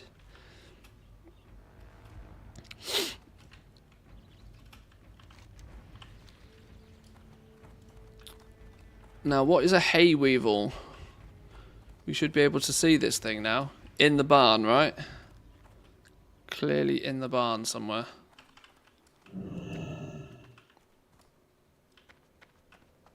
There we go. A bug. Get in my net. Genius. On Season of Discovery, there's a bunch of items on the auction house below vendor price. Quite likely. People, for the most part, either don't know or don't care. Or a combination of both.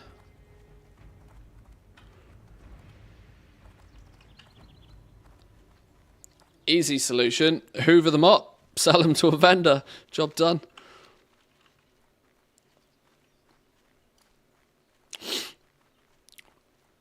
There isn't going to be that many though.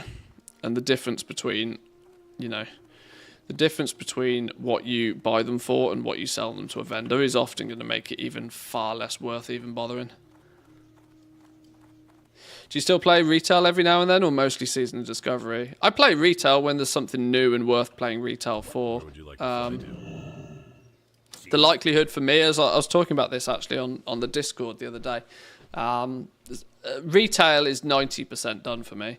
I don't have much rhyme or reason to play retail at the moment, simply for the fact that the content... there's stuff I can keep myself busy with, but not anything that particularly I would enjoy doing. We could do all the things 5 hours a day, 7 days a week, no problem.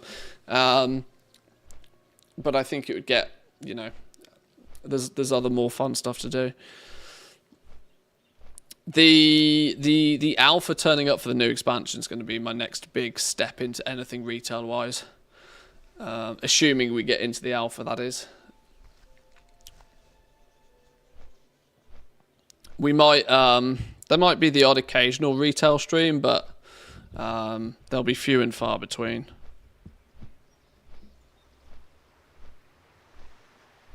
Still buying Corthite crystals and Pog Essence for under vendor price. Yeah, because their vendor price was silly as well, wasn't it? Wasn't I think Pog Essence has a vendor price of like 50 gold or something crazy. Which, when you think about how much it's cost somebody to put it on the auction house, you're like, you definitely lost gold doing this.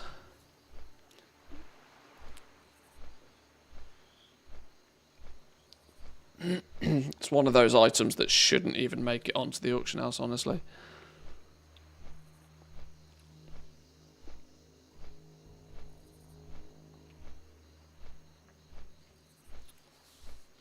Yeah, there's retail on the basis that it's very arcadey now. We, you know, between now and the launch of the new expansion, we'll dip in and out if they do like a seasonal thing or an event or something along those lines. But there's no long-term... I've got no long-term goal for retail, is the honest answer right now. Meaning that I... whatever they do for 10.2.6, we'll obviously pay attention to. We'll have a little bit of a look, but they're not telling people what that is ahead of time, so that'll be a bit of a mystery when it happens. Season 4 has practically zero interest for me. That's all it... Like, I feel the I'm on layer 9? There's 9 layers currently. No wonder it's a desolate. How did I get myself stuck on layer 9? I think that's the highest layer number I've ever seen. Anyway, that aside, yeah, I don't particularly think that there's too much to keep me busy in retail, honestly. I probably, before Dragonflight is out, would want to get slightly better completion rate on my professions. There's still quite a few recipes that don't require me to do anything particularly difficult to get them for a bunch of different professions that I should just realistically spend a few days going around collecting everything. But there's not like any like hardcore content really.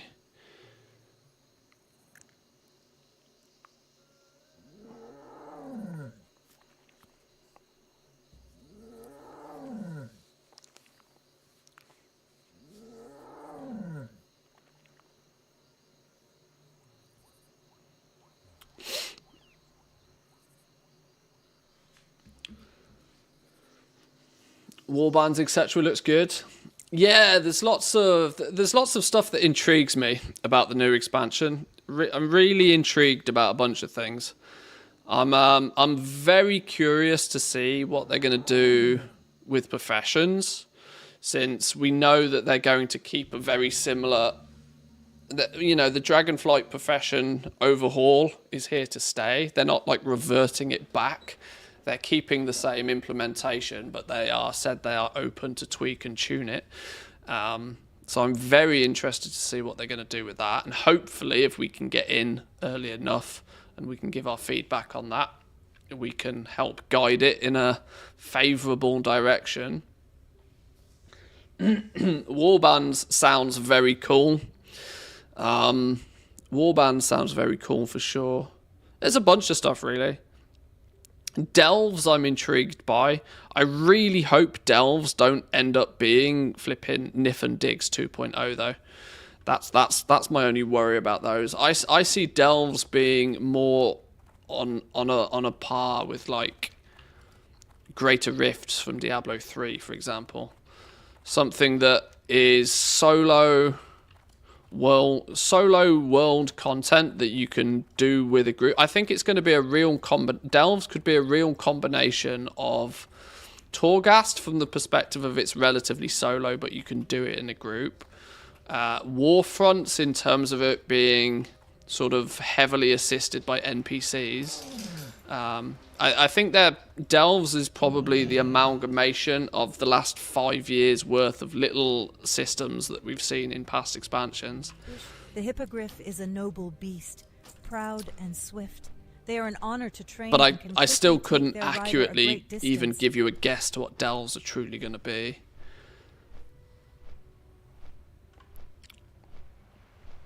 It's they're going to be interesting to investigate for sure. Hopefully the delves have a different layout, unlike Caves of the World. Well, I feel that they have to be in somewhat procedurally generated. Because if they just have, you know, 10 default templates, then they'll get very mundane, very boring very quickly.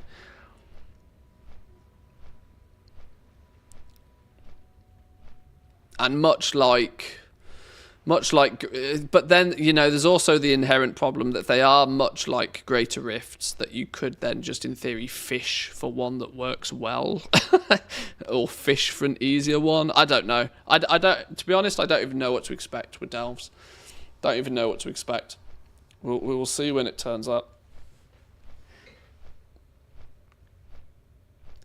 I hope they don't turn out to be fun in the beta and they get nerfed into a chore on live. I think they'll be very careful not to do that again.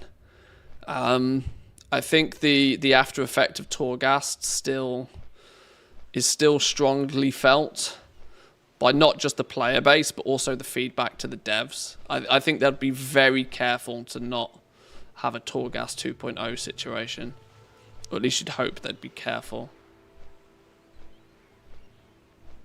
The thing I'm worried about is the delves being added to the weekly vault thing. I don't want to be gated into doing X amount of them a week. Well, this is going to be a problem. If they end up on the weekly track of things to do, there will be some people that will naturally feel obliged to do it. But those very same people are also the very same people who are naturally obliged to do arenas every week, even though they don't want to. Some people in that regard are their own worst enemies. But I hope that the gearing works in a way that gear from delves will help you with delves, but not help you with other avenues of content particularly. Let's say the delve gear has perks and tertiary stats that benefit you when in delves, for example, so that there isn't that crossover. You're not doing delves to the best of your abilities to get you a leg up in Mythic Plus, or vice versa. That's really the only way I can see them having it like Great Vault-esque level gearing path, but without there being that natural obligation by some to have to fill the bar, you know?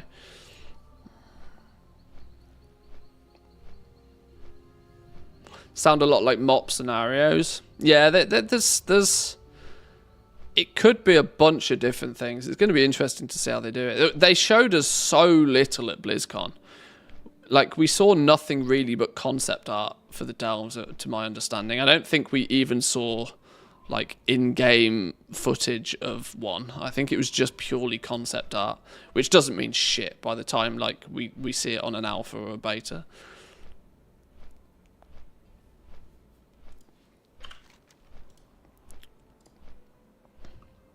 Flesh picker specimen.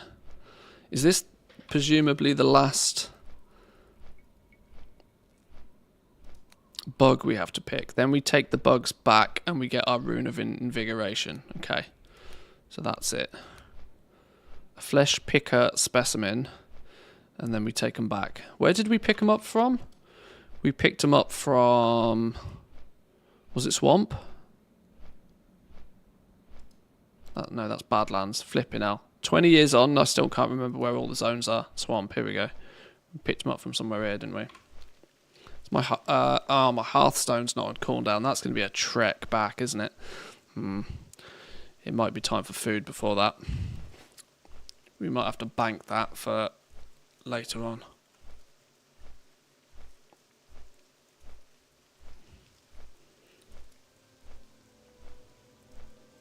I might have a little play of this Deep Rock Galactic later, though. If the survival mode version of it is hot on Steam at the moment. Somebody was saying Asmongold was playing it the other day. That in and of itself can make a game popular, though. Let's not forget, he'd have been playing it to 25,000 people easy.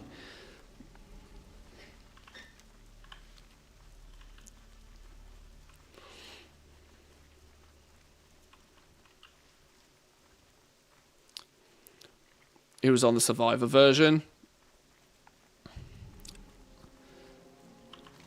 Yeah, I might have a little look at what the Survivor version of it, or the style of it looks like, and we can have a blast. A bit of a level up shooter. Yeah, I've played similar games to that before. They're quite fun. I'm not sure Asmon playing a game is a good indicator to do the same. No. But it gets the... you can't deny 20, 50, 100,000 more eyeballs on a piece of content. It was a sponsored stream. Well, it's on offer on Steam at the moment, so they're clearly pushing it, but... enjoyed Vampire Survivors. I never played Brotato, but I've played the shit out of Vampire Survivors. I've completed that game almost twice. Or say, well, completed. I've played it a good amount. I know they've added DLCs and stuff that I haven't played as much, but the core Vampire Survivor. I play Vampire Survivors on my phone, that's why.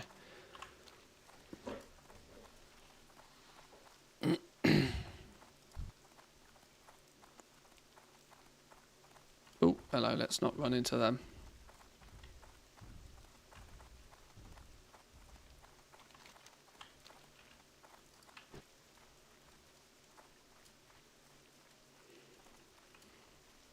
Right, let's grab this then. Oh, hello, what's this in the middle? What's this rare? Hisparak?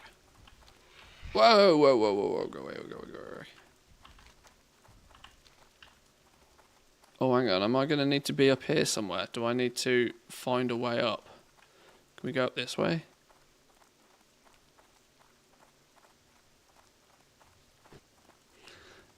Tried shapes too? I haven't, no. Oh, hello. Yeah, no. Yeah, how about no? How the fucking hell do we get in there?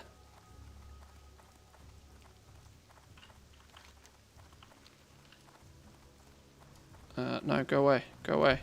You no friend. You no friend. You no friend. Me no like.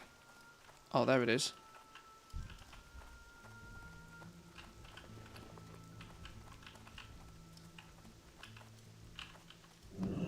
Bingo.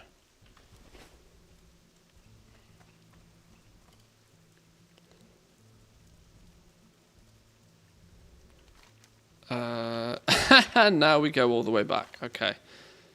Right. I think the traversal all the way back is something that I will save for later on. I think I need me some food.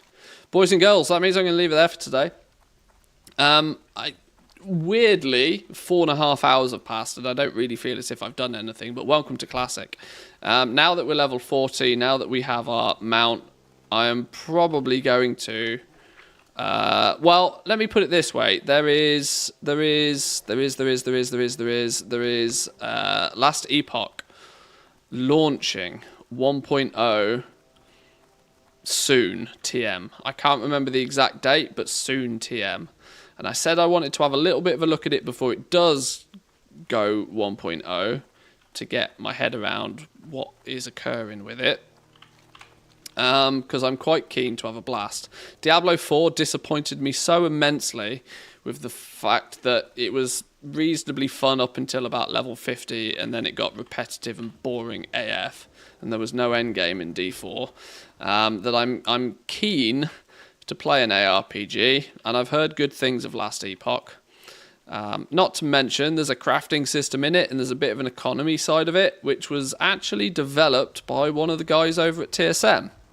Who used to work for Blizzard and now works at Last Epoch. So I'm tempted to go and have a little look. So that might take up some of the stream this week. I'm just not exactly sure when or for how long, because it all depends on whether it ends up being any good or not. But I am going to go slowly make my way back and hand this rune in. But go get myself some food. So thank you all for joining. Come say hi over on the Discord if you're not there already. We will be back again, same time, same place tomorrow. Make sure you've hit the like button. Make sure you've hit the follow button. All the buttons. Press the buttons, all the buttons. Thank you all for the follows, the bits, the subs, all of the good stuff. Have yourselves a wonderful day, and I'll catch you all tomorrow. Peace.